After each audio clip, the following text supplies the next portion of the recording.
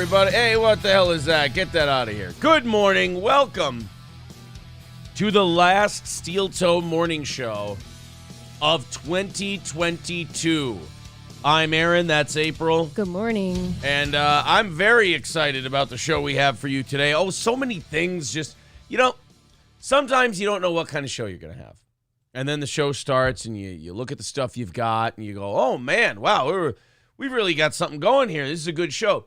And then there's another kind of show you have where you look at what you have prepared and you go, holy shit, if I don't do a good show today, it's 100% my fault. Yeah, it's busy. I have a ton of things. The world. It's not me. I don't have a ton of. Well, I have a ton of things going on too. Thanks for asking. We have a very busy weekend with the kids planned. Friends, children, shopping, cleaning, making food, all this other stuff. It's going to be a lot of fun. But the world has a lot going on today. I found a lot of great stuff to talk about. I've got 3 things marked down for best ofs already. Ooh, and we didn't do them yet. No, I usually do that before the show, regardless. If something that's not like newsworthy or something that won't hashtag well or catch a lot of eyeballs, if that ends up going well during the show, I'll write it down. But there's other stuff that's just everybody's talking about it, and I've got to put our piece of it up. What if we bomb? Because it'll do well. Then that clip will bomb, but it will be a clip nonetheless. But like the Andrew Tate thing, we've got Rick Glassman on The Fighter and the Kid was hilarious. I mean, he was – it took a lot of balls to do – well, maybe not a lot of balls because he was dealing with some of the dumbest people I've ever seen in my life. But Rick Glassman went on The Fighter and the Kid – and completely shit on Brian Callen and Brendan Schaub to their faces. Uh-oh. And they didn't know he was doing it. Oh, really? It was really good. Oh, my God, was it so good. So we'll check that out. And also there's a Vice feminist panel.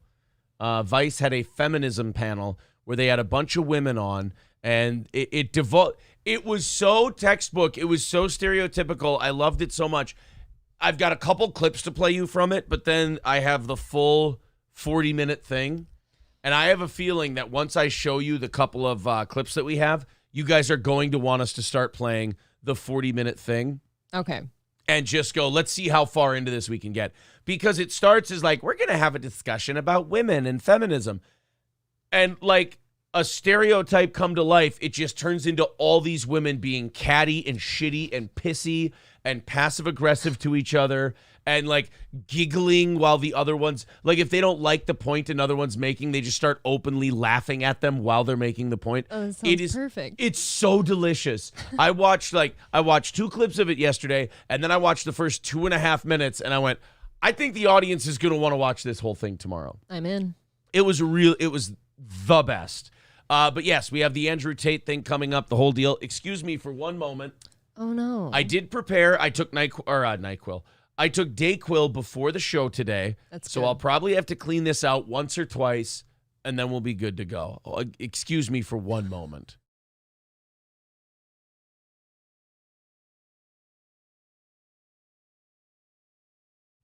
That was a messy one. I always forget you mute me, too. Well, yeah. I was going to say... If I leave your mic on, they're going to hear some of my nose-blowing noises. I was going to say it seems like you're doing better. I feel much better. I'm a little more congested today, but I feel better. Do you still have the green? Oh, I didn't look. I didn't inspect my snot boogies. You talked about it yesterday. I was wondering what No, I had the yellow yesterday. Ew. I had the straight up yellow, but today I did not look. Raider Hawk Media theorizing that it's Coke Nose. It is not Coke Nose, I promise you. No Coke Nose over here. All right, plenty to talk about today. We also have, it's our final show of 2022. I hope a lot of you are here. If you feel like sharing the show, share the show. Day before a holiday, people getting up at, 6 in the morning may not be their thing the day before a holiday. I'm not sure. But I got to say, for a holiday week, the numbers have been pretty goddamn solid. It made me feel really good. I mean, other than Monday, which, it didn't seem like anybody was waking up on Monday. Day after Christmas. Yeah, other than Monday, everything's been really, really good. So fingers crossed. I hope that goes well. I don't see next Monday being awesome. Oh. Nope. I don't see this coming Monday being awesome, but I heard Kevin Brennan bitching yesterday. He was going, why do people say that there's not going to be anyone listening the week between Christmas and New Year's? Do people not need entertainment? And it's like, well, in my case, I mean like at 6 a.m.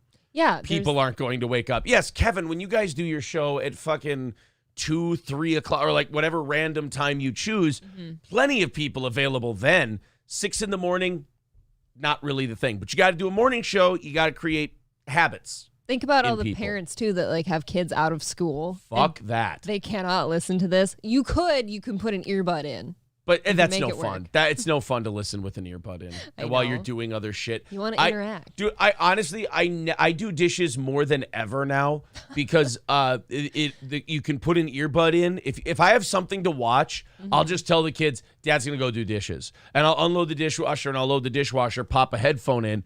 Kids won't bother you when you're doing the dishes. That's not my experience, Oh, really? but lucky you. Well, That's good. They like you better. Sure. They like you better. Those aren't your real kids. They're not, though. You're not a mom. I know. You piece of shit.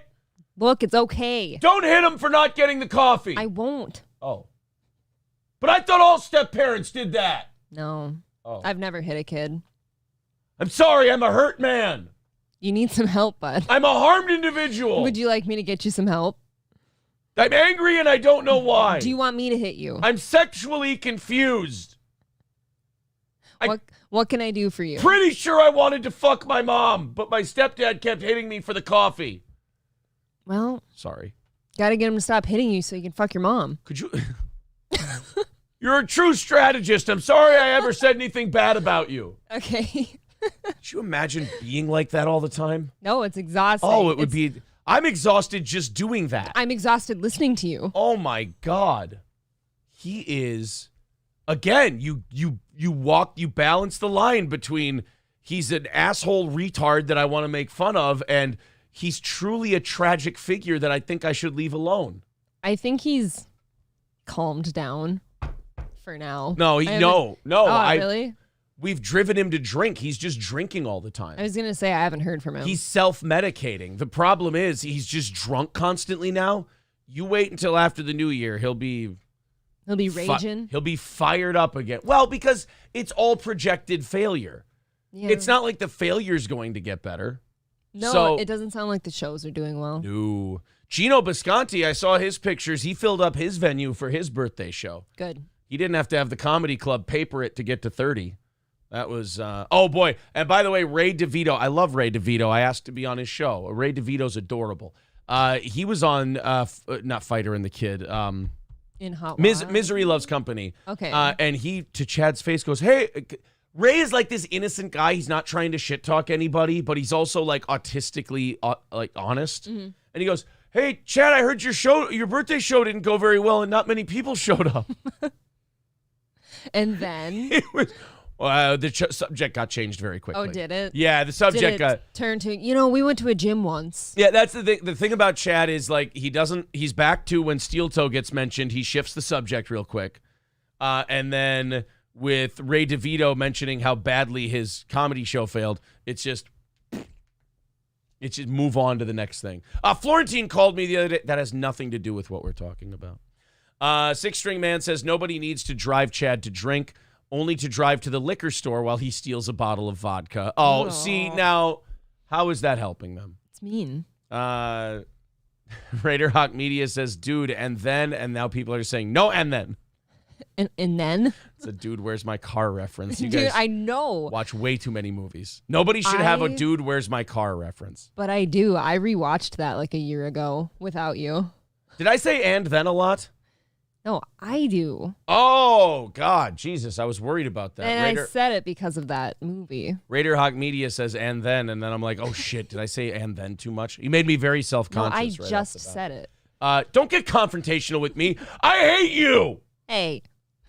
You're a piece of shit. Hate away. I'm going to fuck you in 2023. Ew.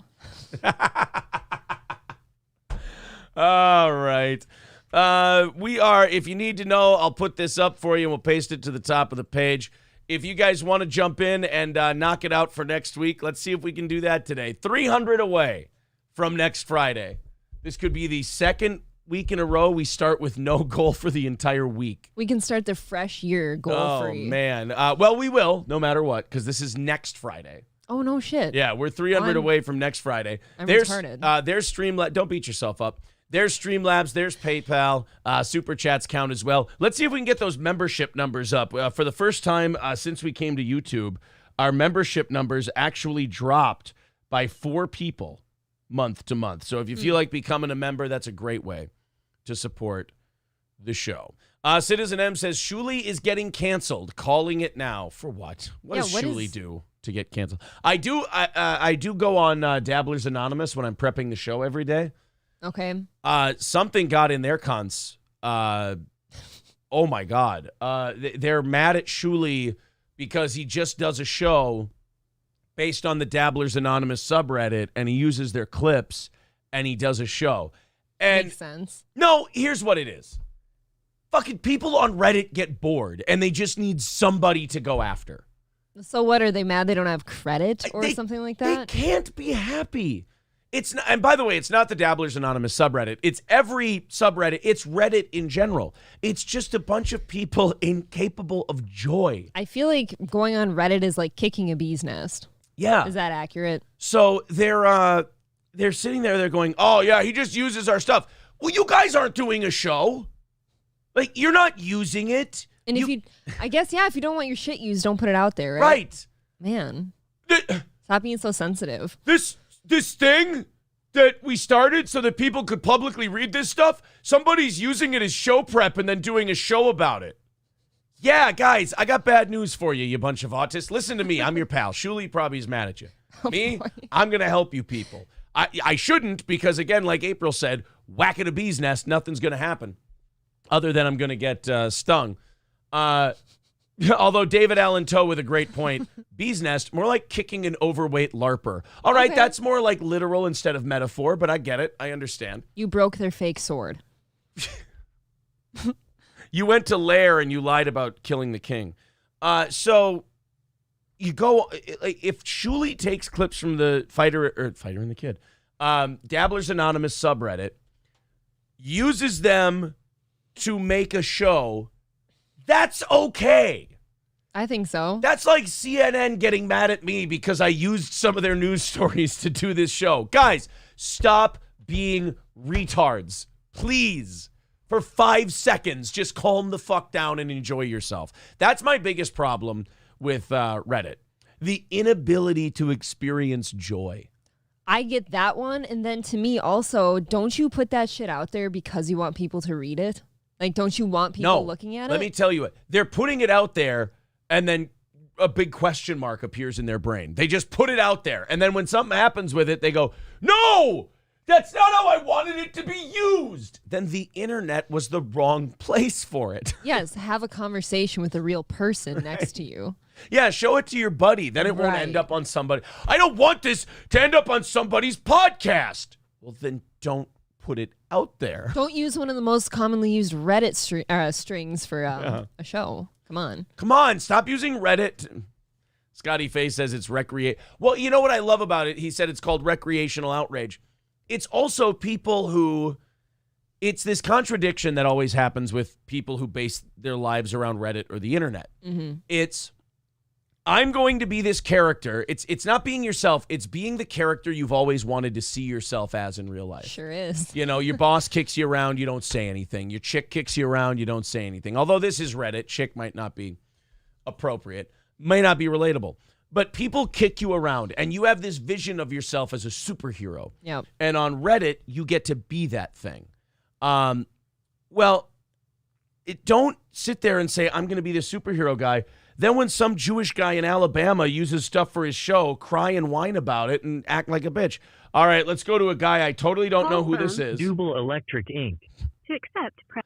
All right, what's going on, buddy? Yoto Morning Show, the only show that makes your bank account grow. Am I the ninth caller? You son of a bitch. Hey, how's the potato harvest going? I don't know. I'm not in Idaho. Okay. But no, you have to use the phrase that pays. Aaron is a cunt. Okay, thank you, sir. Fucking Cardiff. That Oh, are we outing him now? Okay. Yes. Yes. You won't get back to me still. I'll tell you why I'm outing him. Okay. Because he wrote to Carl and said that he should do a segment on Steel Toe because we were doing a fugitive bit, and that's hacky. No, I get it. You got So burned. now I'm outing him. I'm scorned. What a naughty potato. I am scorned by Cardiff. I've been burned by the potato. So I'm fighting back. Put up your dukes. Put up your eyes. So anyway, J-Dub says April kicks Aaron around. He doesn't say anything. I know. Do I really? I'm small. I'm a battered guy. What can I say? So anyway, yeah, I did want to mention that real quick today, and Citizen M set me up perfect. Thank you, buddy.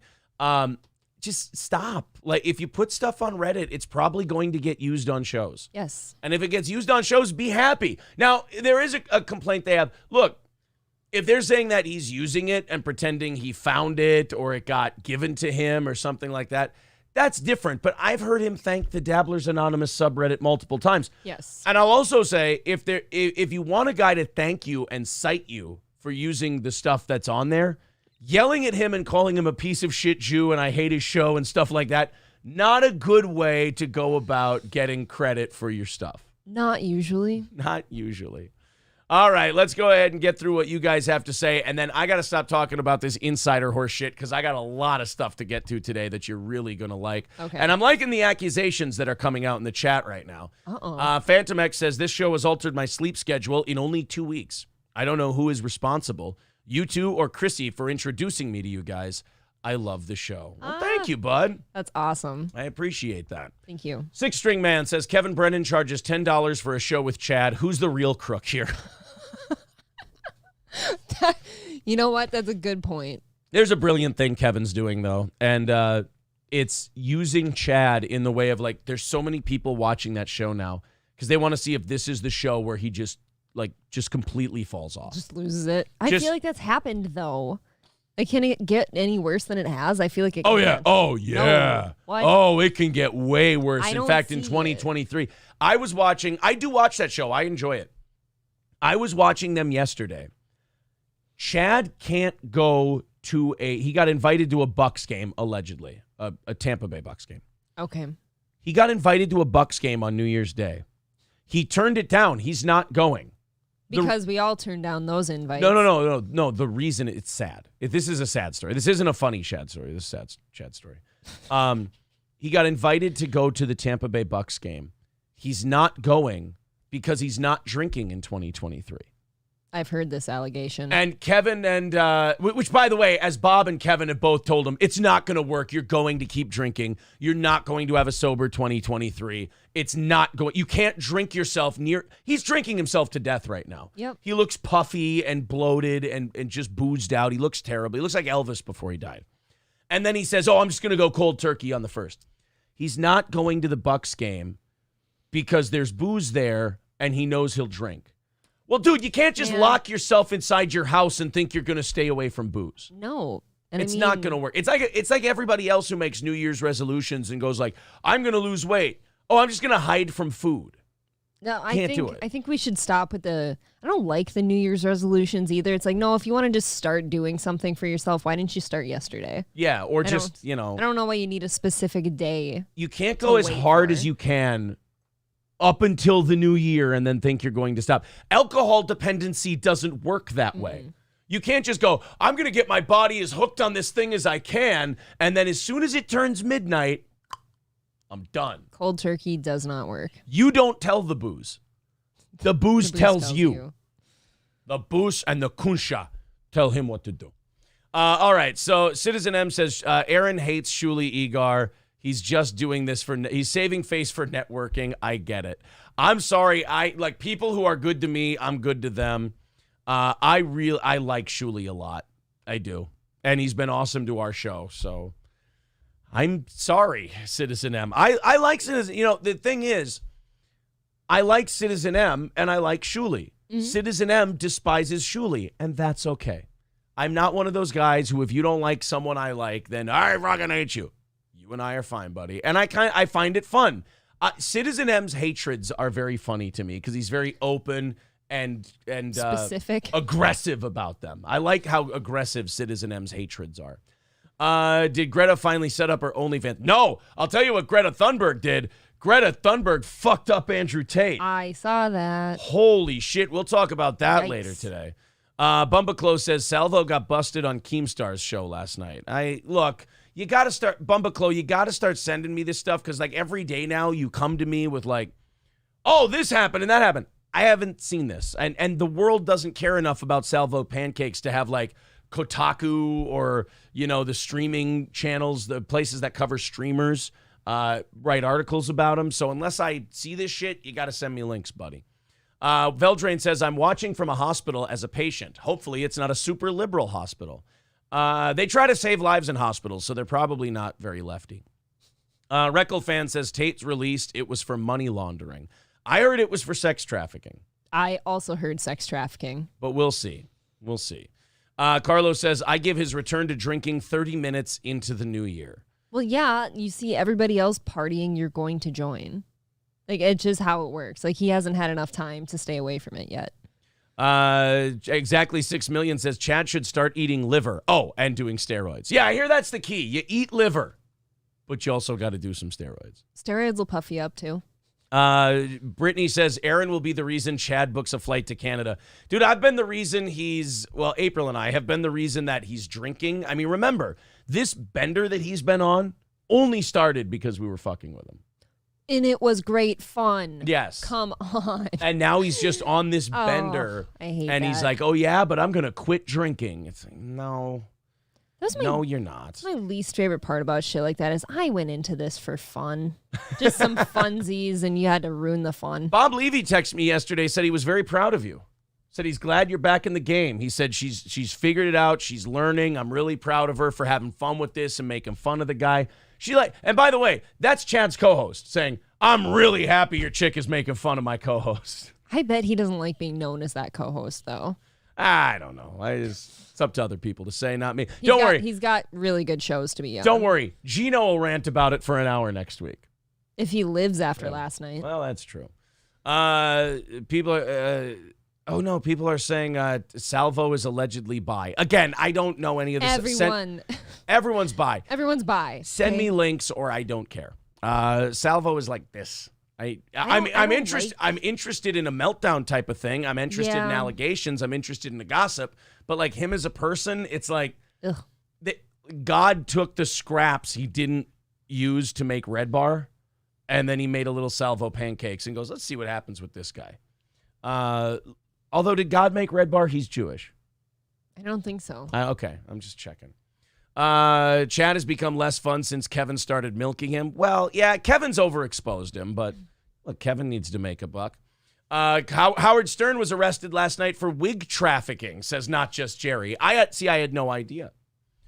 Let's continue on. You guys are moving too fast for me today. I got lots of stuff to give you, but I want to make sure I catch up with you. They're all antsy. It's almost party time. I know. They're all getting all excited. Yep. Make sure you share the show. Hit the like button on the video. Fuck it. I'll play the thing. Hit the subscribe button, smash that like button, and click the bell to get notifications.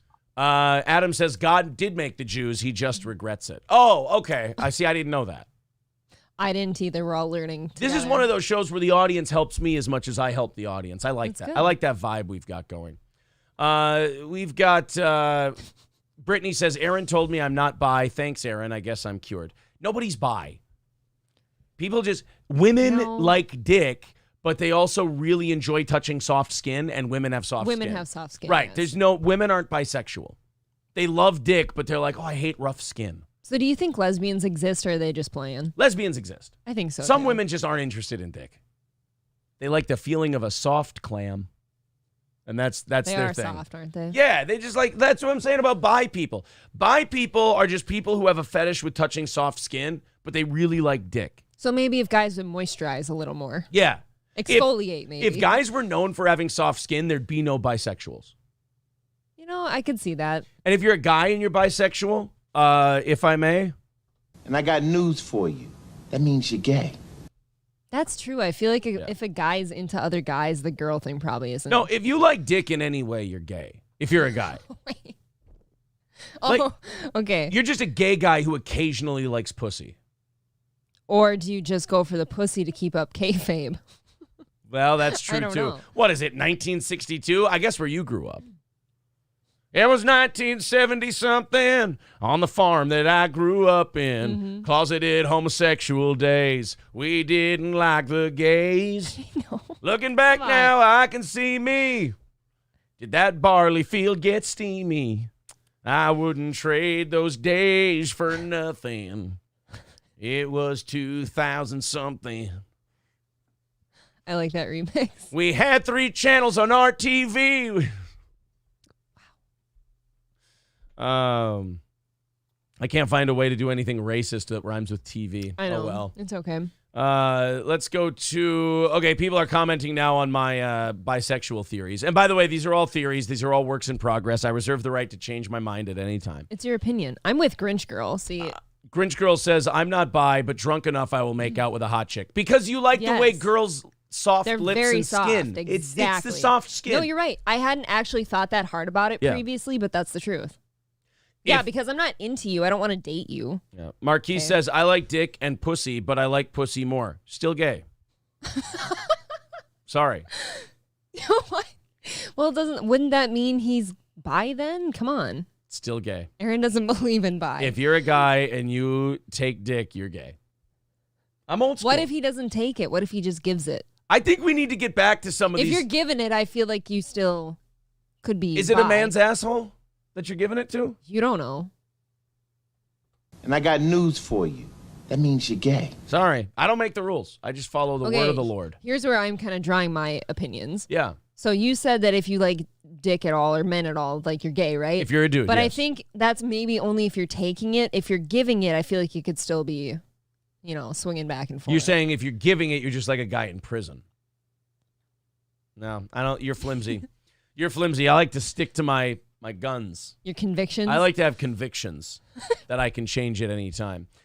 Chris, thank you for kicking us off today. $2 from Chris. He says, better a loaf piggy than a liquor pig. That's what I think. It's easier to quit carbs. Thank you. He also made some very cool artwork for us yesterday. Yes, he did. That was very nice of you, sir. Thank you. Noodles Alt But Mine says, if you're a man having sex with another man, you're gay.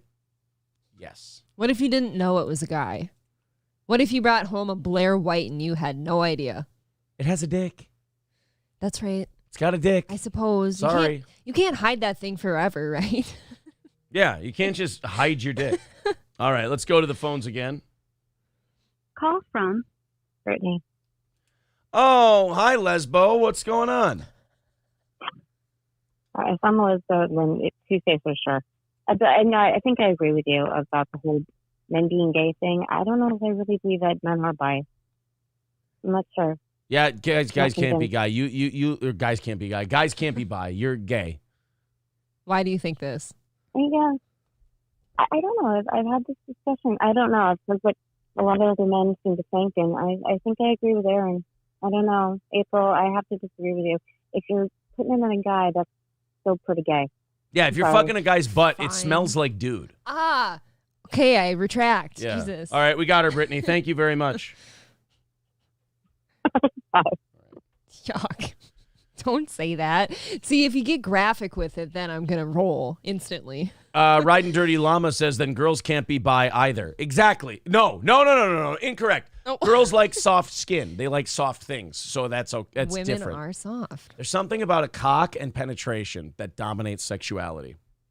I always felt like the dude in that situation, though. Like I've said before when we talked about this, like I never go to girls, but they always went to me, and I wonder if it's because I'm a farm God, kid. I hate girls who have lesbian It's been stories. years. It's so fucking It's been years. gross, though, because like it sounds like bragging, and then It's women not. It's women just don't we're realize. talking about women it. don't realize. They don't have the self-awareness guys do to like not realize that sounds like bragging. You're like, the girls always came to me. Like if a guy said that, you'd be like, oh, what a creep. Or we're just talking about it. But it sounds like a brag. No, I'm trying to get to the bottom of like, why do girls choose to do that? Why thing? am I so pretty and girls want to touch me and kiss me? I never look to them. I just said I was not the pretty one. I've had this conversation with you numerous times, and I go, April, when you say that around people, It sounds like you're kind of like humble maybe you're bragging about. projecting a No. little bit. I'm telling you how people hear it. I'm Well, saying then fuck me to death. people see it as a humble brag. Well, then see it as the humble brag that it is. I don't care. Michael B says, no one told me there would be boasting. Kane B says, Aaron's just jealous girls never came to him. It's true. I mean, that's part of it. Like I said, projection. Beige Pebbles is accusing you of les bragging. I have said on this show minutes ago I'm not lesbian. Are you les bragging? That's the No. term. You're being accused of les braggery. No. All right. Atomic says, we are sure Aaron's vasectomy doctor. Are we sure Aaron's vasectomy doctor only snipped his balls? What else would he? That's a good question. Little Lemmy says, I'm so pretty that even girls like me, derp. Druzilla says, as long as she wears that shirt, she can humble brag all she wants. Oh, you got simps. Now April's got simps. It's never going to get better. This is a very covered up shirt. What do you mean? Oh, I don't know. They're simping Do I pretty look hard. good in this shirt? You look fantastic. Thank you. It goes with yours very nicely. Stevie J says, hear me out. Lesbian glory hole. How does that work? You just shove things in it? You got to kind of push, like, that'd be uncomfortable No, for the 'cause woman getting her box eaten because getting- you're stuffing your pussy on dirty partition. You're getting splinters. It would have to be a glory box. You'd have to cut it in a square. Glory box. Okay. Yeah. Glory box. You have to bring like grocery items in the stall. Jeez. Cucumbers. Cucumbers. They use cucumbers. They use carrots. They use bananas.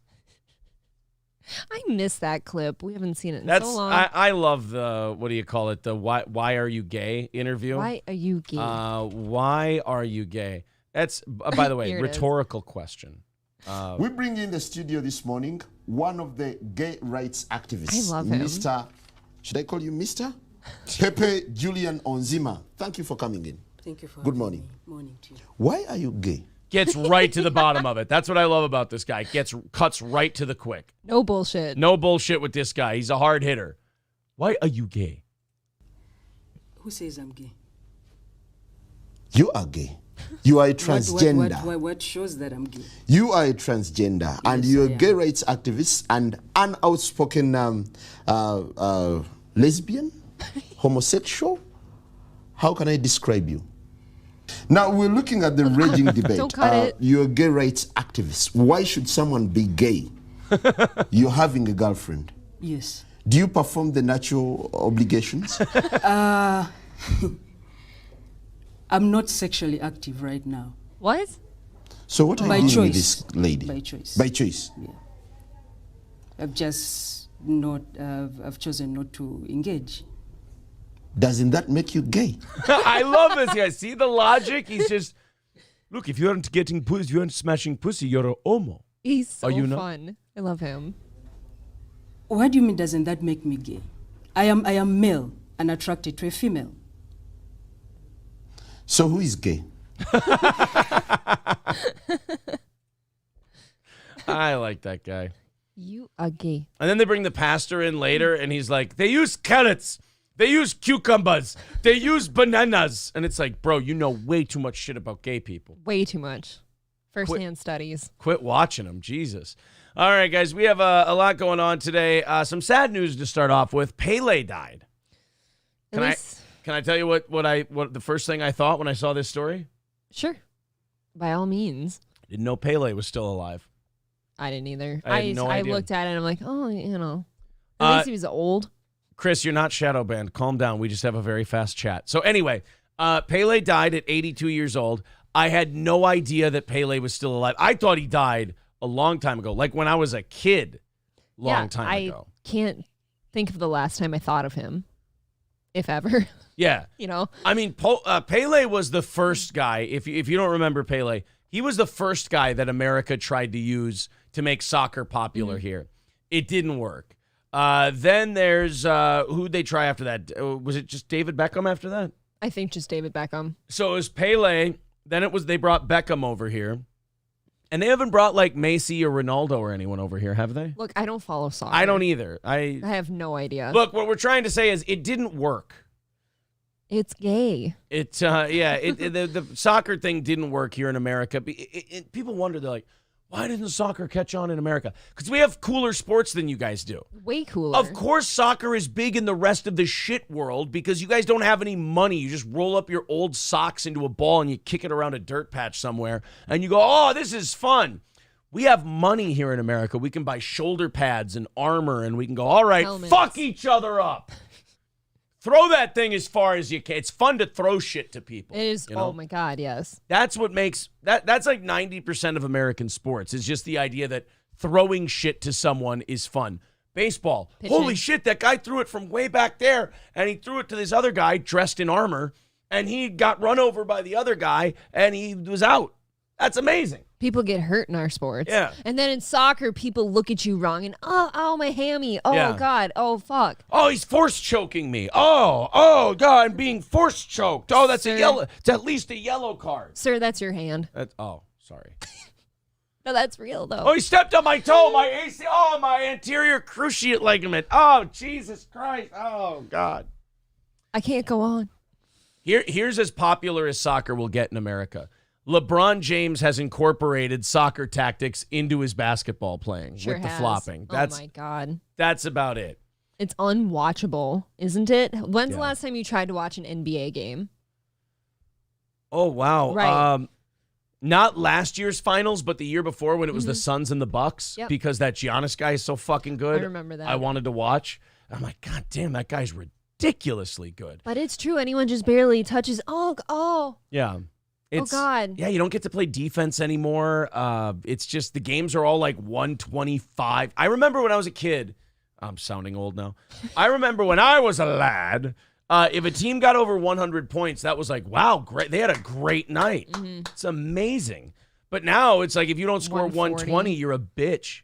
Jeez, I was even going 140. Yeah, I think, and also it doesn't help that when the Timberwolves lost Kevin Garnett when they traded him, and we haven't been good at all ever since then, I gave up on them. I'm just like, I don't care. I'm not going to watch a team that sucks for. No. I mean, the Timberwolves have sucked for almost 20 years straight now. I think we traded Garnett in 04 or 05. I think I was in high school when we traded KG. And when we traded him, we've made the playoffs like 2 or 3 times since and never gotten out of the first round. Right. So we've sucked for 20 years. I have not watched the Timberwolves in at least over a decade. I don't remember. The most basketball I watch is like March Madness sometimes. Yeah, college basketball. one's fun. I still enjoy college basketball. It's really good. Not a bunch of pussies. Yeah, nah. Oh, no, those kids will Are run they? each other over for free, too. That's the craziest For thing. free. Yeah, about college basketball players. Like, they'll run each other over and fuck each other up and throw elbows at each other and, like, get down on the ground and wrestle for a loose ball. It's dirty. And they're all broke. It's incredible. Yeah. It's like watching soccer. Riding Dirty Llama. Oh, Cameron had a very funny joke. I missed it because, again, it's sadness that this chat moves so fast now. I just saw it. You got to slow Oh, down. there you go. Aaron said, sock her. You mean like when he hit her a couple of days ago? Dude, the bruise is enormous. But where is that bruise from? You hit your head on what? My truck's side mirror. Can tell him. Thank you. It's a dangerous side mirror. You guys got to look out for that shit. You know, it happens so much. It does. Especially when you're hard of hearing, it tends to happen. That's when you but now it's even worse because I've got brain damage. Right, but yeah, whenever April gets really deaf, she hits her head on her truck mirror. It's very, very strange. Troubling, really. I told you guys about this video yesterday, but I never played it for you. We ran out of time. I have a video. Toastmaster says, that's right, get your story straight. I think we're on the same page. I don't have a story to get straight. It is what happened. Why did I hit my head again? You weren't listening. I wasn't listening, so therefore I was crouched under my truck's side mirror. Right. See, people are saying, gotta reinforce that story. I don't know what you're talking about. Reinforce that story. No, it really happened. All right. I told you about this video yesterday. I told you there was video out there of me on coke. Yes, and I never got to see it. I have to show you guys this because it came across my frame of my purview when I was on, I think, Our Cringe a couple days ago, prepping the show. And the title of the video, now ignore this part. The title of the video is Lit After Giving Head to Guy for Coke. Ignore that part. Okay, that part's not That's not synonymous my part. with you. That's not my part. Just this guy's behavior. Okay. When I tell you guys that I've done coke one time at my buddy's wedding and it was a bump in a bathroom and I just could not get myself under control for about an hour and a half, 2 hours. My leg was going like this if I sat down. When I got out on the dance floor, I'm fucking thrash dancing and going ape shit. That's all the longer coke lasts? One bump is not a lot. Okay. Coke is one of those social drugs where you gotta, refresh it every once. You gotta hit the refresh button. Okay. Every once in a while. But this guy, I was watching this and I went, oh my God, this looks a lot like what I was doing when I was at my buddy's wedding. And luckily, our buddy had shared with plenty of people, so there was like a whole circle of us that were... So you're all just lit? Just lit as fuck, and we're getting after it. Which wedding was this? Hold on a second. There you go. It's a very strange name. I felt like the meters ran when I said that. Did I hit the wrong button? I don't... Yeah, I feel like the meter ran. I might have hit the wrong button. Oh, well. Nobody's going to know who that is anyway. Nope. So this guy was a great embodiment of how I behaved after one bump. Okay, I'm going to mute the music because... so here he goes. I feel like you dressed like this, too, for some reason. No, I was in a suit. I was dressed nice. I was an usher in this wedding. If you had a hat on, would it have been sideways? Yeah. Oh, yeah, for sure. So this guy's... Look. You just feel like dancing. I hear you. Dude, I do this unironically without Coke. Look, just give me a couple drinks. But I'll do this after a bump ski. Oh, shit. Come on, get after it, son. You're calming down too much. You think you're hot shit, huh? Yeah. Yeah. I can see it. What was your song of choice? California Love? Yeah. Was it? Yeah. I'll be honest, I was getting after it a little more than this guy is. At the beginning, he was a lot like me, but now he's kind of slowing down a little bit. Like this is too reserved. So you got to speed him up. Yeah, he's got to get back to what he was doing at the beginning. Okay, here we go. Now he's getting there. There we go. Get it, son. Get it. Oh, were all the girls digging it? Oh, yeah. See, now he's getting all coked up. No, the girls were far away from all of us. Okay. They were, and some of them... They were ashamed. Yeah, and some of them were, married to some of my friends. So even they're like, all right, look. It's just embarrassing. Then old Thrash Dance over here got his... as I was, using my arms to clear the space, while I was dancing, knocked over a bunch of drinks on a little table that was on the dance floor. No. Oh, yeah, I was that guy who spilled the 3 or 4 drinks that were on the thing. Oh, boy. Thrash Dance, huh? And then you're going bum, bum, bum, bum, bum, bum, bum on Coke, and then you're trying to get towels to clean up the mess, and it's just you're moving too fast. And look, I feel like I missed out on the peak of your life. I've never seen you thrash dance. Oh man, you missed out. I feel like I haven't lived. Exactly 6 million with $2 says inshallah Andrew Tate will be free Aki. Yes. Send him all your Muslim well wishes. That Andrew Tate. Ash did ask earlier, do you guys have a podcast version of your show? Yes, we do. We do put an audio version on Patreon. People were asking for it when we first moved from radio to here. And I said, well, converting the audio or the video to audio and uploading it and everything is it takes, it gives me an extra hour down here after the show. So tedious. If you guys could do $5 a month on a Patreon, consider yourselves supporting the show. And that's where the audio podcast version will be. Otherwise, of course, you can watch it on YouTube, but if you want to listen, it's patreon.com/Steel Toe Show. There's the address in the chat. Brittany says, Jesus, I wish I had your bitch level of tolerance. I used to go through $100 in one night. A good line lasts 20 minutes. Jesus, not for me. We're learning a lot about this chick lately. Not for me. I feel kind of left out sometimes. I've never done coke, at least that makes you feel left out? I've never thrash danced to coke, Look, I don't know. I feel like it's not for me. Not all of us can. Not all of us can be fun and cool. Oh, you give me 2-3 drinks, and I'm a great time. I'm a great time. J-Dub says, I knew Tate would crash and burn spectacular. All right, we're going to get to the Andrew Tate stuff, guys. Don't worry. We got a lot of other stuff to tackle until then. We're going to do this. This is the old radio guy coming out in me. We don't do Tate until peak hours. You know, Tate's your big story. Mm-hmm. You don't do Tate gotta at wait. you don't do Tate at 6:44 in the morning. You do Tate at like 8 o'clock. We'll tease you a little by mentioning his name.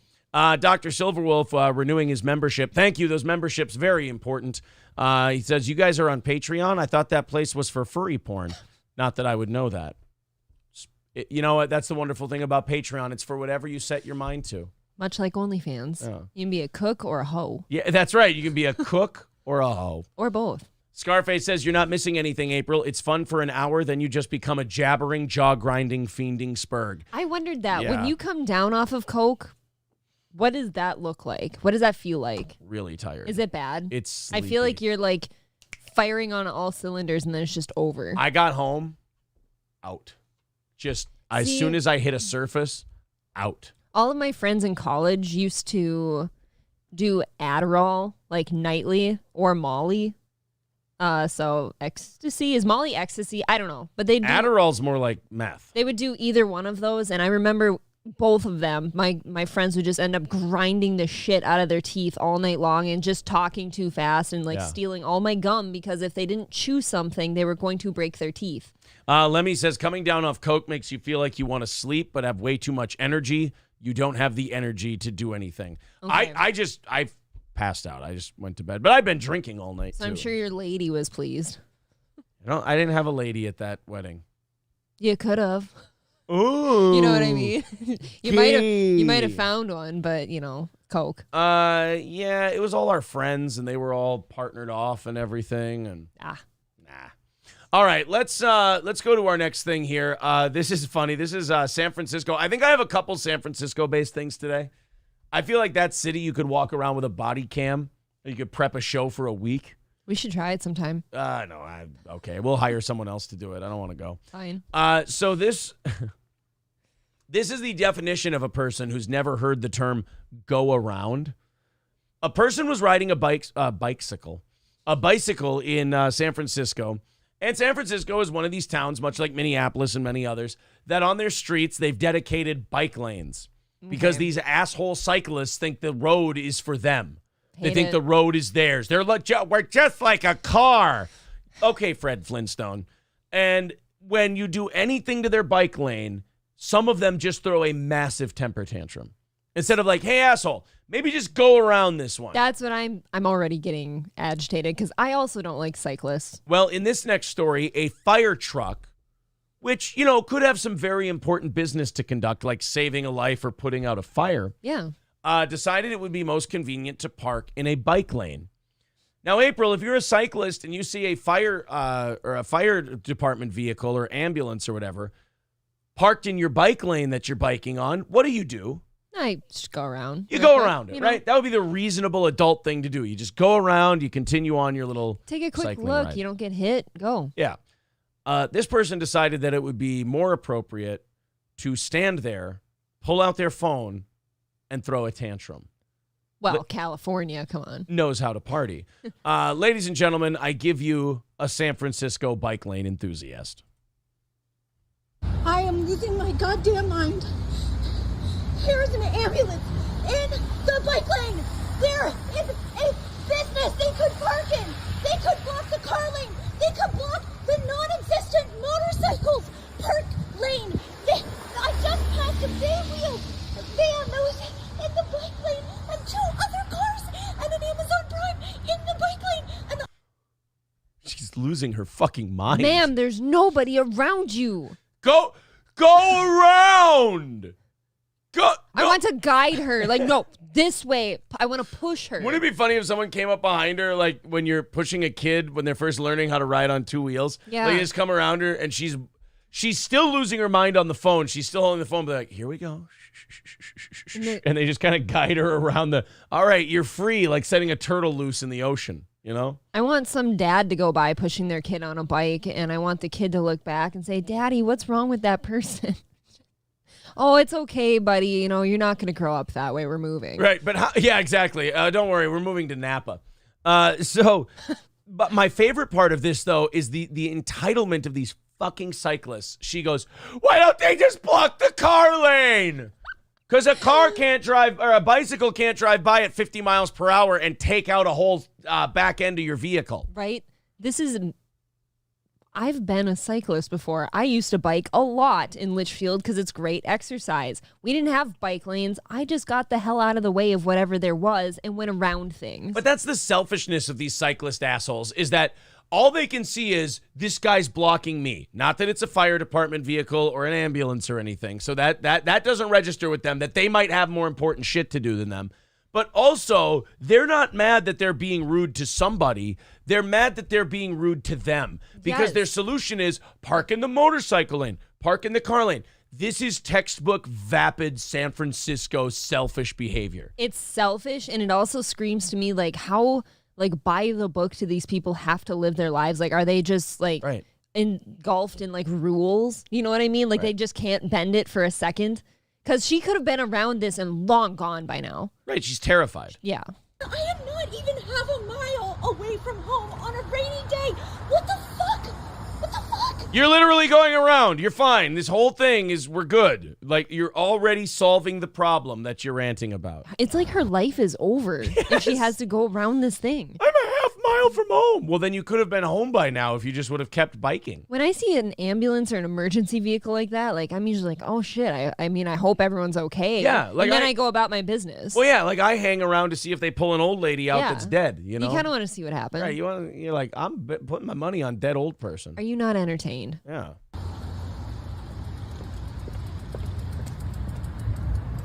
Oh, no, don't you confront this person. Don't. Bitch, leave him alone. Do not do this. She's going for it. Get out of the bike lane. Pull in there. Pull in the motorcycle parking. You're killing us. Get out of the bike lane. What is it with people in California and everything's killing them? Well, in fairness, there's a lot that could kill you in California. Yeah, but it's usually... well, never mind. Yeah. Hypodermic needles. A You homeless pop your person. Tire.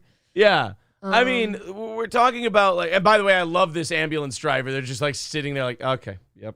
This isn't the first time they've had to deal with this. This chick had the widest of sidewalks. You didn't have to go in the street even. Right. And nobody's on the sidewalk. There's more room for cyclists and pedestrians in San Francisco than there are car drivers. I wonder if people in California like this lady are just afraid of being even close to somebody.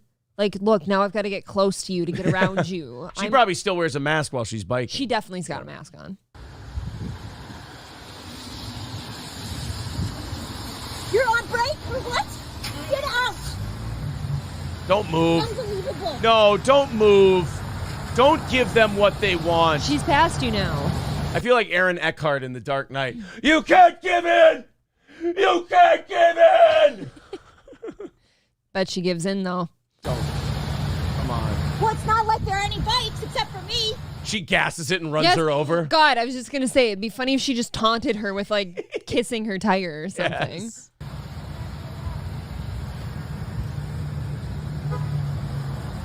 Go ahead. Run her over. Come on. Come on. You're safe now. Take her out. Aw. You literally just went around the thing. You're home free. Just go. In this...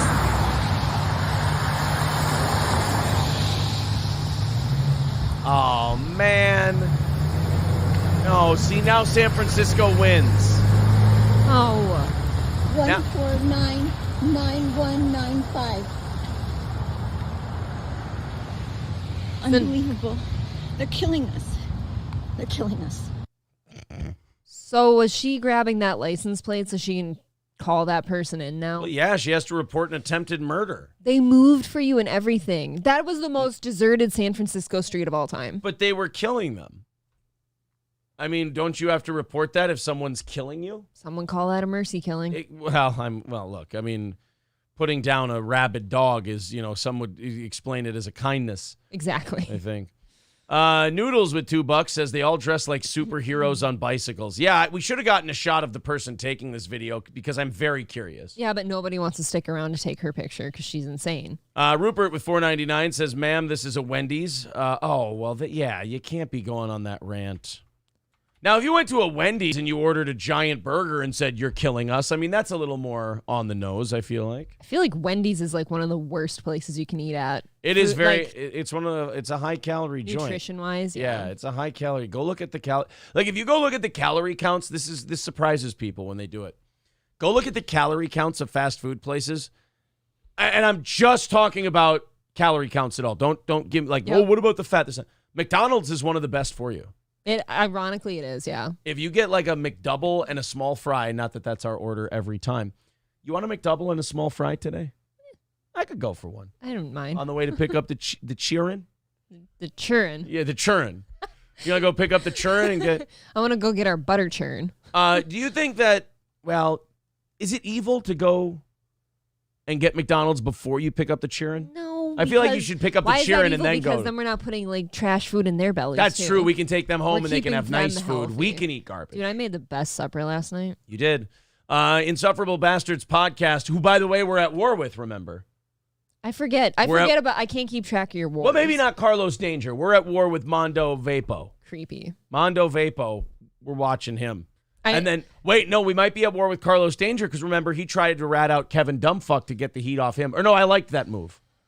Yeah, so I'm okay with Carlos Danger. That Mondo Vapey, he's going to be... I got a message from... I think he has to change his name to that now. I don't mean to break kayfabe here. Uh-oh. But I got a message from Carlos Danger yesterday, and he's like, I just found it really funny that I tune into your show, and there's two things you do right off the bat. You get up at the ass crack of dawn, you're sicker than a dog, but you have just enough energy to scream about Mondo Vapey and his vaping on camera. You would be surprised the things Aaron can scream about. Oh, I can still get it out there. You seem healthy, though. I'm still a little gunky, but I'm better, yeah. Busted lip. Yeah, I got a busted lip. Oh, should we show them the busted lip? I think you should have to get up on the table and show them your inner lip. It was a good night at sparring last night. Got some of the more experienced guys in there, so we got to do some rounds. I did have to work with one of the new guys at first. You're not allowed to hit the new guys in the head, so it's just body shots. They can hit you in the head, but they're not. Well, I mean, look. That's kind of dumb. Well, they're not very good. Wait, they get to hit you in the head, but you can't hit them and teach them a lesson? You're supposed to. It's just one of the coaches that are there has that rule. You know, after he left, then one of the other experienced guys went in there with one of the newer guys, and he just started cracking the poor fuck. But I mean, in sparring, when you press, the other guy gets to throw punches at you. It's a you get what you give. Like if you're in there with a more experienced guy, they let you set the tone. So if it's a slower pace, they'll go at a slower pace. The minute you start to step it up, they're going to step it up too because they just want to keep you off them. Right. So I step it up with all the experienced guys because we're all just kind of at a similar level now. But with the new guys, they tell you can't hit them in the head. So I'm working with that guy, and that got me warmed up. But then I went in there with my buddy Charles, who is probably one of my most regular sparring partners.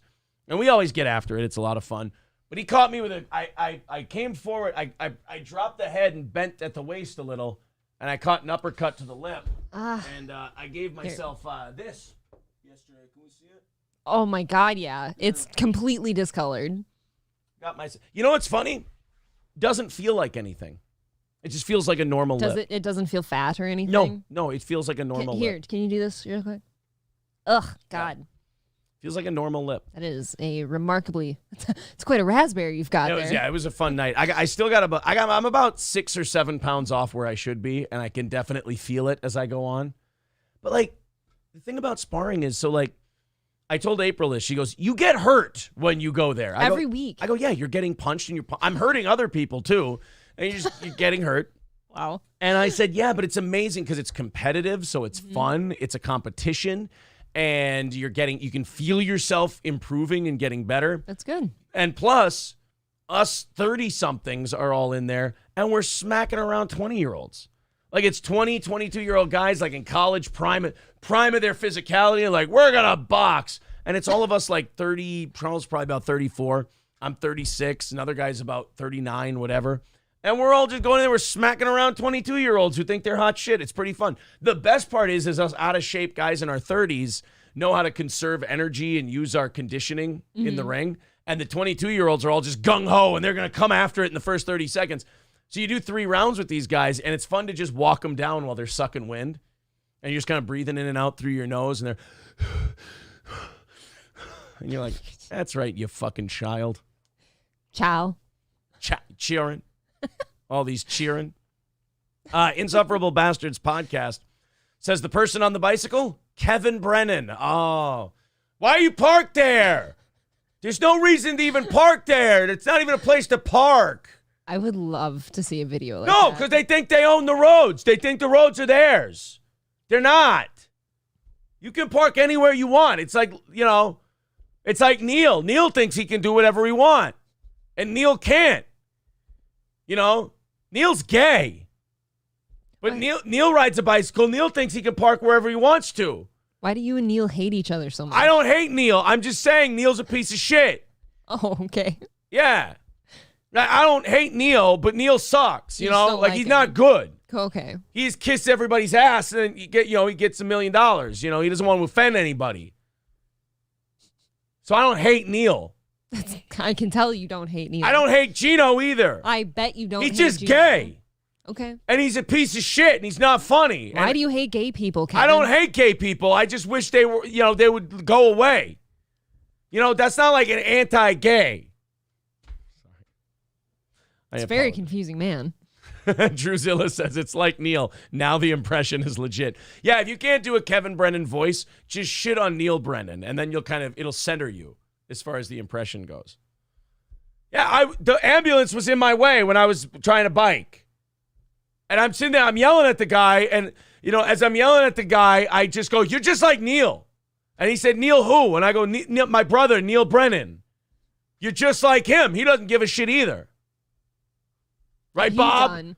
Right, Bob? Is that okay with you, Bob? Does Bob yes and him with that? Not all the time, no. I'll be honest, I used to like MLC a lot and I quit watching. Not all the time. Bob doesn't yes and Kevin all the time. No, sometimes it turns into two old guys fighting with each other, and that's kind of fun. That I can understand. But now poor Bob has dry socket. Oh, really? Yeah, so he's talking like this. He's talking like an dry old Bugsy socket. Siegel. He's like, see? Dry socket is unbearable. Yeah. I had it when I was like 18 and got one of my wisdom tooth. Like I had one cut out at one time, then the rest came out. It was so bad. Oh, April, that was actually God. trauma that you've hidden away. That was a baby, not a wisdom tooth. It's they a were different cutting dry out. socket. Yeah. Okay.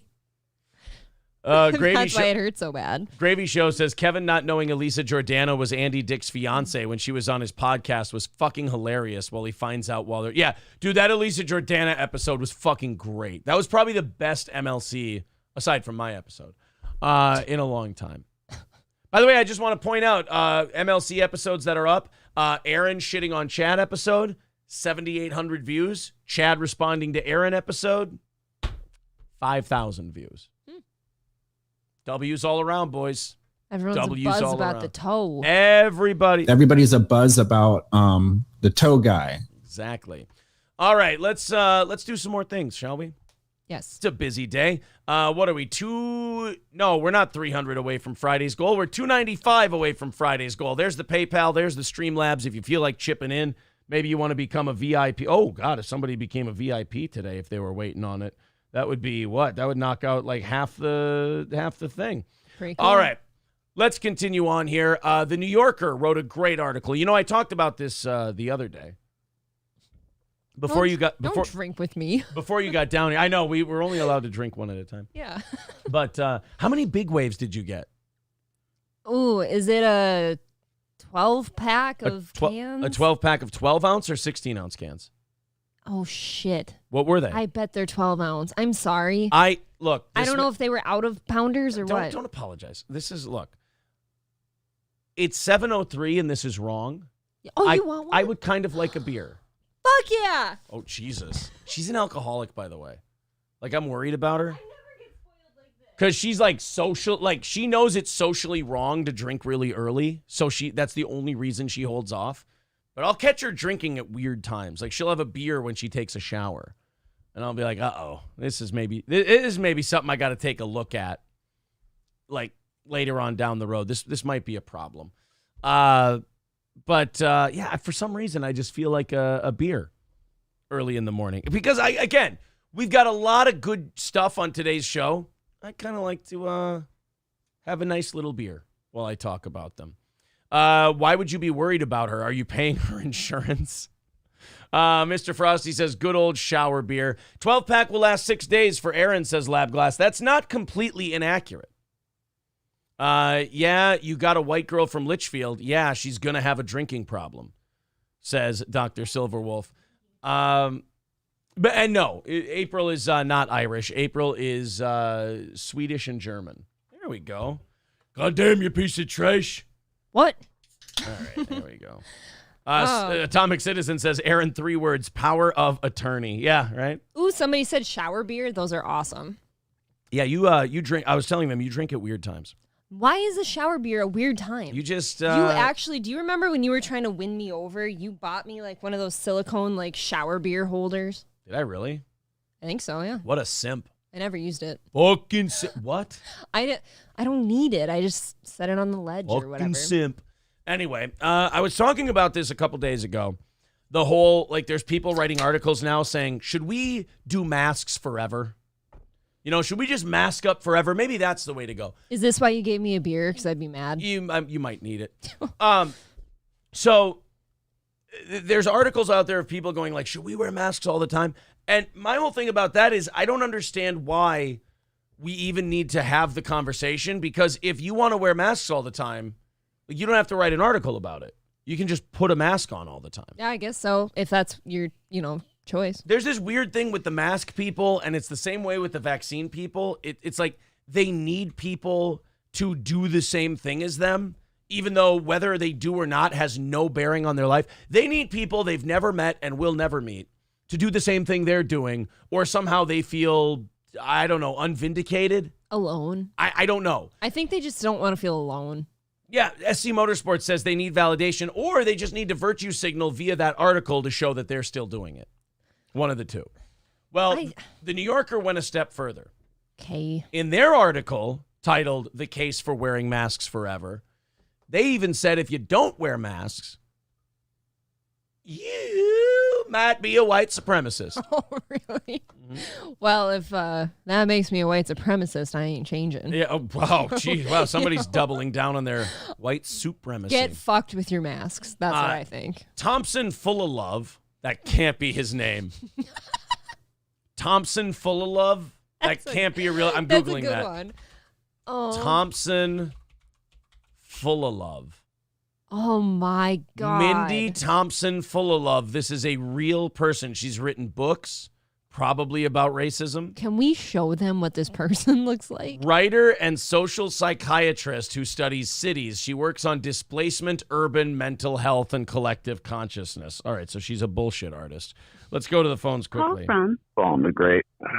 What's up, Fall in the Great?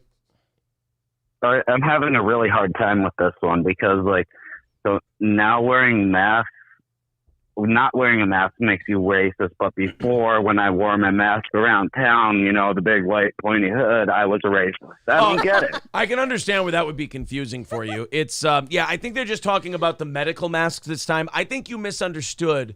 I think you just got a little. Oh, yeah. Yeah. See, you thought I'll try again. You thought you were helping this entire time. You had no idea that you were actually being a bigot. Damn it. Fuck. Yeah. Okay, I'll try again. Take it easy, buddy. Thank you. I mean, look, there are times in this life where we think we're helping and we're really just structurally holding down an entire race of people. Kind of. It happens. You start out trying to do something nice. You end up telling black people that they should get on a boat. I mean, everything starts with good intentions. Right. So Thompson, Full of Love.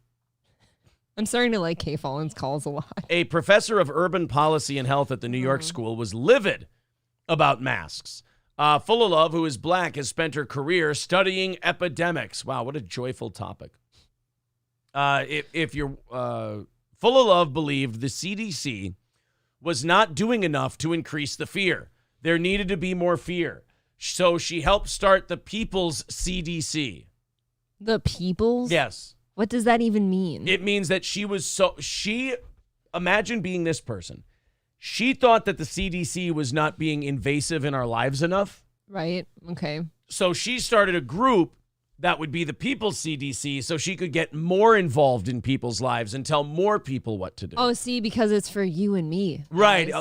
All of these things that limit people's freedoms and don't let them do shit, it's always for their own good with these people.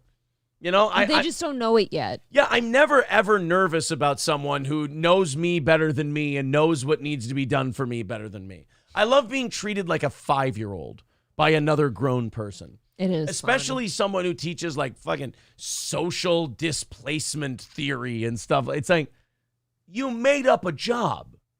I don't take you seriously. The organization is part of a much broader ecosystem of left-wing public health groups that advocate more persistent mitigations. There's a second story of the pandemic happening, which is not about it's time to go back to normal, says Greg Gonsalves, a Yale epidemiology and activist. Told me, quote, normal for whom and who's getting left behind?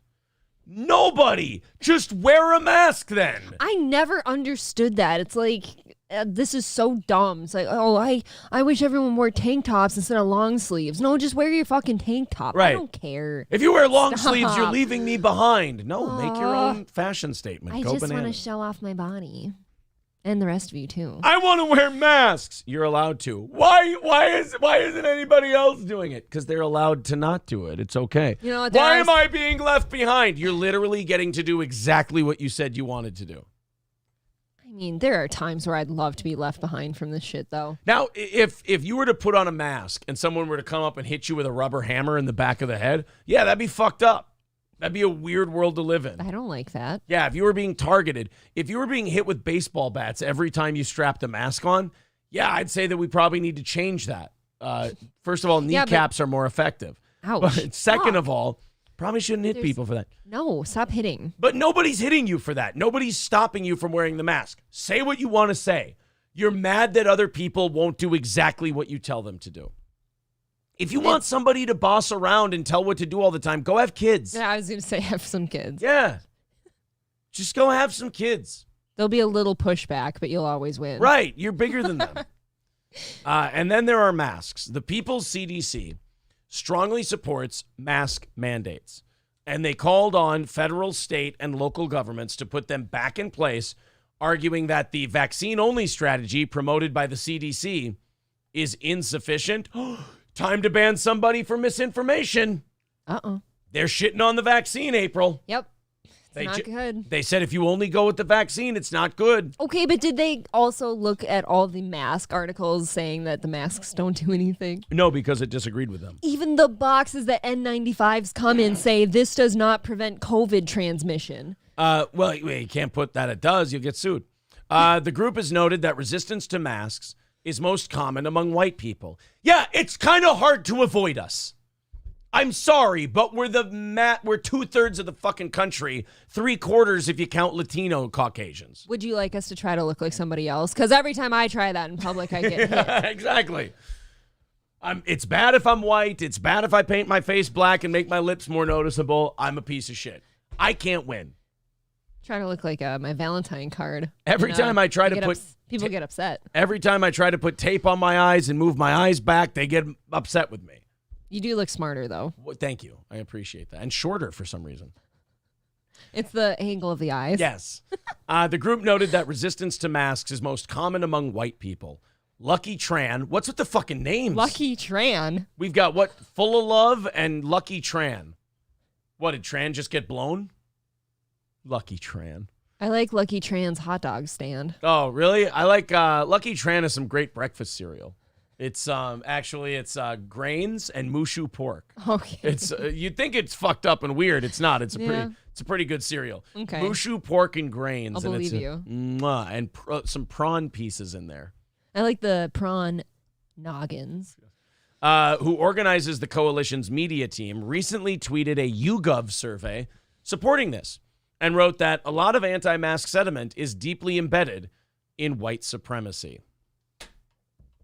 There you go. If white people like something, it's white supremacy. Okay. What if all of us white people turn around and suddenly we love masks? We wear masks everywhere. Then wearing masks is white supremacy. See, they'll get you either way. If you're into masks, it's white supremacy. If you're not into masks, it's white supremacy. Right. You can't lose. Or you can't win, I'm sorry. They can't lose. Unless we're having a credit off. They're the ones changing the rules in the middle of the game. Or the rains. All the talk about empire building and capital accumulation, a key component of Marxist economic theory, made me wonder whether the people in the People's CDC are those people.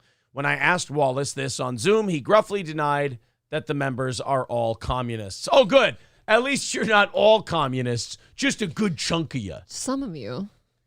I mean, communism, here's what communism is, right?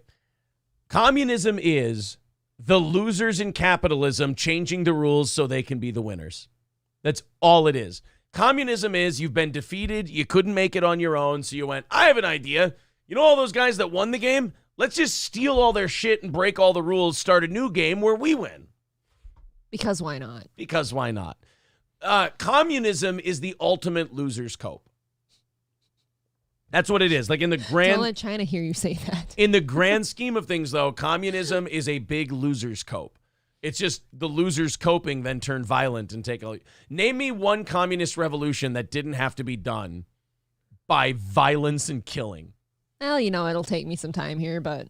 I mean, in general... I'm sure I could scrape something together. Like, there are some revolutions that, like, they show up and they protest the dictator, and then he steps down and, flees the country with millions of American dollars and takes a private jet back to England, and then they all start a new government. But, like, communism, it's almost always, look, what we're proposing is going to be shitty for most people. So we're going to go in and we're going to have to kill all of those people.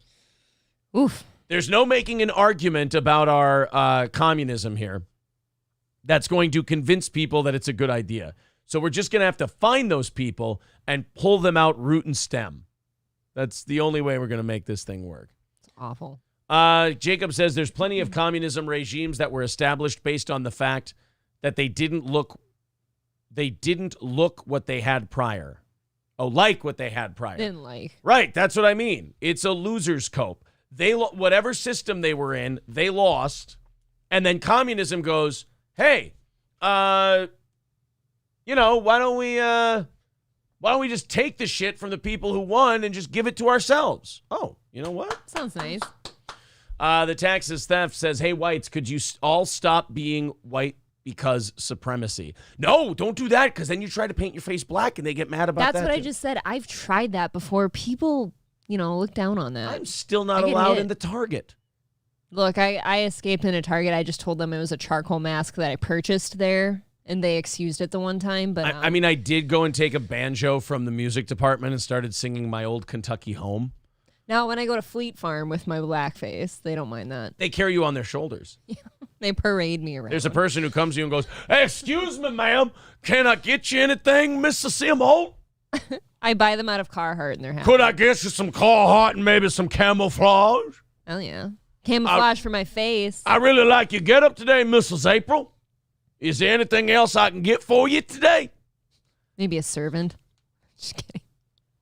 I is your servant, Mrs. April. Ooh, your hair sure is good today. Can you come home with me, though, and do my bidding? You know what's weird? It's a Mexican. I don't know why they would talk like that. It's a Mexican that I'm paying to talk like that. Yeah. It's like, the campaign. Yeah. Brian Cox pays the Asian lady to go, oh, Miss, what's the last name? Marty? No, shit. Huggins. Oh, Messa Huggins out catching some big old catfish. Mm-hmm. Mm-hmm. Oh, we all talk like this, That's so aggressive. Tropic Thunder. Oh, my God. We all talk like this here. Yeah. Stop it. You're making this sound like fun. It is fun. I don't like how fun people make these. There's only one reason I do it. It's fun. In the case for wearing masks forever, the New Yorker says that, and what's so gross about them saying it's about white supremacy is that it's only because they know the numbers aren't on their side. It's only because they know that people don't want to do this. So they're like, look, we've tried to make an argument and people aren't buying our bullshit. So what if I try to guilt and shame them into agreeing with me? Okay. See, they don't care why you agree with them. They just want you to shut the fuck up and fall in line. Dude, it's not about the journey. It's where you got It's to. about the destination. Yeah. So it's one of those deals where they're like, look, I can't make a medical reason. And I can't call myself a bitch-ass pussy for wanting these masks back. So I just have to tell all these other people that they're Nazis if they don't do what I want to do. Dude, that'll sway some people. People are afraid of being called that. Well, no. Soft people. But I think it's one of those deals where they've said it so much now that now we're just kind of like, okay, what now? Nazi? Yeah, Nazi. Yeah, I got called that like 8 times this week. It does, like, it's losing its pop. If I don't get called a Nazi at least twice a day, something's wrong. You heard it, guys. Let's get to work. So, masks, I don't know how you guys are going to feel about it. I don't know how you guys are going to react to that article, but now you've been armed with information. You guys can now decide if you're going to wear masks forever or if you're going to be a bunch of Nazis. Bunch of white supremacists. The ball is in your court. This beer was a solid idea. It's nice and cold, too. I left it in the garage. Yeah, a second one would be a bad idea, but the first one is a very, very good idea. I say pace yourself. Try to have one an hour. No. We have to drive today. You do. You're making me do work. Oh, that's right. April has to pack all the swimsuits and the clothes and the shit and the stuff. I love packing shit. I have to play chauffeur, and April has to be a fudge packer. I would rather not be chauffeur. There's something demeaning about being chauffeur. Pool toys. Big item today. We got to decide if we have enough or if we need to go get some. Probably have, like... You made it sound like you needed to stop by. You could take them to Party City and get New Year's Eve favors. New Year's Eve things. But goggles. Find the goggles in the garage and maybe clean I know where those they up. are. All right. Guys, let's talk about gay and queer, shall we? $5 from Exactly 6 Million says, so no joke, I looked it up online. Andrew Tate has been released from custody. No, I know. Don't worry. I got all the Andrew Tate stuff. We're going to get to Andrew today. Gotta wait. But he's in big trouble. You're edging until then. I saw Corey posting a thing on Facebook about the Andrew Tate deal, and he posted a thing like, look, this guy totally called it. It's a guy's social media post like in late 2022, early 2023, Andrew Tate will be arrested. And it's like, holy shit. It's like people who don't understand the Andrew Tate thing. He's been being under investigation for sex trafficking for years. Yeah, that's not the call. This is not a new thing. Andrew Tate could have been arrested at any time now. For a lot of stuff. He moved to Romania because of the sex trafficking allegations in the UK. Like that, he can't go back. So, everyone's like, oh my God, do you think they're just getting Andrew Tate because he's spitting facts? No, he's a fucking creepazoid. I have a question. That's why they're arresting him. Andrew Tate is not a superhero. When you're made of money like him and like objectively he's not unattractive per se, he's not my guy, but sure. Like, why do you go to those levels for girls? You know what I mean? I feel like girls should. There's some girls out there that'll throw themselves at you. Well, Andrew Tate's thing is not a gimmick. Like, it's a shoot. He feels that way about women. I understand that, but there's some women out there that would still throw themselves at you, I feel. So why are you going to those levels for other ones? That doesn't make sense to me. It never does. Yeah. Well, we'll get into it a little later. Stevie J says, I predict that in 2023, America will be needlessly involved in a foreign war. Save that, because if it comes true, that's crazy. Frame it, put it on the wall. Stamp it, double stamp it. All right. Let's watch this person. This person has a lot of good points to make. They're a little upset that gay people are calling themselves queer. They're also upset that they ran out of acorns for the winter. Come on. These are both very big problems for this particular individual. So there's gay, and then there's queer. And you need to know the difference, and this person is going to educate you. This is one of my favorite things about the LGBTQ community. Like, at any given time, anybody with a TikTok is now the authority and is going to tell you what shit means. There's no centralized leadership. There's no, like, one person they look to. It's just some person on TikTok made a new rule, and because the LGBTQ community is so afraid of being, like, cast out, every time someone makes a new rule, they're like, well, I guess we got to follow it. That's the thing now. It's like gay people are too polite and scared to go, dude, you need to chill. You're full of shit. You need to shut the fuck up. Relax a little bit, bro. please. That's the dumbest shit I've ever heard. These people have to be, they're completely alone, right? People on TikTok are just alone. Do you count? Alone with their thoughts. Do you count random eightsomes? Aye, does that happen? Where do you think monkeypox? What, you think monkeypox got from one end of the country or the other on bicycle? Yikes. No. It's fucking gangbangs. Is there a position called bicycle? Yeah, but I mean, there is. I'll show you later. But no, the reason, I mean, yeah. Oh, I feel like these people are alone. One thing gay people are not is alone. There's always. Really? Oh, yeah. I always feel like people that feel the need to lash out with their thoughts like this online, they've got to be like ultra alone at all times. No, they're not alone. They're just mentally ill. So they're not alone because of the voices in their head. No. They're mentally ill together. Fine. So, anyhow, this person wants you guys to know the difference between gay and queer. Not funny, haha, funny queer. Exactly. Are you ready? No. And again, this person has no training. They have no qualifications to be making these rules. They're just a guy? I don't know. For a second, that first still shot, he kind of looked like the Josiah from our gym. They're just a thing. All right, they're a thing making a thing. But they're going to make a rule that now a bunch of gay people are going to follow because the thing on TikTok said that they had to. All right. It's a person, Aaron. I will no longer call a person queer. Well, that makes one of us. That's not fun. Yeah, exactly. I call Aaron a queer every day. Well, my ruins weekend. He's had 3 sips of beer, guys. My ruins weekend. That could be a thing. It is. Are you visiting the Mayan ruins? Yes. My weekend's ruined as I was planning on going around and just calling people queers all day. Aaron's going to be having a few beers and just walking around to everyone. Queer? How's it going, queer? No, it's okay. I'm taking it back. No, queer's okay. If I called you gay, that would be a problem. So just calm down, queer. Don't be so gay. Don't be weird. You ready for the rule? No.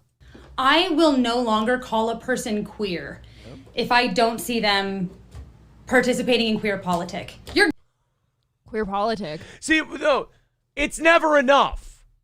You can't just go, hey, I like eating ass and shoving my cock in them. Well, then you're gay. You're not queer. It's like if you're a normal gay person, when a person like this talks, you just go, you treat them like children. You go, okay, then I guess I'm not queer. Yeah, I guess I don't fit the bill. Guess I'm not queer. Oh, and if you keep doing that, then you're not gay. Okay, then I guess I'm not gay. Because, like, this person, like I said, the fun out of it. This person has no authority. They just have ivy cling all over their house, and they think it made them intellectual. Nobody does that. You're gay. Sure, you're gay. That is not the same as queer. If you haven't put a mask on in a week, then you can't call yourself a fag. Oh, sorry. Sorry, I didn't know. Stop it. That word's already too tempting. If you didn't put a mask on in a week, you can't be... And if you use a condom during your eightsomes, you're not a true butt pirate. Like, she's defining all the terms now. We're going to get them all in there. Riding the high tides of ass. Yes. Sure, you're gay. That is not the same as queer. If you haven't put a mask on in a week, not queer. Damn it! I always fail the queer test. Now I kind of want to wear the mask so I can be queer for a second. Yeah. Man. Once again, I don't not like all queer. this Shame on you! Exactly. I'm feeling excluded. Right. You're just not queer. You're not. Fuck. Queerness is supposed to be radical. It's supposed to be about supporting each other, helping each other. Is it ever about putting your eyebrows down? Please? Yes. Oh my God. Is it ever about not looking like the person who they hung sloth over the bed of in Seven?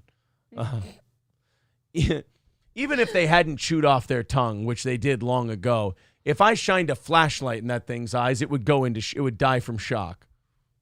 And making sure that we lift up from the most vulnerable of our community. Lift with your legs, not your anus. Oh my God, it'll fall out.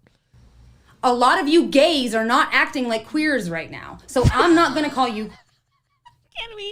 Can I please get that as a drop? Victor. Oh my God. Victor, I have one. We got one. We got one. A lot of you gays are not acting like queers right now. Yeah, homos. You better queer the fuck up. Do you hear that? You're not acting very queer right now, Aaron. You may be gay, but you ain't no queer. Can I get you a mask so you can be queer finally? Oh, man, I don't want to rob that convenience store. Oh, well, you may be black, but you ain't acting like it.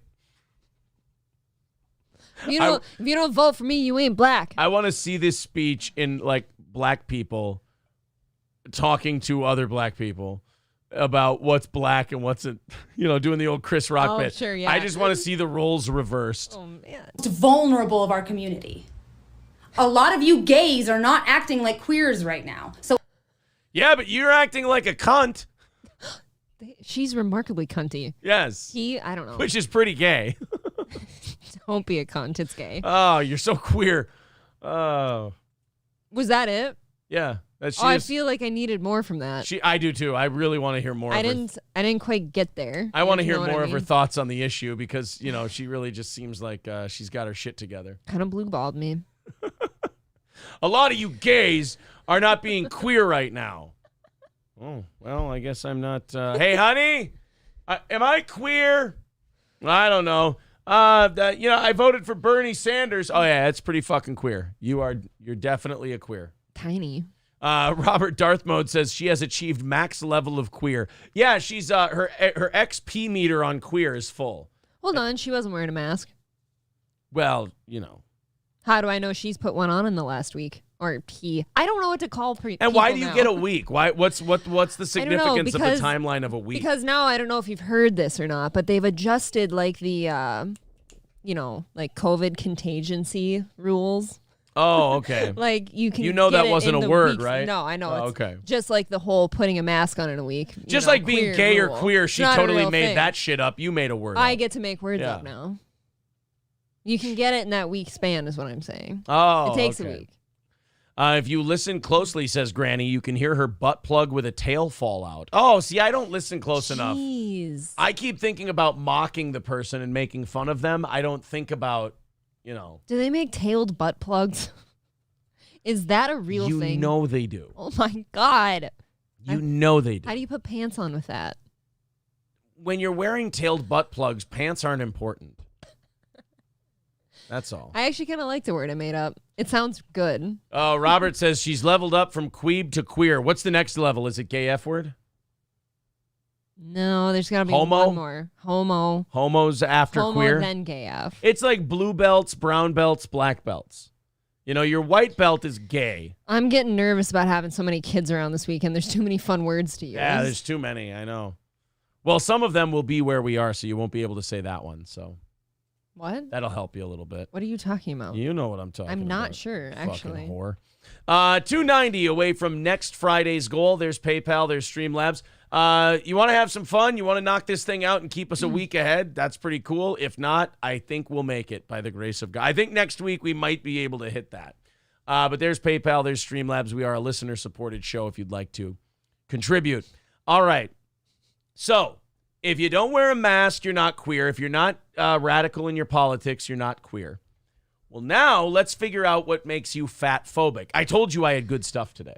I love this topic. All right. You and I are very much simpatico when it comes to fat people. So, Fuck.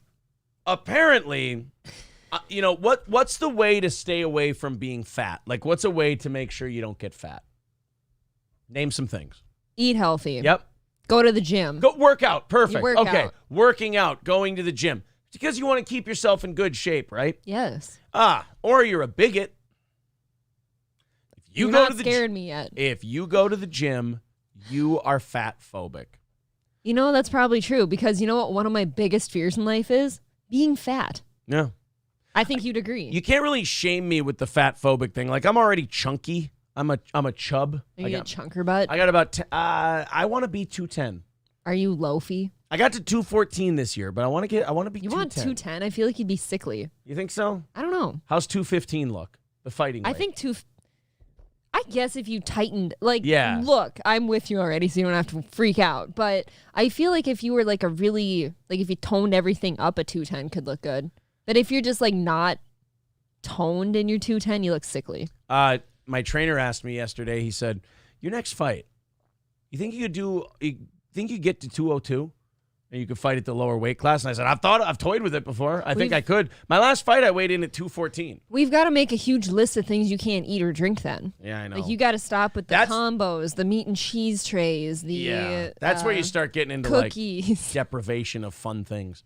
All right, let's go ahead and watch this person. Going to the gym so you can lose weight is fat phobic. Accurate.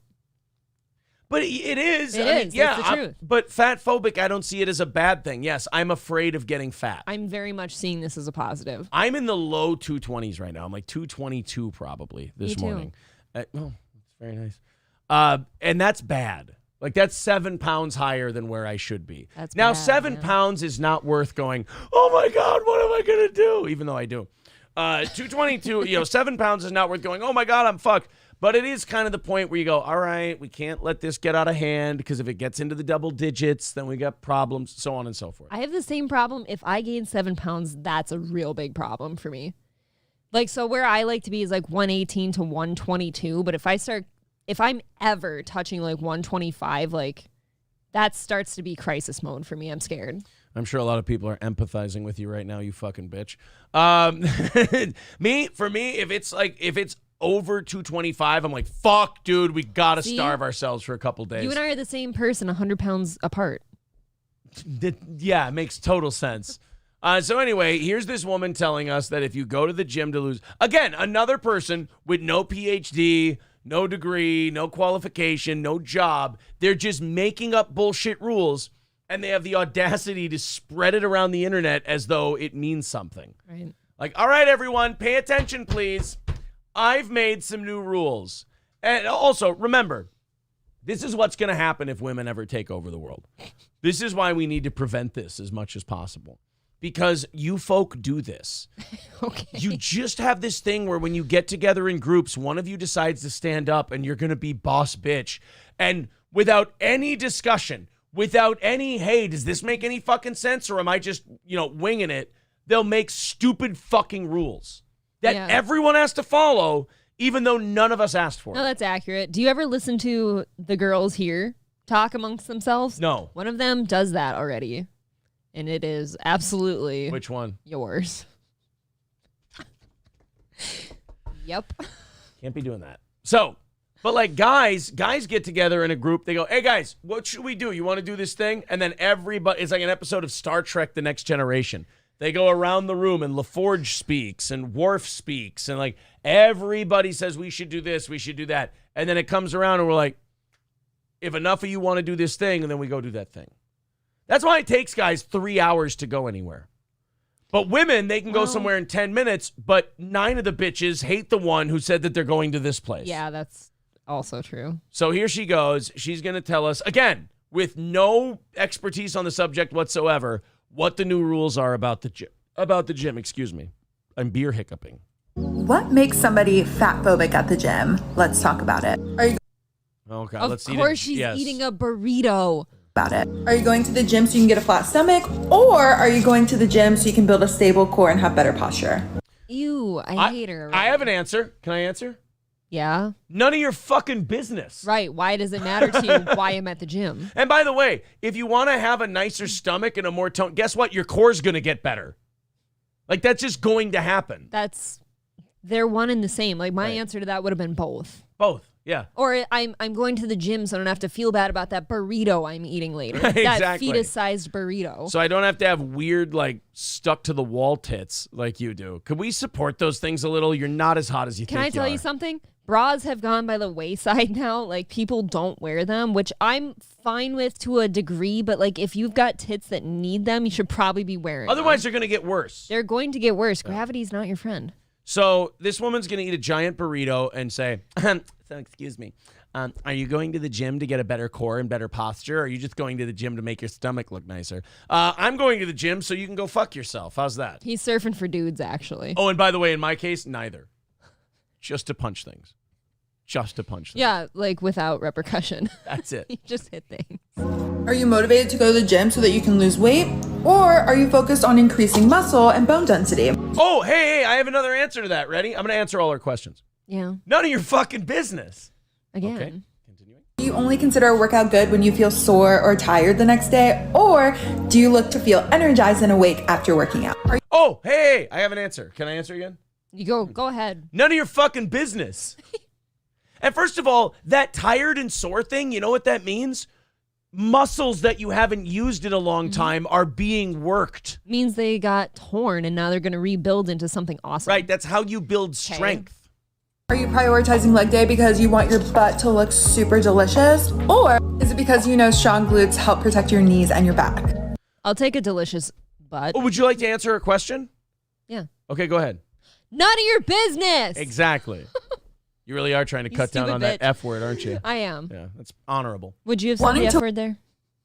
Yeah, but I haven't been called out like you have. Which F word? None of your business, fat. Glutes help protect your knees and your back. Wanting to work out does not make anyone fatphobic, but the motivations why you might go to the gym do. No, they don't. Now eat the rest of your burrito, piggy girl, and let everyone else go to the gym and work out. I'll play on both teams. I'll have a burrito and go to the gym. Oh, there you go. I'll have a burrito after I go to the gym. Just trying to keep it stuck in neutral, huh? Yeah. Just have the big. I just kind of want to stay this way. Yeah, I'm trying to keep whatever I got going on here. Yeah, I love that. Hey, excuse me. Are you fatphobic? I don't care. Yes. Why do you go? Do you go to the gym for this reason or that reason? I go to the gym so I don't have to be around you because I know you won't be there. You're not there. Yeah. Yes. Look, are some people at the gym unbearable too? Yes. But right. Yeah.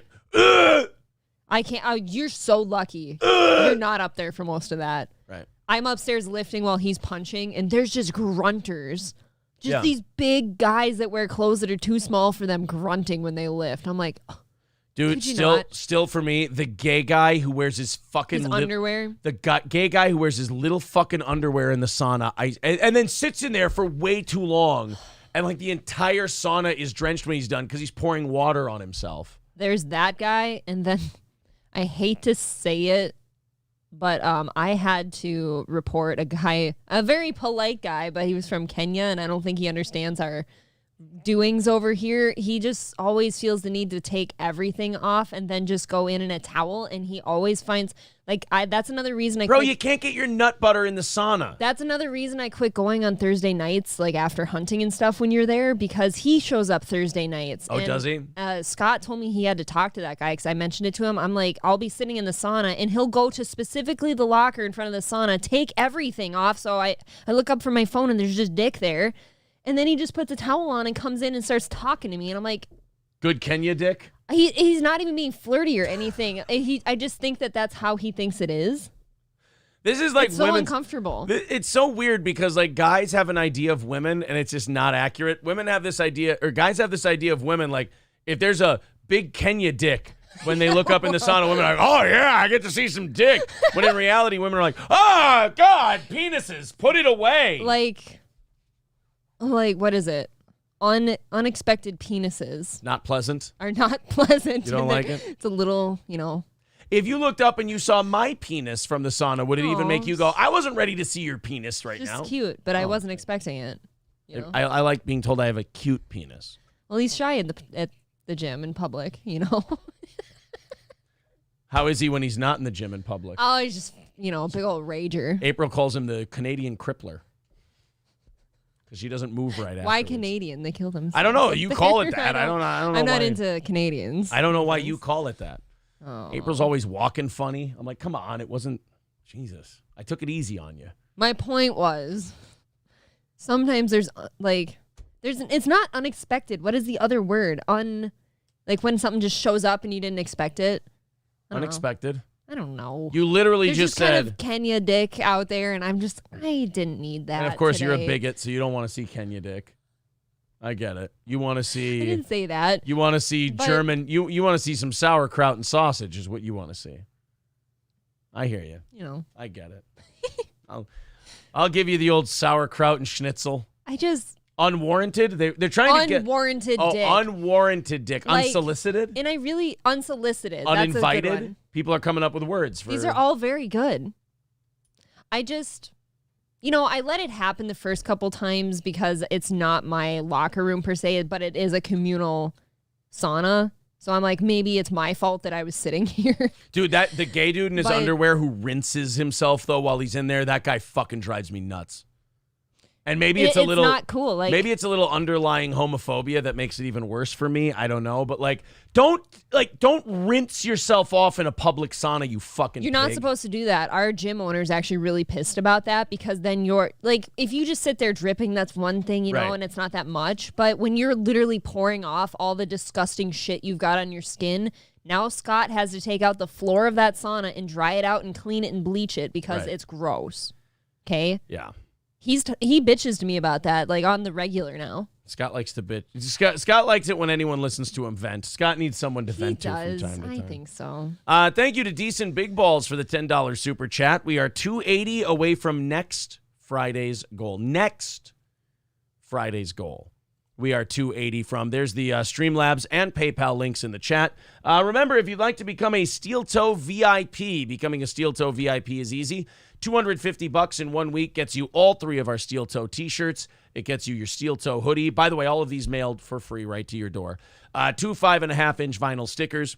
2 tickets to every live comedy show we do, which I will get on promoting the comedy show in the new year, I promise. Yeah. Are you getting VIPs? Yep, I'm getting a slow trickle, but I think we don't talk about it We never talk about it, yeah. January 21st at Partners Pub in Sartell, we've got a live comedy show coming up. Be sure to get your tickets on eventbrite.com. Steel Toe Morning Show, look for it there. And then if you're a VIP, you get 2 free tickets to that show. Contact April to claim them. You have to claim them. Yes. Can't just show up because we'll sell all the tickets.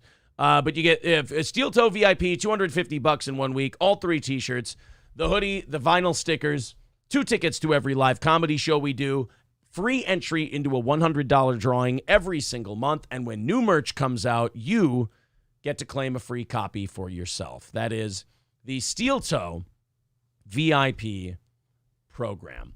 Rain, I know you hate our goals, you hate sponsors, you hate all of that stuff. We are well aware of it, buddy, and I am going to try my... Look, Rain, how about this? If we get up to like the couple thousand members mark, we would never have to deal with goals ever again. How does that sound, buddy? I don't... It's just people become members, we don't have goals. How's that? I don't think he really hates it. He says every day, too, he hates my shirt. He always hates what I wear. I love my shirt. Rain is a man who has a lot of inner hate, and he needs to get rid of it, and he likes to come here to get it out. So I feel like we kind of save Rain's life in a way. There could be that. Yeah. Or I don't think his heart's in it. I think he's just busting our balls. I don't know. Yeah, I don't know. You guessed it, says, is there a reason this cunt got 5 shows this week? Yes, the reason I gave this cunt 5 shows this week is I knew it would drive you absolutely nuts, so I did it. Is that okay? Did I just get called a cunt? That was only the second time today. I'm sorry you guessed it. I did it completely to fuck with you. I'm sorry. I would laugh when the show wasn't on. I was like, April, I'm going to put you on tomorrow because you guessed it. We'll be fucking furious when I do that. So I'm sorry. I didn't know there was we had a feud going on. Yeah, no, I'm really sorry you guessed it. I totally did it just to fuck with you. I feel like the shows have been great this week. They've been very good, and I've gotten to mess with you guessed it. So. And I've actually done 8 shows this week now. I shouldn't use my position to fuck with people like that. But if you've got the position, why you let it go to waste? It's kind of fun. So I'm sorry you guessed it. If that upsets you, like clearly it does, I apologize. And I hope you find whatever it is that counteracts this and makes you happy. I hope you find me less cunty someday. I mean, I don't. I think you need that in your life, to kind of keep you striving forward. Okay. Killer Beehive says, I always hate April's shirts. She should never wear them. See, I understand that point, too, though. Everyone likes to be naked. My monk says, used to listen to John Boy and Billy Big Show, but I like this show. Oh, no. No. I think that's a radio show. I've heard of them before because one of our stations was looking for a morning show to syndicate back when we were on radio, and they were thinking of using that show. My monk, I'm so glad you found us so we could save you from that. I've never heard of this. If I'm thinking of the right show, it's bad. Boy and Billy Big Show? No, John Boy and Billy Big Show. Do you guys want to hear? You want to make fun of a show today? I'll go make fun of a show. I think this is the one I'm thinking of. John Boy and Billy. Yep, this is the one I'm thinking of.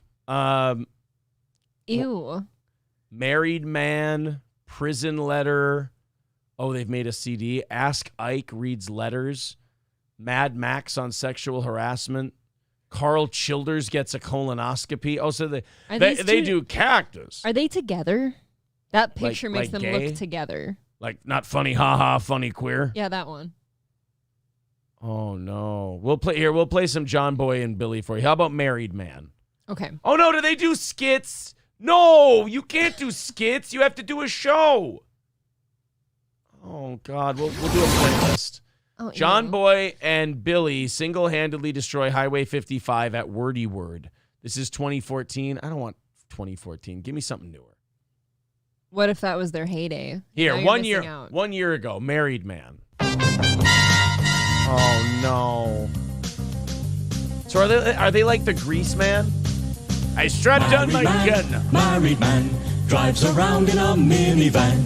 Got a wife and some kids. His whole life's on the skids. Hey there goes the married man. See, it's like Spider-Man, but it's Married Man. No, I got it. Thanks. No, but it's heavy shit. So I'm trying to make sure you understand it. Well, his life's on skids. That's because he's married. Right. Because see, when you're married, you're miserable. Naturally. And he's got children. Right. How's he feel? Listen, dude. This poor guy's really screwed. Hanging on by a thread. I really wish this show was dead. Hey, hey. Killed by a married man. There. I make songs too. I'm talented.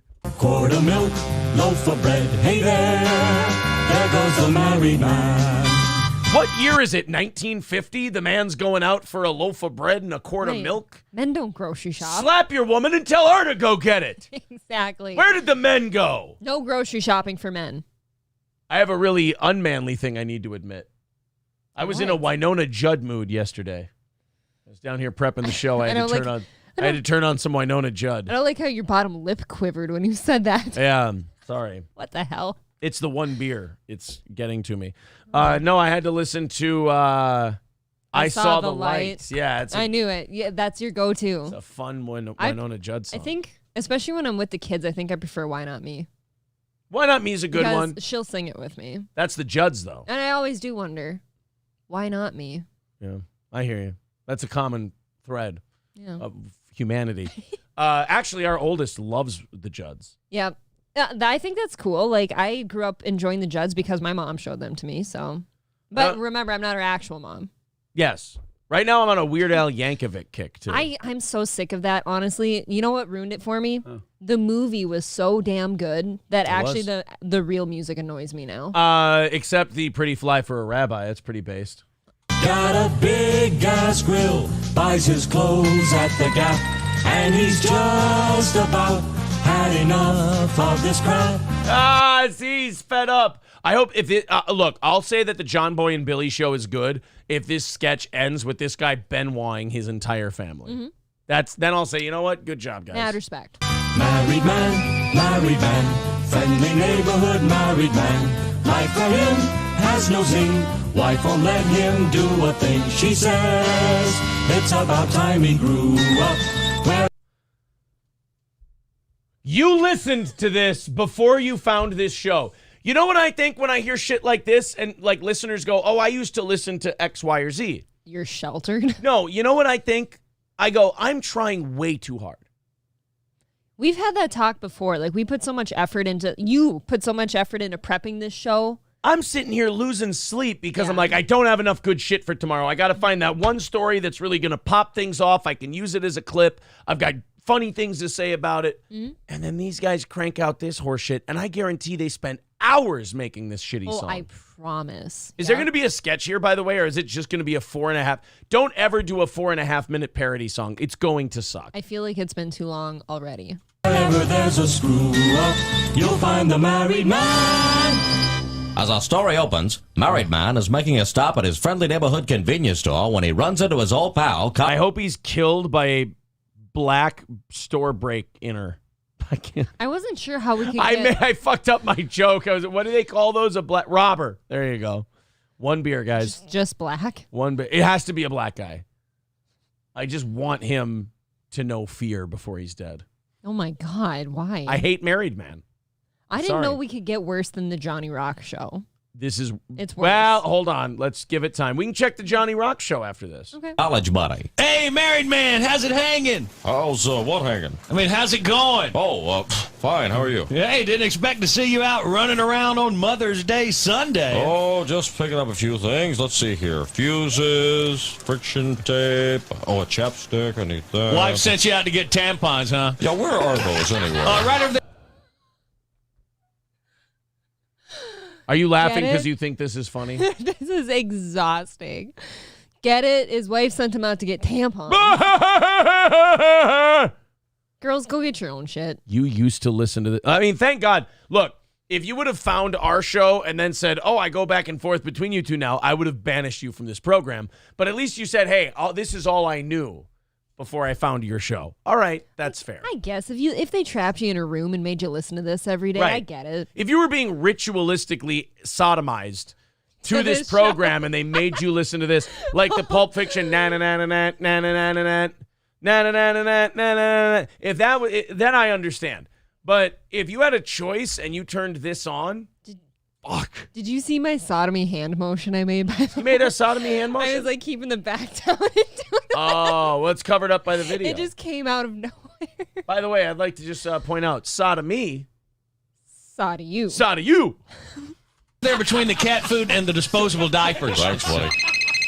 Hey, Mary. You like the fake radio guys laughing in the background? I do. I like to fake phone noises too. Man, isn't that the shrew phone? I wish you wouldn't keep calling it that. I'm afraid it'll accidentally slip out sometime. Excuse me. Hello? I call my wife a cunt. Don't call me a shrew. It's cunt. See, it's her identity now. I love the stereotype of, dude, if you're a married guy and you're so worried that something quasi-offensive is going to come out to your wife, get divorced. Get out. It's over. I need to say this to men because this hits home. Shit. You, pay attention. You are going to die someday. This is the only shot you got. That's true. This is it. See this? It's going to keep getting worse and worse and worse as time goes by. And if you're with someone like that, this is going to get worse faster. Take it from and I know you're saying, oh, I got kids. If you're in a relationship like that, you are not allowed to be a father. I can tell you this right now. You don't get to make any decisions that weren't already her idea. And if you come up with a fun family idea like Clark W. Griswold, it's going to get shot down if she doesn't want to do it. And she's going to manipulate the kids into not wanting that idea anyway. Look, I'm not exactly. This isn't sour. Sickness. This isn't sour grapes for me. You need to get the fuck out of there. You will see your kids every other day.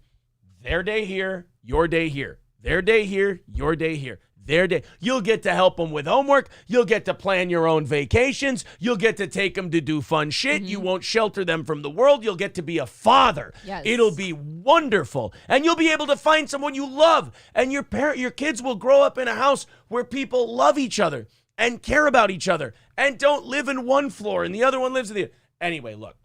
I'm talking about the John Boy and Billy sketch, not me. It's very true. Get the fuck out. Get out. If you're this guy, leave. This isn't a funny comedy sketch. This is a nightmare that men actually live in. How many men have you known and how many have I known that all say, God, I'm just fucking miserable at home, but we've got kids, so I got to wait till they graduate at least and get out of the house, and then it's over. I'd really love my kids to grow up in a miserable home. That would be wonderful. Isn't that great? I have one buddy who had the fucking balls to go, you know what? No. I applaud him for that. Not for me. Yep. I'm not doing this shit. And he got the fuck out of there. Yep. Well, he cut her a nice check and she got the fuck out of there. But regardless, the cancer's gone. The cancer's Okay? gone. It's gone. And now he has the most lovely wife. I love her. They're having a child now. They are incredibly happy.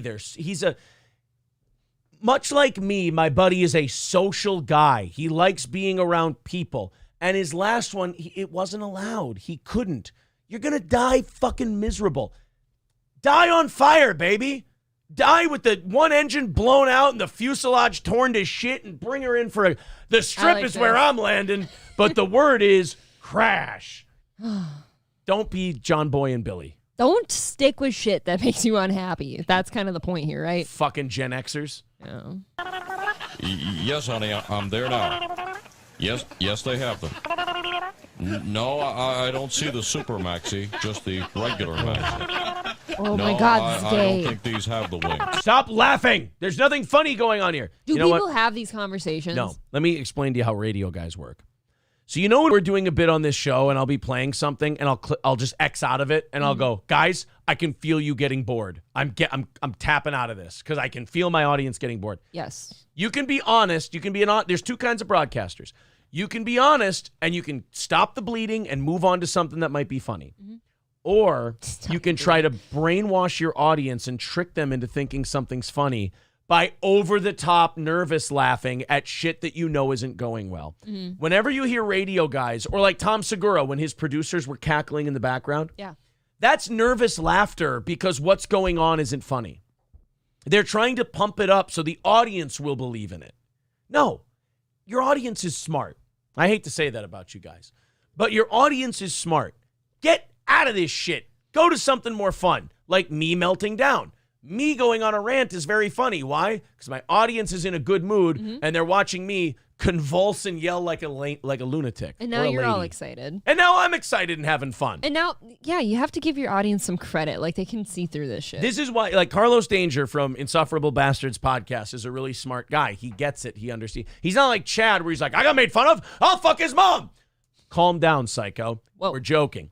Carlos Danger gets it. He wrote to me the other day, and he's like, oh, it was so funny when you were sick as a dog, but then you start yelling about my producer. And I'm like, yes, this guy gets it. You think I'm this much of a maniac? That I'm sitting here yelling that I'm sitting here yelling and screaming and I mean this shit? No. I'm performing for my audience. Yep. I may feel the basis of what the rant's about, but the level of psychosomatic behavior I'm displaying, I'm an entertainer. It also feels good. Watch me dance. All right, let's continue. What? Yes, I know. We're supposed to pick up your mother in 15 minutes. Yes, I'll be right there. No problem. I'm getting upset. No, I don't remember if she said she wanted to go to the Chinese place or the Mexican place. Oh, no, that's okay. We could. Yes, I'll hold. Hey, what's happening? This is the very definition of meandering. This is going nowhere. And by the way, if you want to know if this is your first time, you're like, what's Steel Toe about?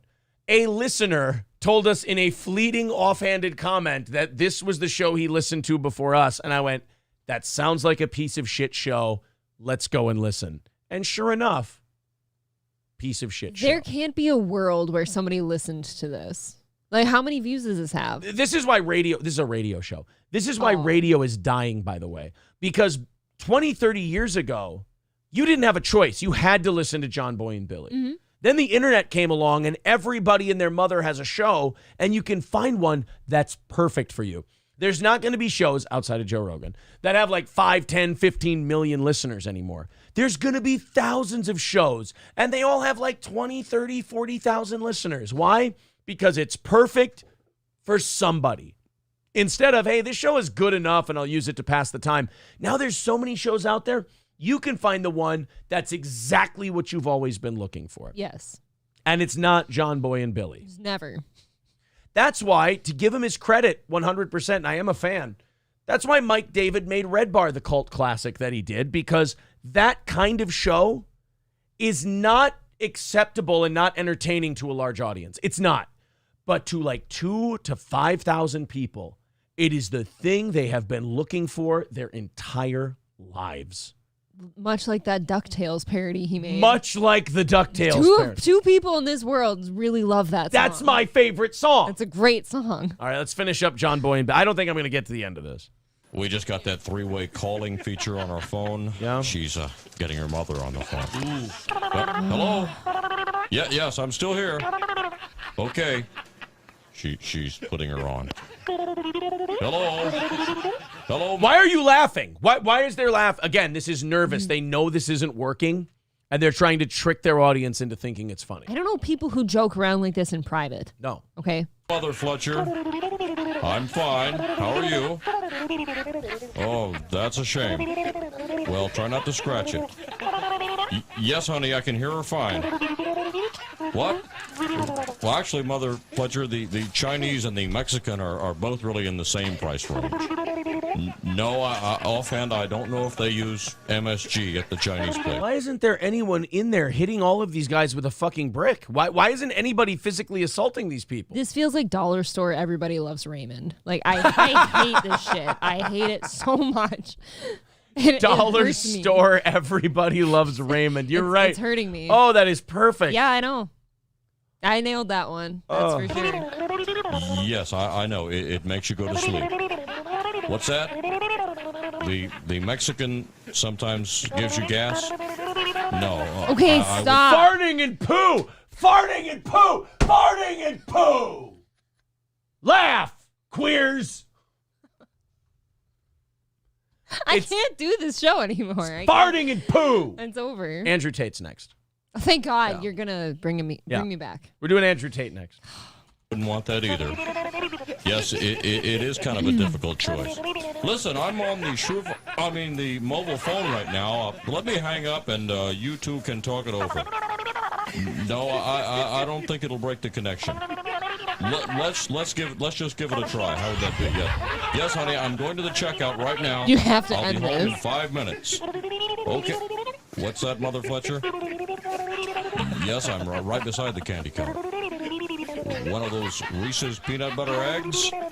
I believe they only sell those at Easter, Mother Fletcher.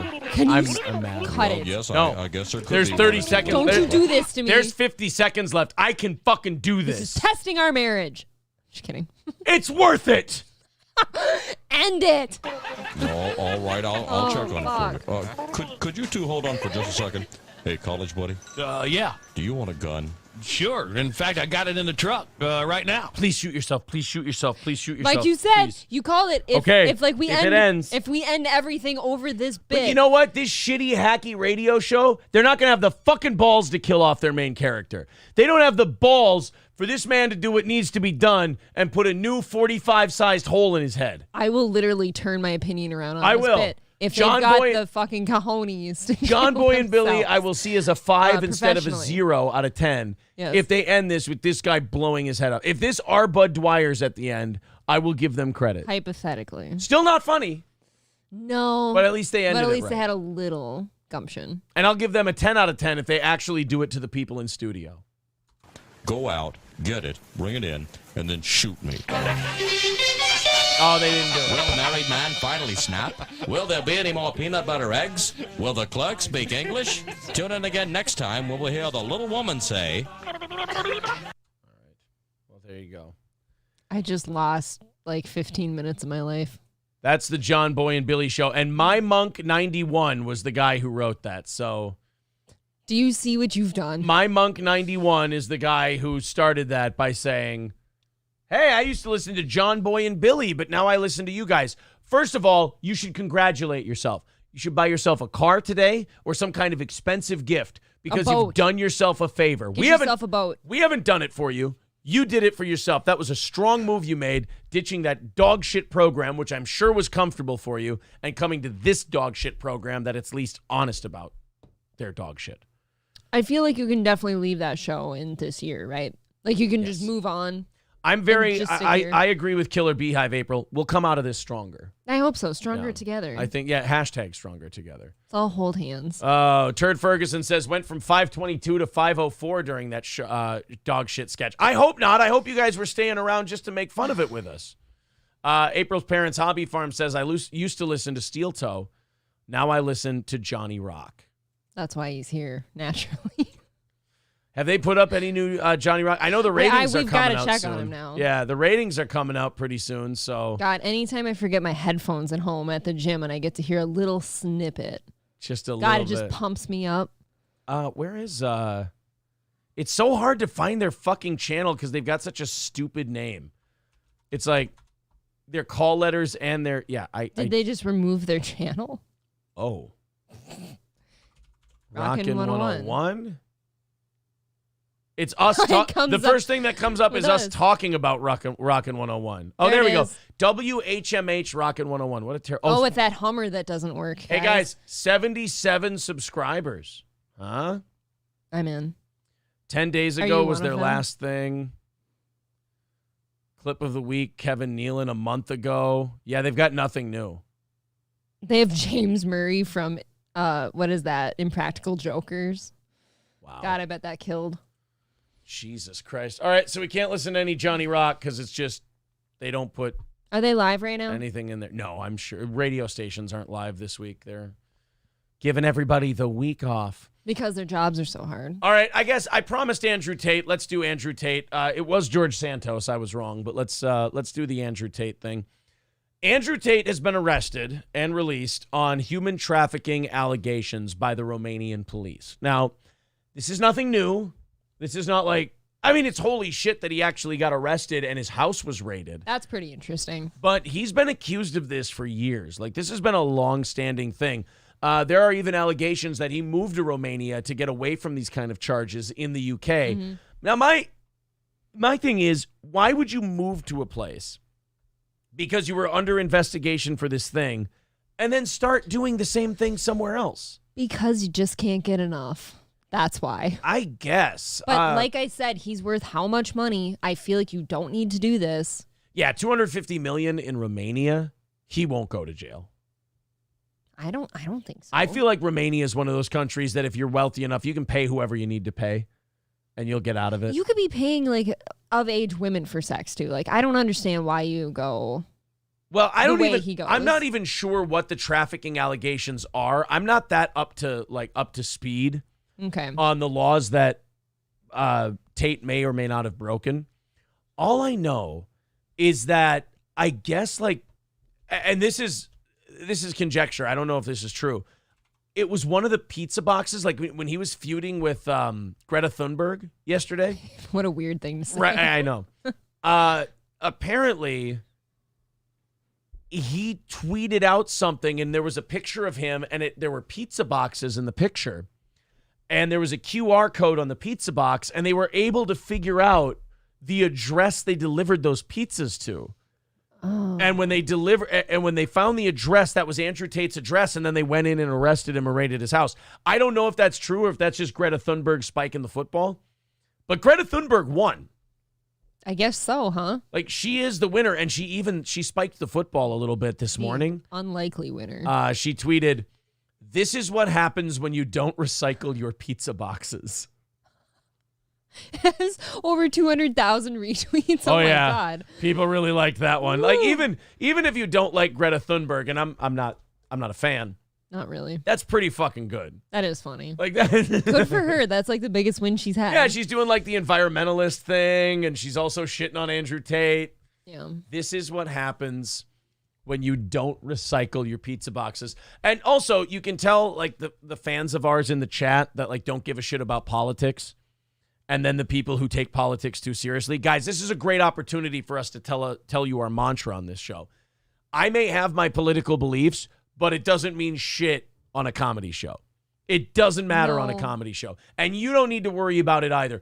Oh, I fucking hate Greta Thunberg. Don't. In this scenario, it's fine to go, oh, that was funny. Can we just look at a person for once? Right. Just look at the thing the person did. And then go, hey, that's funny. Isn't that the only reason we ever look at anyone? Like, some people shit on, like, oh, you're looking at these YouTube people. But it's like, no, they're doing interesting things. Greta Thunberg is propaganda funded by Soros. Oh, yeah? Well, a lot of your favorite movies have paid for propaganda in them. So that's just part of life. This is just watching human behavior. Yeah. It's funny. Controversial and provocative influencer Andrew Tate and his brother have been arrested in Romania on human sex trafficking allegations, according to a report. And by the way, Andrew Tate's brother, who you see on his live streams sometimes, is there a bigger hanger-on in the world? I don't think so. If you're going to be... Like I feel like even if you're on his show. Like, that's a big bank account to hang off of, and that guy is just right there. They might as well be conjoined twins. Yeah. But Andrew Tate's brother starts where Andrew Tate's asshole ends. You know, like he's just attached right at the asshole. They're almost like a human centipede. It is the human centipede. Yeah. The publication Libertad, reports the two have been brought in on kidnapping and rape charges. Holy shit. Not good. Though the specific, I guess that Logan Paul fight isn't happening. Do you see what I'm saying, though? You don't need to rape people. That guy can get pussy on his own. Yeah, stop doing that. He also looks like the kind of guy who like no is a negotiation to. You know what I mean? You said no. Let's see how no this is in a minute. Here. Yeah, like he strikes me as an old school guy who like the sale starts at no. I don't like that. Obviously. The only problem is with sex that no is kind of the end of the sale. Like no, a sale starts at no. The only time that the exception to that rule is when you're about to stick your dick in somebody. If you're about to stick your dick in somebody and they say no and you wiggle it in there anyway just to see how it feels, to see if you can change their mind, guess what? You's a going to jail. Tiny bit. Just how that one works. And then somebody can stick their, Then you're going to get someone to stick their dick inside of you, and then the yes or the no doesn't matter at that point. The sale begins. They actually get off on the no. Yeah, the sale begins at please don't. Oh, beg me harder. Yeah. In prison, they follow a different sales rule. ABC, always be closing, but while opening. Gaping. If you will. Gaping. ABG, always be gaping. A video circulating on social media from a Romanian news outlet shows both Tate and his brother being let out of the building in handcuffs. So we have the video of Andrew Tate being arrested. It's pretty short. There he is. This may sound weird to say. He looks good arrested. Like he looks like a guy who should be being arrested. Oh, I thought you were going to say he looks kind of hot like this. No. I'm saying he looks like a guy who belongs in handcuffs. Yes, I guess. I don't know. His attitude more so projects that for me. You ever see those billionaire businessmen who get arrested and you're like, that doesn't look right. That's just some soft, doughy white guy with gray hair. Yeah, but that's the one I kind of expect to do the sneakier shit. I expect the hoodlum look. Really? I feel like they live their life out too open for me. I'm kind of the opposite of what you're doing. I'm just saying the aesthetic of him in handcuffs with the hood over his head. He looks good arrested. Okay. I like that they do give him the chance to put a hood up first. So there he goes. He's in the car. And that's it. There's Andrew Tate being arrested. I like that the Romanian police still do the old Soviet thing with the balaclavas and shit. They still look like scary police people. Intimidating. Yeah. I don't want that shit here, but that guy. I like that they do it. I don't think Andrew had handcuffs on. His hand was in his pockets, so they just kind of let him. As long as you're going with, you just maybe he did, go. maybe he didn't. Do you think he offered them if you let me out of here, I'll give you a free membership to Hustlers University, and I'll teach you how to be a top G. How about you give me a Bugatti first? I'll get you a Bugatti. Okay. And then after that, maybe I could teach you how to keep your bitches in line. You know what? Deal. Are your bitches in line? Or No, are your they're bitches not. running wild? They're running wild. I need can help. teach you how to make that woman not run wild through my Hustlers University course. Okay, if you promise to do this, I'm going to let you go. And if you let me go, Andrew Tate's like a fun little leprechaun. If you let him go, you get a Bugatti. Shake on it. I don't shake hands with men who don't control their women. But I want to learn. Do you mind if I take my shirt off? I'm a lot more comfortable giving you advice if I'm chest bare. No, then I feel self-conscious. All right, well, I'll keep my shirt on, and I'll tell you right now that the first thing you need to do is you need to let me go to my domicile. And then after that, you go home and you tell your wife that she's not getting away with having opinions anymore. Okay, this is going to be hard, but I'm going to try. Listen, remember, she doesn't need opinions. You're there to protect her life. If somebody comes into the house and they're going to kill somebody, who's the one going downstairs to check on it? Me. Right. So she shouldn't be allowed to speak in your presence. Okay. It's only fair. Now, do I have to take my shirt off in her presence? No, it's Would that assert my dominance? It's a perk you get to use. Okay. You should get to do it. You should be doing that for you rather than for them. Yeah. And then you'll get a Bugatti. I'm in. Now, can I shake on it? No.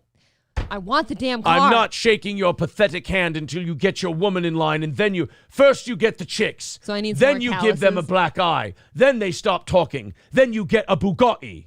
So you're saying pimp hand strong? I would never say something like that. You only do that if they won't learn their position in the domicile. Great Bernie Sanders accent, Aaron. Yes, I know. I can't do an Andrew Tate. Bernie Look, Sanders. there are voice impressions and there are character impressions. I do a character impression of Andrew Tate. That's right. You're going to get your woman to be quiet. You're going to get your woman to obey you. Yeah. And then you're going to convert to Islam. Why? I'm making the rules up as I go. Okay. I'm trying to follow. It works for the 16-year-olds who subscribe to my Hustler University. Look, if you're going to I'm very good at tricking teenagers into buying my bullshit. I know you want to have a respectful relationship with a woman where you get along and you have fun and you have sex, but you have to hold a woman down and threaten her, and then you have sex with her. Is it hotter that way? No, it's just more appropriate to nature and God. Do you want a Bugatti? Yeah. Do you have consensual sex with your wife? Yes. Naughty, naughty, no Bugatti. That's what you need to learn. I will get the threats going. By the way, whoever said naughty, naughty, no Bugatti in the chat, I stole that from you. It was very funny. He has like 32 Ryobi. of those. Thank you, Ryobi. I shit you not, he's got like 32 sports cars. He's going to have to sell 2 to pay for the lawyers now, though, because it looks like they've got him by the nipples. I just picture him as like he takes his shirt off and like steam comes off him. Like he's that kind of douche. He just steams wherever he goes. That's because I spray myself down with a water bottle. Oh, I've seen you do that. No, you haven't. Wrestling.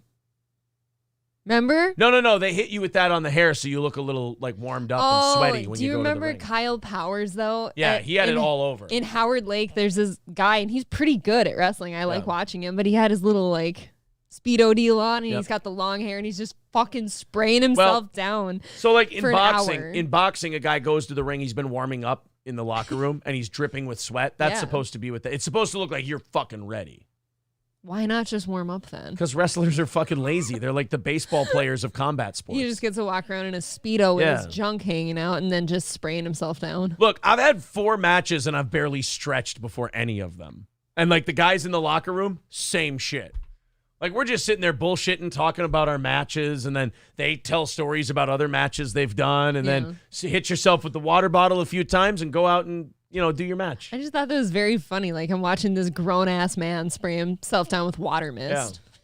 It's a lot easier than like doing sit-ups and jumping jacks and running around. Dude, I ran in that ring with you for like a minute, and I was sweaty. Yeah, it's hot out. Pro wrestling. It's hot in Howard Lake. Yeah, and pro wrestling is cardio. I mean, people think that pro wrestling is a joke. Like you get in there and you do a match, I'll give you 2 things. 1, it fucking hurts. Number 2, it's cardio, man. You're moving around. I like the tag teams better. I'll admit that. You know why? I like the tag teams. They're fun. You like the hot tag. You like it when the guy's getting beat up and then he reverses and he gets the hot tag and the other guy comes in and he's just... I do like a good hot tag. You know, when you're... I'll give you a little inside scoop here. When you're in the locker room and you're plotting out your match, you know when the guy's getting beat up and then he makes the hot tag and the guy comes in clotheslining, punching, all that stuff. You know what that move is called? When you're mapping out the match. What is it? You go, all right, you're going to, we're going to get the heat on you and we're going to beat you up and then you're going to give the hot tag. I want to know how much people know about, like my pro wrestling fans, how much of marks they are. There is a certain three-word phrase that we use to describe when you're going to do a bunch of things in a short amount of time, like the hot tag, and then you're going to clothesline, throw to the ropes, corner splash, a big boot or something or whatever. There's a phrase we use that's shorthand for that succession of moves, and it's the most fun part for me of pro wrestling. Somebody said check the oil. No, not check the oil and not bitch the tea either. So they'll say, all right, we're gonna get the heat on you. We're gonna beat the shit out of you, and they're calling spots and everything out. Mm-hmm. All right, but then you're gonna get the hot tag, and then it's gonna go to you. You're gonna come in, boom, boom, boom. That's what it is. It's boom, boom, boom. It's just boom, boom, boom. Boom, boom, boom is a shorthand for what you're going to do during the hot tag. I love that. It's my favorite part. Like every time, that was my favorite part of learning pro wrestling and like doing matches. Yeah. Was the shorthand shit. No, at SC Motorsports, it's not Aaron is a cunt. That was the phrase that pays. But my favorite part is when they're like, all right, when you it's not only that they say boom, boom, boom. Yeah. But it's that you understand what boom, boom, boom means is the funnest part. I feel like I've heard that phrase in songs before, and now maybe I know what that means. Oh, no. This is purely stuck to wrestling. It has no other cultural connotation, no. People talk about wrestlers and boxers a lot in music, actually. Matt Whitaker says, yada, yada, yada, boom, boom, boom. No, that's not that far off. It's like, all right, we're going to get the heat on you, all right? And then we're going to whip you into the corner. We're going to go for the clothesline. You're going to move. You're going to struggle. We're going to try to get you. Hot tag, you come in, boom, boom, boom. Then we're going to do double corners and then to the finish. That's it. See, Brain's trying to do the song. There is a song that goes like that. That's a different thing. All right. So anyway, back to Andrew Tate. I got into my pro wrestling thing. Yeah, you're insisting upon yourself. Okay, Andrew Tate and pro wrestling are like hand in hand. He is a pro wrestler, basically. Tate became the huge focus on Twitter earlier this week after he tweeted at environmental activist Greta Thunberg, mocking her efforts by listing his collection of cars. You know, It is perfect that Andrew Tate got caught this way because he just basically what he did is he tripped over his own dick. Over a pizza box. Right. He had to let his nuts hang and brag to Greta Thunberg. By the way, out of nowhere, she didn't write to him. She didn't shit on Andrew Tate. She had nothing on him. He just decided one day he was bored. He's like, I don't want to take my Bugatti for a ride. I'm going to tweet at Greta Thunberg for no reason. Bragging about all the cars he has, letting his dick out, all this other stuff. And then it goes into the, yes, please do enlighten me, she wrote. Email me at smalldickenergy@getalife.com. But then he starts doing a live stream, and he's got these pizza boxes out. What a dummy. And apparently, so this was like, remember when Shia LaBeouf had that flag flying, that he will not divide us flag? Yes. Mm-hmm. And the Spurgs on 4chan found the star formations and the airline schedules going by that flag, and they were able to triangulate the position and take the flag down. Isn't that insane? It's amazing. Well, people did a similar thing with Andrew Tate. Yeah. So he's going back and forth with Greta Thunberg. Tate created a video response to her tweet, which featured pizza boxes from Jerry's Pizza, a company with locations in Romania. There's speculation the pizza boxes helped Romanian authorities track Tate down. So he's been in hiding in Romania. Mm-hmm. Nobody knew where he lives. He probably paid cash for the place he's living in. Sure. And so nobody could pick him up. He's been wanted on these charges for a long time. I don't understand how somebody like him gets away with that, though. When they make videos, can't you track an IP address or anything like that? Yeah, well, if you really... use a VPN, I mean, that's easy to get around. Good point. So that's why when Corey tweeted that thing today of like, this guy said that Andrew Tate was going to be arrested in 2022 or 2023. Andrew Tate could have been arrested at any given moment in the last year or two. But we had to get Greta Thunberg. We had to get Greta Thunberg in there. So it's Jerry's Pizza in Romania. Yep. They went and they found different Jerry's Pizza locations and then checked the delivery times and were able to find out which one was him. The Daily Mirror, I mean, that's amazing. That is so fucked, honestly. All he had to do was shut the fuck up and not care about Greta Thunberg. I got to tell Andrew Tate this. You might say, oh, well, it was hard for me to resist, writing to Greta Thunberg. I can tell you it's easy to forget about Greta Thunberg. You know how I know it's easy? Because you don't think of her? I do it every day. Yeah, I forgot she existed. I don't think about Greta Thunberg ever. I don't even know your name. You know what would make me think about Greta Thunberg even less? Being worth $250 million and having 24 Bugattis. You'd think of a lot less people. I would think of a lot less people. I would sit there and go, you know what I'm going to do today? Watch every WrestleMania. There. That's my day. That is you for sure. I'm going to start at 1, and I'm going to get to 46 or whatever. You're going to order all the foods. And then next week, I'm going to watch all the Super Bowls. Do you remember your kids when you have $250 million? Or do the nannies care for them now? You have a lot more time to do whatever you want with the kids. I'm going to teach my kid how to be a samurai if I'm worth $250 million. Louis could pull that off. Yeah, that'd be pretty fun. Be cool to have a kid who's a samurai. Yeah. But the retard takes video streams of himself and has pizza boxes sitting out there. Oh, by the way, Mr. Manly Man, tough guy, in great shape, just chowing down on pizza. Because don't you? Oh, yeah. I mean, wearing his fucking kimono. I feel like that's an Elon Musk move, too. Like, yeah. I feel like he'd do something like Simple Man-ish. That's more of an Elon Alex Jones thing, not a Cobra Tate. But he's got his Versace robe on. So does this make Greta Thunberg a snake charmer? She tamed a cobra. Maybe the first snake she's ever charmed. I hope so, because I don't want to think about it. I don't want to think, oh, God, there's blood all over the pizza boxes. Fuck. I just love that. Like, he picked on Greta Thunberg, and she's like, oh, small dick energy over here. And his ego would not allow a 19-year-old girl to tell him he had small dick energy, which, by the way, is an insult you brush off. It's like, I know you are, but what am I? It's like she said, I am rubber, you are glue. You let that go. But this douchebag's ego would not allow it. And he goes, I have to turn on a video camera, and I have to stream my response to Greta Thunberg. And then he puts the fucking pizza boxes. He might as well left his address on the pizza box. Yeah, it should be written right there on top. Yeah. And all because he couldn't let Greta Thunberg get the best of him. Bravo, Andrew. I can't think of like another person. Like her, I feel like that definitely is like the brush it off your shoulder. You're just an annoying little tick. You're a tick crawling on me Right. that I flush down the toilet or I burn on the stovetop. The Daily Mirror says a spokesperson for Tate said, quote, we cannot provide any details at the moment regarding alleged reports that they have been detained. However, Andrew and Tristan Tate have the utmost respect for the Romanian authorities and will always assist in any way they can. Now, the Andrew Tate thing to me, I don't know anything about these charges. I don't know anything about, what he's accused of doing. I know he's really creepy, like when it comes to women. I know that he's got some pretty aggressive ideas when it comes to women. So it doesn't strike me as like crazy that he could possibly, be involved in some bullshit. You know the take I was having where you're worth all this money, you can have women throw themselves at you. Why do this? I'm actually starting to think now, like maybe when you have that much money and you're such a douche like him, like maybe you just think who the fuck you are and you just can have it, even if like they said no, like no, you're mine, you're below me. I think it's more if you're going to do as much streaming and if you're going to be so high profile in public, just by the law of averages, eventually you're going to fuck up. Sure. Like if you go on enough, you're going to leave some kind of breadcrumb there, especially in the internet age. You're going to leave enough breadcrumbs that people are going to find you.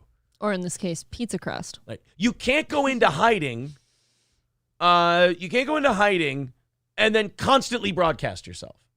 You have to either go into hiding or you have to broadcast yourself. Well, somebody's got to know who this guy is too. Like the pizza delivery guy doesn't see him when he brings him the pizza.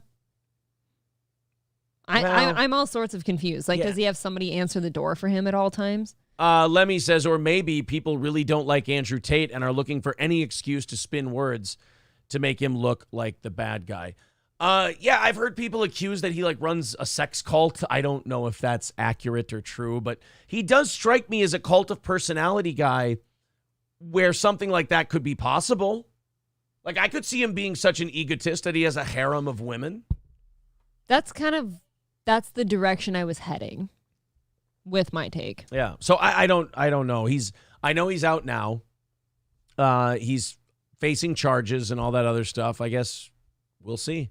Hey, he doesn't have to hide anymore. That's true. He's been outed. Yeah, he can have his pizza boxes out there. Box. Yeah, outed by a pizza box. Outed by a pizza box, bested by the most obnoxious climate activist in the world.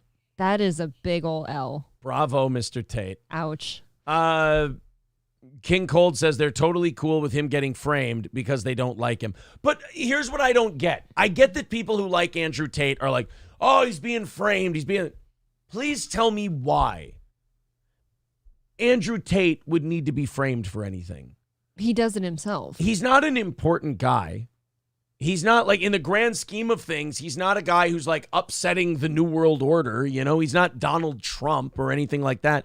He's a guy who talks to a bunch of virgin teenagers and tells them that bitches ain't shit. Okay, but I mean, if Andrew Tate is a guy who needs to be stopped and they need to frame him for something, then they might as well be framing every rapper that's out there.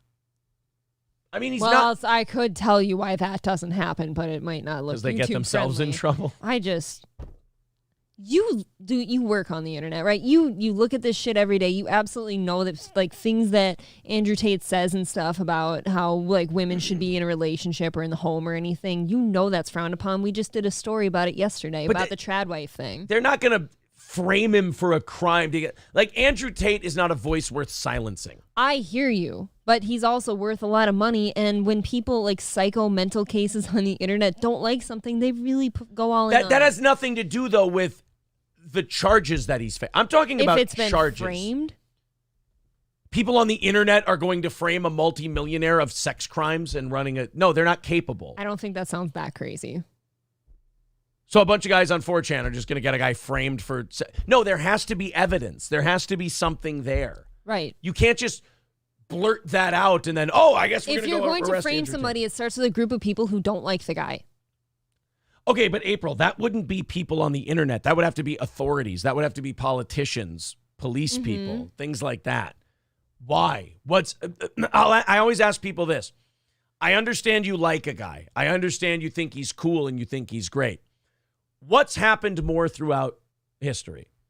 some arrogant asshole who runs a damn near cult-like thing turns out to be a total piece of shit and is breaking the law in some way, or the government felt that this cult-like guy needed to be destroyed, and so they framed him for sexual crimes. Like, to me, this is like the Bikram yoga guy. You know? Oh, that guy. Oh. Okay, but no, it's the same thing. The Bikram yoga guy was not worth taking down in some conspiracy. He was just a pervert creepo who got addicted to his own power, basically built a cult. That was gross. And was and you know, manipulated women for his own benefit. And it bit him in the ass. I think it's the same thing with Andrew Tate. I mean, look, the guy's such an egotist that he doesn't hide his fucking pizza boxes while he's in hiding before he goes on a live stream. The guy's in hiding and he's still live streaming all the time.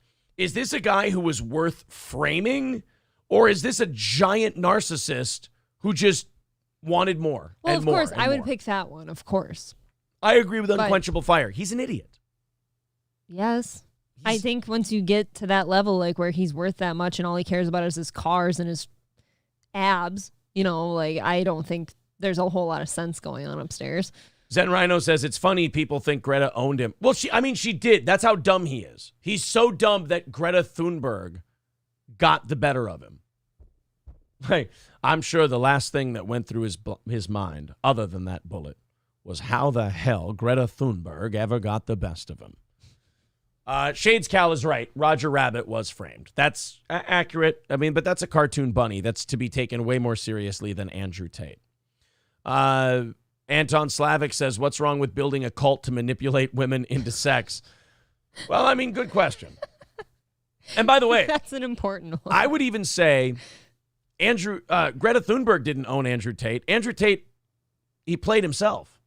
Yes, she didn't order him the pizza. She broke him so bad. She fucked him up so bad just by saying small dick energy. She knew right where to hit him. She said small dick energy, and he went, that's it. I'm not even cleaning the pizza boxes up. I need to go make a stream. Okay, go ahead, dildo. He got sloppy. Yeah.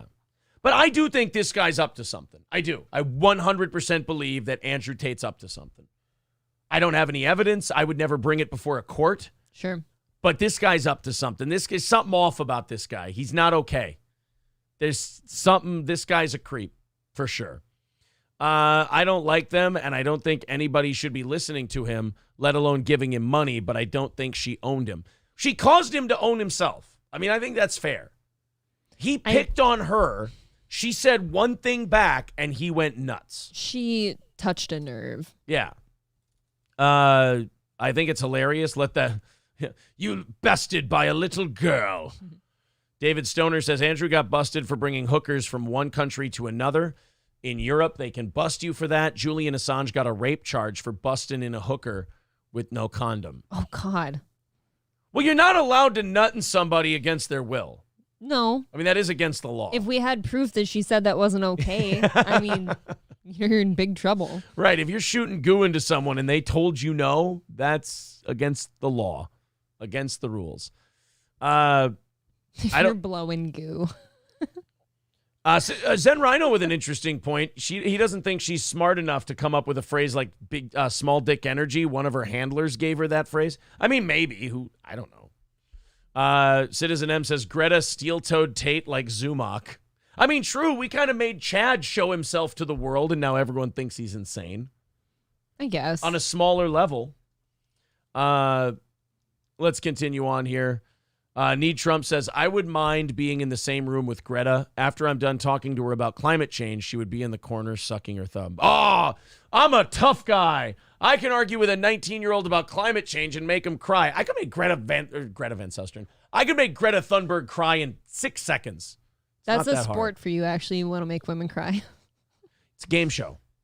Make that woman cry. How fast can she cry? Someone bids 30 seconds. I go, 24. And then they go, all right, make her cry. I'm like, all right, I'm going to fuck a polar bear in the ass after I club it in the head and then make a coat out of him. Yes. And it's a new all-time record. All right. Well, that's the Andrew Tate thing. Look, I know that people like Andrew. Do they? Andrew's fucking clown shoes. Yeah. I know that when you like someone, you don't want to believe that they're kind of a sex pest, as they call it, or that they're kind of a creep. But if that guy doesn't spell creep to you, I don't know who does.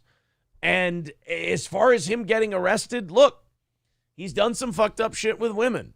It's not some Illuminati plot to get rid of this guy. He's gotten rid of anyway. Mm-hmm. Just because we know about him on the internet doesn't know he's a that's the amazing thing about internet fame.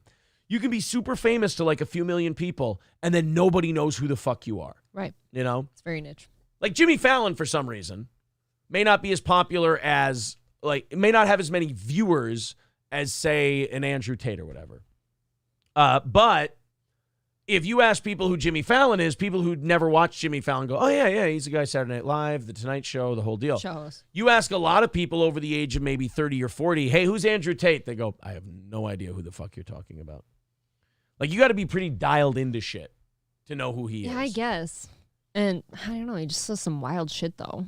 But yeah, again, I don't think that he is important enough to be framed by the Illuminati. I think that's just people who like him and don't want to have to reconcile the fact that the guy's probably a fucking creep with chicks. And he's dumb about it. Yeah, and he's dumb about it. Oh, you're right, Zen Rhino. Jimmy Fallon is actually Lonnie Donegan. There was when the whole Conan Jay Leno thing was going down. Yeah. Letterman would talk about it every night on his show. In fact, it's like the last greatness of David Letterman was the whole Conan Leno saga, the feud about the Tonight Show. He was so fucking funny during that whole thing. Like, the biggest winner out of that was David Letterman. He got to be number one in the ratings again, the whole deal. But he couldn't remember. Like, you could tell Letterman was so tapped out and didn't give a fuck about anybody because he couldn't remember Jimmy Fallon's name, so he kept calling him Lonnie Donegan. Oh. He goes, well, you got Big J, Big Jaw Leno, and he's there at 10:30, right? Yeah. And then he's there at 10 o'clock. Then you got Conan, and Conan's there at 11:30, so they don't know what they're going to do with Conan. But then you got the other guy after him, Lonnie Donegan. He didn't even have enough respect for Jimmy Fallon to even know his name. And he just goes, Lonnie Donegan. And then he goes, then at 1:30 in the morning, you got Carson Daly. And Letterman's greatest line, he goes, you know what the difference between having a show at 1:30 and not having a show? That much. that Letterman shit during the Conan Jay Leno thing has so many quotable moments in it, like the Lonnie Donegan thing. But then he was talking shit about Dick Ebersol, who's a big head honcho at NBC. And he goes, I know Dick Ebersol. I worked at NBC. Dick Ebersol is a guy. He was a guy, still is a guy, will be a guy. I've always liked that one. I think about that from time to time. Letterman was awesome at that whole, like, anytime there was beef or drama, Letterman was great at it. Lemmy says, quick shout out to the new mods. I was able to roll a whole joint without having to clear 37 auto-modded comments. Wow. So that's just Stevie Lou. Brown Candy. And Brown Candy were the only two new ones I made. So, wow. Great job, everybody. Wonderful work. All right. So, Andrew Tate's a piece of shit, and he's probably going to jail. Oops. And it's all because he's let out already. And it's all because he decided to fuck with Greta Thunberg for no reason. I know. Do you want to get caught up quick while I... Was it worth it? I guess so. I don't know. He's out already. All right, let's talk about our friends at Stoney's Bar in downtown Rockville, Minnesota. Stoney's Bar with a great New Year's party tomorrow night. Go to Stoney's Bar in downtown Rockville and have yourself some fun for New Year's Eve. Live music, live entertainment, and a great party scene. Of course, drinks, beers, have yourself a pizza, and dance your balls off at Stoney's Bar in downtown Rockville. The best dive in central Minnesota is Stoney's Bar in downtown Rockville, Minnesota. Be sure you check them out for New Year's tomorrow or the Vikings game at 3:25 on Sunday. And again, slick, slippery, icy here in Minnesota. All Care Towing, 320-253-5203. That's 320-253-5203 for All Care Towing of St. Cloud. Again, nobody quicker than All Care Towing. Rain says, again, you promised no more ad reading. I never promised that, Rain. I only told you that it would be as limited as possible. And see, I was done with those reads before you even hit the send button on that. Telling you, buddy. We are $280 away from next Friday's goal. If you'd like to contribute to our little program here, Streamlabs, PayPal, it's up there in the chat and also pinned to the top of the page. Super chats and memberships. Memberships are big right now. For the first time in our history, we're going up in viewers, up in subscribers, but we went down in members month to month. So, I mean, it was by 3 or 4, I think, but still. Went down in members. If you want to become a member, it's a great way to support the little thing we're doing here. Another great way to support the thing we're doing here for absolutely no money at all. Hit the subscribe button, smash that like button, and click the bell to get notifications. Absolutely. Hit the subscribe button. We passed through, we wanted to be at 7,000 by the end of the year. We blew past that a long time ago. We're now at 7,260. What do you think? 7,300 by the end of the day today? That would be a big run we'd be on, but I think it's doable. Go ahead and hit the subscribe button on this channel. Anyway, hit the like button, though, on the stream. That's really good. It's great for visibility and all that shit. At least that's what they tell me. So go ahead and hit the like button. It's very helpful to us, and we do appreciate it. They've found more George Santos lies, not lives. He doesn't have more lives. He only has one. But they found more lies from George Santos. You remember the guy? We've been talking about this guy. I love him. Oh, Jesus. All right, fine. It's New Year's Eve. Sent Rhino says, do the thing, Aaron. So at any rate, I was saying George Santos. We've been following his lies for a while now. Couple of days. And they found more. And I think they're going to continue to find more because what we're finding out about Congressman-elect George Santos is that he cannot help it. He has lied so much that I'm sure that everything he's ever said, like every big promise or every big thing he's said on the campaign trail has been absolute horseshit. Yes, and he lies about stuff that has paper trails. Yes. You can easily look it up and disprove it. So what do we have so far? And someone asked if I saw the Tulsi Gabbard interview. We played it on the show. So far we have Goldman Sachs lie, Citigroup lie, prep school lie. Yes, college. Master's degree lie. Lied about being straight. He was gay. He divorced his wife just before the campaign. Yep. What else was there? God, what else? There was another one. I can't remember what because there's more than that. I know. Well, I've got some new ones for you. So now let's go into some new lies. And this one, Jewish. He said he was Jewish. He's Jew-ish. He clarified and said he's Jew-ish. Not Jewish, Jewish. So we have a new lie that I believe is going to lead to another lie that he's probably told. Congressman-elect George Santos would not know the truth if it hit him in the face because now it's come out he lied about his mom dying from the 9/11 attacks. Bro. That's a classic, isn't it? It just gets... Now he's Steve Rannazzisiing. Yeah, yes, he is. Santos saw a post last year about a ridiculous 9/11 conspiracy theory that it was a victimless crime and responded, quote, 9/11 claimed my mother's life, so I'm blocking so I don't ever have to read this again. Again, another unforced error. You didn't have to tell this lie, you compulsive asshole. Turns out, she was sitting home warm in her bed. She was just really depressed and died of 9/11 depression. Dude, it was just a tweet. It was a tweet he could have ignored. Instead, he responded to it and went, my mom died in 9/11, mister. You just went out of your way to tell a lie about a third person. Oh, we need to stop this. So he tweeted, 9/11 claimed my mother's life, so I'm blocking this so I don't have to read it again. Then 5 months later, he tweeted, December 23rd this year marks 5 years I lost my best friend and mentor. Mom, you will live forever in my heart. Uh-oh. Want to do some math there for me? Oh, April? yeah. I'm, the dates don't quite line up, but... Not only did the dates not... The year length, Yeah. Not only did the dates not line up, she died 15 years after 9/11. Right. It was 9/11 in his heart. It was right. It's always 9/11 to George Santos because he's such a fucking patriot. He never forgets. Here's the thing. 5 months after posting that, he posted that tweet. So in the latest tweet, he's saying his mom died in 2016, 15 years after the attack. Santos claimed on his campaign website, oh, no, he didn't even leave himself an out. Like, you know how you lie, but you can get away with it on a technicality? Sure. Like, oh, she died of a respiratory illness. Yeah, but a lot of it was from the dust from Ground Zero. Technically 9/11.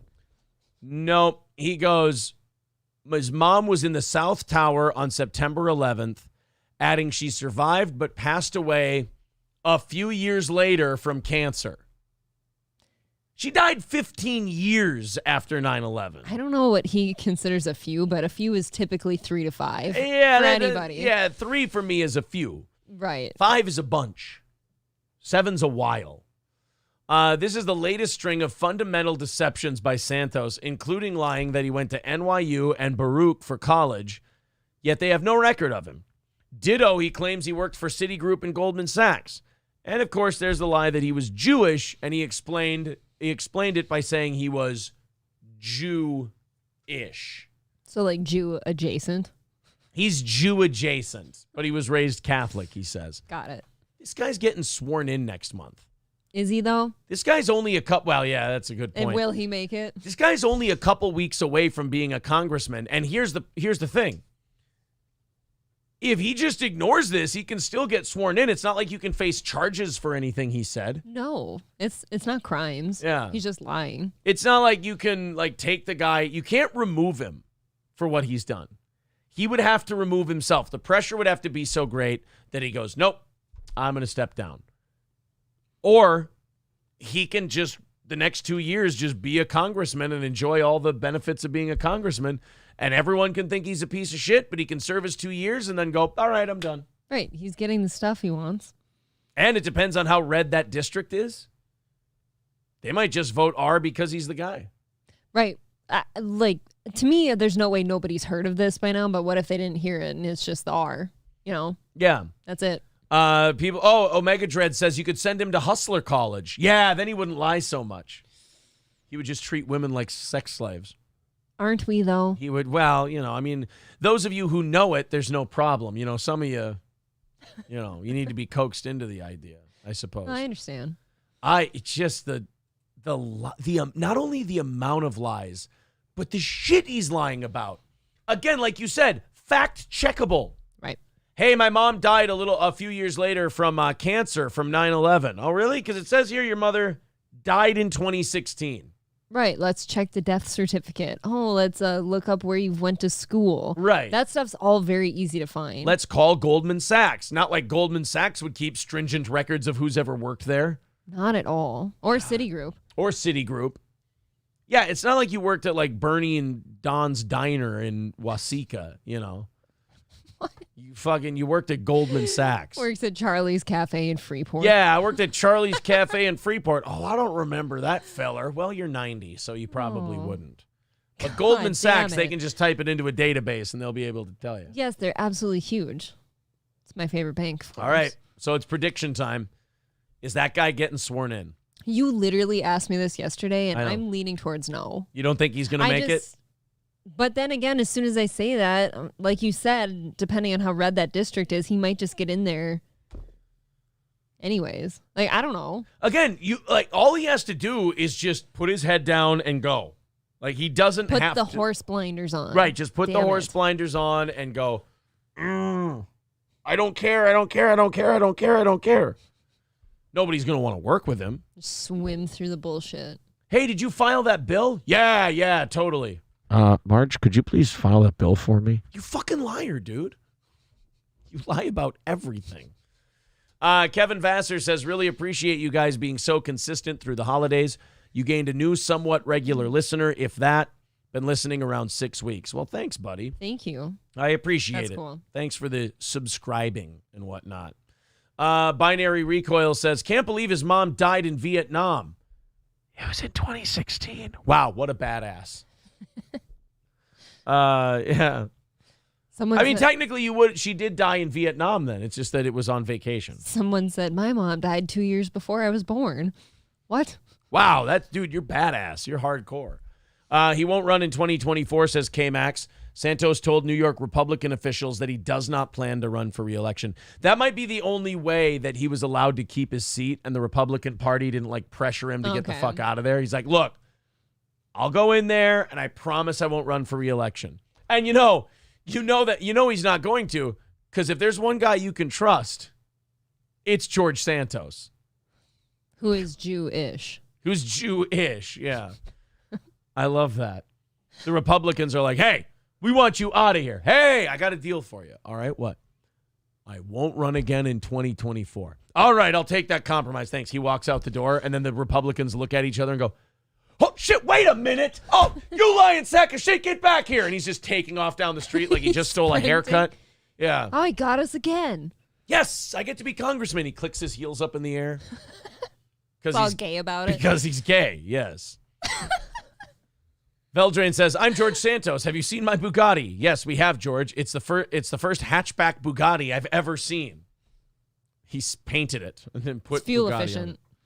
On it. Yeah, Henrik Silverstein is right. Cut him some slack. His mom died.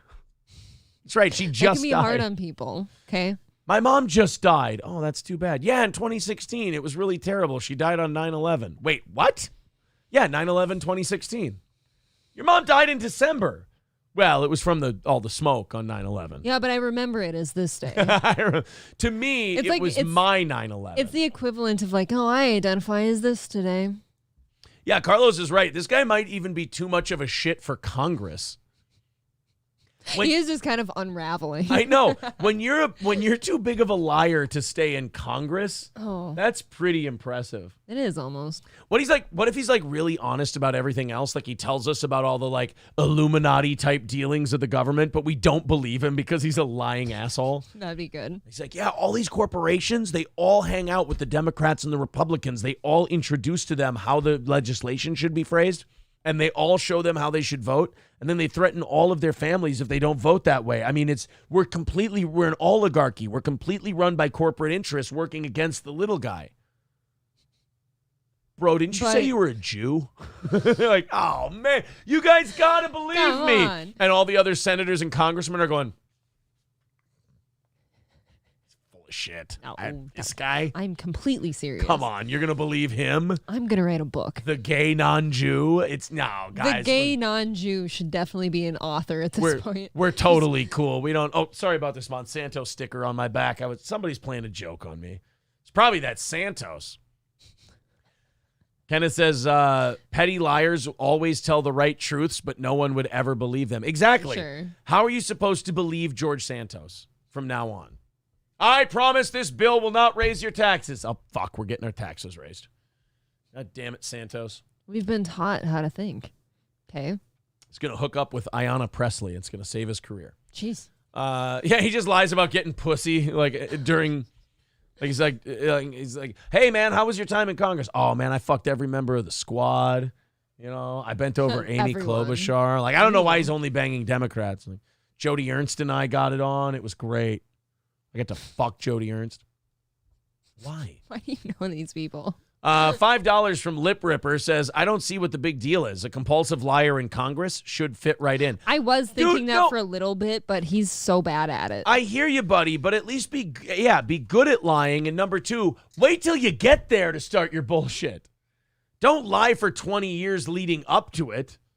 God. Well, it just shows he puts a lot of effort in. That's true. He cares. He's been practicing for this job his entire life. Yes. I mean, why work at Goldman Sachs and get a master's degree from a prestigious college when you can just say you did? That's what I did. That's how I got here, actually. He's like the next level of politician. He's like the new guy. Like all these other people went, oh, I have to craft this careful facade of myself by accomplishing all these things. He's like, fuck that, dude. I'll just say I did. Yeah, it's easier that way. I'll forego the actual, because at least then if he's stupid, there's a reason. Isn't it amazing? Like all these politicians, they all went to Ivy League schools, and they're the dumbest bags of shit you've ever seen. Mm. At least this guy, there's a reason why he's a dummy. He lied about everything. Well, yeah, so anyone saying oh, he should fit right in, you've at least got to be good at it, I feel, to fit right in. Zen Rhino says, is it Jody Ernst or Joni Ernst? The fact that I remembered her last name should be good enough. I don't like that. But Zen Rhino, she's the chick who's either scary or attractive from Iowa. I still haven't decided which one she is. I can't tell if she's a hot politician or a frightening Karen. I'll tell you. Let's see. Joni Ernst. I'm thinking of somebody else. Never mind. Frightening She is Karen. not attractive. I thought she was a hot one. Am I thinking? What the I'm thinking hell? of somebody else. Is she the one who cuts off? Like she did a campaign commercial talking about how she cuts off cow balls. She made like a castration. Yeah, she made a castration commercial. That's Almost ridiculous. positive that was her. Joni Ernst castrating ad. Yeah, that was her. This is a shoot. This is a That's not hot. 2014 campaign. Well, not to you. I'm Joni Ernst. I grew up castrating hogs on an Iowa farm. Nice to meet you. What a nice intro. Hi, I'm Aaron. I jacked off in a janitor's closet in high school once. Nice to meet you. Oh, I'm sorry. I thought we were sharing irrelevant, embarrassing stories of our past. I never really actually did that. Hi, my name's April, and my job is to get horses to jizz in a bag so I can ship it across country and artificially inseminate some brood mares. Did you do that? No. You jacked off horses? No. I'm just trying to get you to like me. Did you ever? I just want to fit in. That's what you have to do in Litchfield when you introduce yourself at a party. You want to fit in with a new group of friends. You go, hey, I jack off horses. Like, oh, come in here. This is in the basement. This is where all the horse jerkers hang out and drink. We play beer pong. You know what? This bitch gets it. Yeah. I like this hoe. Her arms are strong. She's sitting there. Look at her Popeye forearms jacking off all those horses. You ever jack off a horse cock? It's like plyometrics. No, that's definitely involves isometrics. Both hands. Yeah. And a little bit of mouth. You know, you gotta. What, do you want to have supper tonight or you want to be there all day? You've got to get it started somehow. You got to peck the schmeckle so it really gets the hose flowing. That's how you jack off a horse. When is it clogged in the end and you just gotta like get it out? You're like a moil. You're jacking off a horse ticket. And then all of a sudden, it's like siphoning gas out of a car. You're just sitting there jacking off the horse and you go, oh. And then it's flowing into the bucket. The jizz bucket. What? I'm sure nobody ever will clip what you've just done. No. Nothing I said was anything next to what you've done. My fans love me. They would never do something like that. That wouldn't be on Twitter today. Why'd you spit it out, though? That's my... You got to spit out the horse cum. You got to make What if it's the elixir of the gods, though? It's just... The product has to be pure. You can live forever if you just swallow. You whack off the horse. You have the dick head kind of on your shoulder here, and you just for leverage. I worked on a farm. I never told anybody this, but the dick head's got to be like right around here, and you can get some good leverage. And you sing like a sea shanty while you're doing it. Like John Paul Jones was a pirate. No loyalty does he possess. Keep it up, we'll catch the pirate and sink him along with the rest. Ho, set feet, row, set feet, row, set feet, row, set feet, row, set feet, row. And then the horse is like starting to go. And you're, oh, here we go. Oh, there it is. There. Fire in the hole. We struck oil, baby. What? Is that not how you jack off a horse? What? I'm offended by what Jake said. He says, kinda gay, Aaron. Why would that be gay? That's why. I made that come out of you. I just want you to know. I made that come out of the horse. Tree Rogie says, that's bad, just unsubscribe. What, do you not like humor? Oh my God. You don't like horse jacking humor? Then you should unsubscribe to this channel. If that's not the thing you're looking for, Jesus, you don't belong here. Unsubscribe if you don't like horse jacking material. Oh my God. I'm picturing you on your knees like in the barn. No. You've got to get on your knees to get at the right angle to have it on your shoulder. It's all about leverage. What are you going to do? Have the horse like up on something? Clearly somebody here's never jacked off a horse. I just said I had, but I don't do the same form as you. It's at the end. God. That gets it moving. That's the big thing. You can't sit there enjoying the horse cum. You got a job to do. What if that is like the answer to living forever? You just swallow a little bit of it and you've just got like the top-notch health for the rest of ever. And call me the Lisa Anna Horse Sticks. Kenneth says, I come to this channel for horsejacking material. Goddamn right. You hear that? I'll be honest, when I said that, I didn't see it going that far. Neither did I. I never see. You think I planned this shit? Just a Dabbler says, kinda gay. Fully gay. My face hurts. I don't know if it's fully gay because it's also part bestiality. So I don't know if it can be fully gay. But it's a male horse. It's got to be your bull. That's what it is. All right, let's watch the rest of the Joni Ernst cutting off bull nuts commercial. Pig nuts. Pig nuts? She said, hogs, not cows. Yeah. I'm Joni Ernst. I grew up castrating hogs on an Iowa farm. Hi, I'm Aaron. I had a sleeping bag full of my own jizz stains. Look, how are you supposed to talk to this bitch if she's going to start things out like that? I've got a whole book of cooter shots under my bed. That is one of the best movies. So when I get to Washington, I'll know how to cut pork. I get it, because she God. cuts the balls off of pigs, and then they show a cute baby pig that doesn't know it's about to lose its dick to this lady. How have I never seen this? Joni Ernst, mother, soldier, conservative. Ball cutter offer. Hog castrator. Hog castrator. Ugh. Put that before mother. I bet she eats them too. Store manager chewer outer. My parents taught us to live within our means. It's time to force Washington to do the same. Or I'll cut off their dick. And she just holds up a hunting knife. None of this makes sense for me right now. Like, I feel like she's not the lady to do this job. I named this hog Joe Biden. Stretch, snip. Don't you tie a rubber band around him or something? You can do it several ways. I've been involved with castrating colts before. But... Okay. Peyton Manning? Oh, you mean like horses. I'm sorry. Reggie Wayne. No, your dad wouldn't allow that. Jeff Saturday. To cut wasteful spending, repeal Obamacare, Oh, they're and cute. balance But they can't hump each other. They're recovering from a dick it's wound. just you never get to nut. That's true. budget. I'm Joni Ernst, and I approve this message because Washington's full of big spenders. Let's make them squeal. Ah! Let's cut their That's dicks off? Very sexual. Is that what she's saying? Let's chop off their dicks? All right. Who am I to argue, I guess? What a weird, she looks like a lady that serves coffee at church. And then she's just, I've castrated hogs my whole life. That's great. Do you have any more sausages, or are we, I'm not hungry now. Never mind. Let's do this story. April, for this next Las Vegas story, I want you, once we get into this story, when you know what happened here, I want you to yell stop, and I will pause the story. Okay. When you know what the inside baseball of this story is, tell me to stop. Okay. And a Las Vegas woman has been arrested after allegedly stealing a $230,000 watch from a hotel guest in September. So she's obviously a hooker. Yes. Okay. Yes. She's a hooker who went up to dude's room. Yeah. And probably shoved said watch in her snatch. Yeah. And ran. Exactly. This happens in Las Vegas. If you, guys are dumb and they think girls will talk to them because they just randomly, out of all the guys who are in Las Vegas right now, they decided that this hot chick, well, not that she's super hot, but this. Yeah, but you could do worse. Right. This cute chick who's probably gussied up more than this right now, but. Right. She's downtrodden right now. Right. She's at her worst.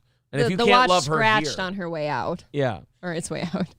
So there's guys in Las Vegas who go there and okay, there are very few attractive guys where you come from, and girls still don't come up to you. Right. If you go to Las Vegas where everyone's a dime a dozen, hot girls, hot guys, whatever, men in small shorts who are fat, there's all kinds. There's all kinds. And if you think that a hot chick is just coming up to sit next to you because she thinks you're cute and will enjoy your company, you're a fucking buffoon. If you look like Jonah Hill and you've got this coming up to you, Right. I'd be nervous. If you look like me and you've got this coming up to you, it's look, it's not going to come up to you. It's not just going to go, oh, man, I saw you, and I just knew I had to have your crank inside my box. I know you've got the biggest dick.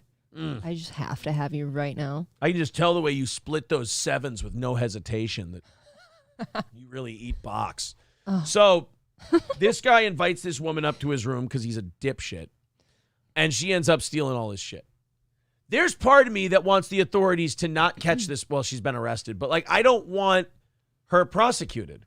I want this man to learn a very difficult lesson. Yes. This should be like learning the hard stuff like on the streets of Las Vegas. Like this should teach you the biggest lesson ever. And let's not bring our $230,000 watch to Las Vegas. Okay, but where else are you going to wear it? I don't know. I mean, don't buy a $230,000 watch, but you can't stop a guy. He has a Bugatti. If you're going to wear it around and stuff and not bring hose up to your room, I think you're fine. No one's going to lop off your arm on the street. I mean, you might as well put a bullseye on your arm, though, wearing that watch. I don't know. 34-year-old Priscilla Cueva facing charges of grand larceny and conspiracy to commit larceny. Police. Is that what girls my age look like? I'm glad I went younger. I'm not saying she's hideous or anything, but it's like... To me, I would have actually put her at like a... She kind of looks like a troubled like young 20s with like fake lashes on, in my opinion. I wouldn't have put her at your age. You can tell a guy's punched her in the nose before. It's very crooked. It's very crooked. It's actually looking the other way. She's definitely got a pimp. She's not an independent contractor. She's also missing her dermal piercing right here. You can see the hole. Oh, yeah, there's a dermal piercing. Nice spot. Oh, and a lip ring right here and a lip ring right over here. They must have pulled them out. Oh, yeah. Nobody pulls out with her usually. Yeah. Police say the victim invited Cueva and another woman up to his room. The victim says he took off his watch and put it in his luggage. He told police he later realized his watch was gone after You thought that these two beautiful women just wanted to go up to your room, you fucking dildo. One of them was going to blow you while the other one stole all your shit. And how about if you're going to do this, keep your shit on. Like if I was wearing an expensive piece of jewelry, I'm not taking it off when I fuck. Like as a stranger at least. the women left. Cueva has been released on bail and is expected in court in April. In April. Oh, she'll be going maybe when we take a vacation. Maybe we could go to the court hearing. We'll go to the court hearing. It'll be fun. They should hold it at the Mob Museum. Yeah, people, sorry, it was spit again. JJ says, if I ever had a $230,000 watch, it would never leave my wrist ever. See? I'm glad he gets it. That's what I'm saying. I'd never take it off. I'd trade it for a small lake cabin. I'm completely not the person who would ever own something like that, but if I did, it's not coming off my wrist. That's it. It's embedded now. I understand that the authorities have a job to do. I get it. But at the same time, that guy so deserved that to happen to him. And that's like the biggest lore. That's one of the biggest ones around Las Vegas. Like, people warn you about that. Like, don't, like, pretty girls that just come up to you, that doesn't happen. No, it doesn't. Okay, ever. Yeah, girls don't just come up to you in Las Vegas and go, oh, man, you look really interesting. And why do they instantly want to go to your room, okay? Yeah, like, right. They didn't even want dinner first, no sandwiches. Let's go up to your room. They see what color the chips are at the table. If they got them, lavender chips. Yeah, well, no, more beyond lavender at that point. No, you go to the... They hang out at the high-limit tables. They hang out at the high-limit slots. They go find, like... They're high-limit sleuts. High-limit sluts. They go look for guys that are, like, attainable, that aren't very attractive, that won't be hip to it. Mm-hmm. And they go, hey, I just wanted to keep you company while you played. Can I be your good luck charm? Ugh. God, I'm just so excited by how lucky you are. Oh, I just love how much you made. You played so well. Let's go up to your room. And then take off your fucking what? Don't take it off. Well, don't bring the girl up there, but don't take your watch off. Because at least if you see her trying to unsnap your watch, like, you know what's up now.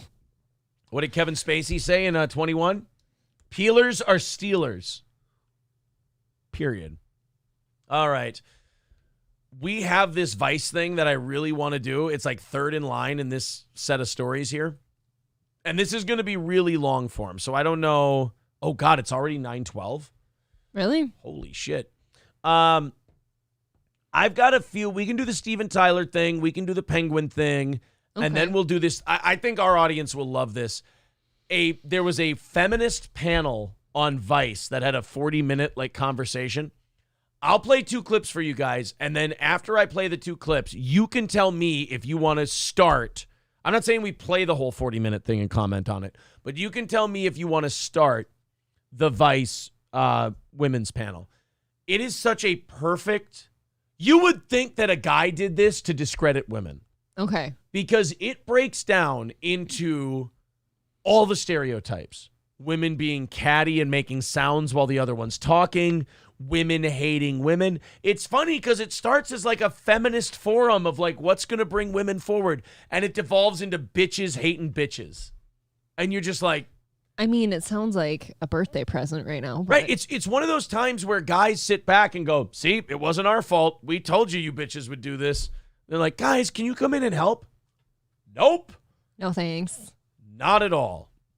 Farfik Nugan says Steven Tyler is still alive. Oh, this is bad. You guys haven't heard yet? Have you ever heard about Steven Tyler? I've heard he's been sick. No. I'll give you my update. I didn't know that people didn't know this. My last update I had on Steven Tyler was that he was supposed to perform somewhere in Las Vegas, but he was canceling shows because he was sick. That's it. That's all I heard. I have a theory. That was a month ago. I have a theory that he was never really sick. What was it? I have a theory that he saw this coming down the pike, and he decided to step back and step away and not be in the public eye. I haven't heard the allegations yet. Steven Tyler accused of sexually assaulting a minor decades ago in a new lawsuit. Now, they're making it a lawsuit because it's past the statute of limitations. So they can't charge him with anything criminal, but they're suing him. Now, first of all, 1973 to 1976 was when the sexual relationship took place. Mm-hmm. And I am going to tell you right now that you can pick any rock star frontman from that era, the 60s and 70s. They all had sex with someone underage. That's good that I'm not alone in that, because I was sitting here thinking, well, as shitty as it is, well, of course they did.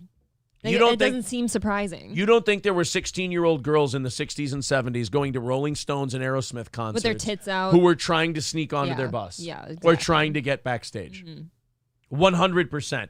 I don't know if all of them knew that the girls were underage, but I will tell you this. None of them cared. None of them cared. And then also, if you're the girl, like, going out there like that and like asking for it, that's kind of on you, isn't it? But nobody wants to say that. Like, you knew you were 16. And, somebody said in the chat it was a different time. Like, age Right. was, like, they were more loose about that shit. Yeah. Back then. The whole Me Too era hadn't happened yet. It was about 40 years away, 50 years away from the Me Too era. Aerosmith frontman Steven Tyler is being accused of sexual assault, sexual battery, and intentional infliction of emotional distress in a new lawsuit from a woman who claims to have had a relationship with him when she was a teenage girl. Now, I'm not going to say anything specific about the Steven Tyler thing because I don't know. You just don't know. We'll get to it in a second. But if you were 16 and you were a groupie and you were going to these guys and they fucked you, I don't think they should have to check ID.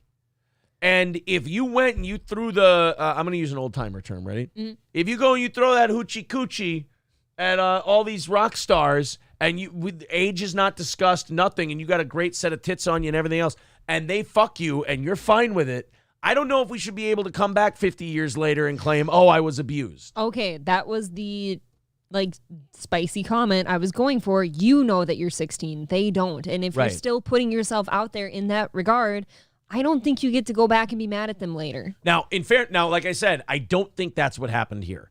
Who knows? Julia Holcomb is alleging that Tyler convinced Holcomb's mother to grant him guardianship over her when she was 16 years old, which paved the way for a sexual relationship from 1973 to 76.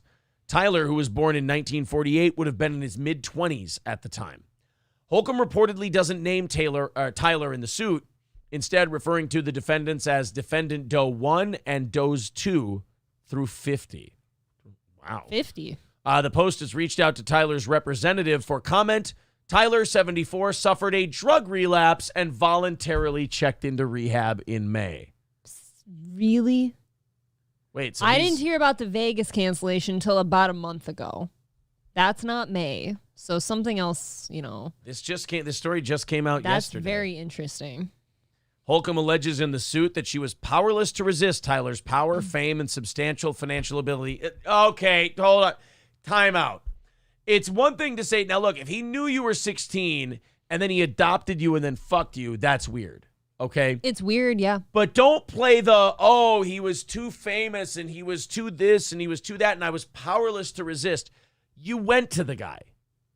So I don't buy that shit. Like, that to me is lawyer speak so you can get more money. Yes. I mean, it sounds like it sounds like if I was just an outsider looking in on something, it sounds like you're a person who made your own decisions, kind of. You know how I know you weren't powerless? You had pussy and you went to him. Yes. Like, if a guy comes at you and, that I can understand different. powerless then. Mm-hmm. You think Steven Tyler in the 70s went to any woman? No, they all flocked. No, they went to him. Yep. So I believe her. Like, I do believe, because that's just a weird accusation. If you're making that up, you're a sociopath. If you're saying that he asked for guardianship and filed guardianship and then fucked me, like, that's way too elaborate a lie. Like, George Santos wouldn't make up that story. I've got to toe a fine line here because I can, from personal things that I know of, I can understand to a degree. But for this type of situation, I don't know why you wait so long to say something or like to announce that something was wrong. I mean, the social times changed in the last few years. A while ago, though. I mean, a few years ago. I mean, I feel like if you went out with this like years ago, somebody would still stand up for you. Rolling Stone notes that Tyler's 2011 memoir, Does the Noise in My Head Bother You?, references a relationship with a 16-year-old girl and mentions a Julia Halcombe in the acknowledgments. Okay. So, I mean, there's a connection there. Holcomb has previously opened up about the relationship she claims she shared with the former American Idol judge. Okay, stop. He's the lead singer of don't Aerosmith. call him the American Idol judge. Whom she said she met after an Oregon Aerosmith concert not long after she turned 16. She claims she followed him to Seattle as their sexual relationship continued. Tyler allegedly obtained guardianship around 1974. Okay, that's weird. If he fucked her and then went for guardianship, that's weird. Yeah, I don't know why you want to do that. I mean, you could have just kept, if you were both into it, you could have just kept fucking. And she'll be 18 soon enough. You don't adopt a chick you fuck. That's pretty weird. 495 Marauder points out Elvis married Priscilla when she was 14. Right, back in like the 60s and 70s, age was different back then. And people hear that and they go, oh, what are you excusing? No, it just I'm not saying it's good or bad, right or wrong. Mm-hmm. I'm saying back then it really was. It was like the term age ain't nothing but a number. They bought into that. That's the truth.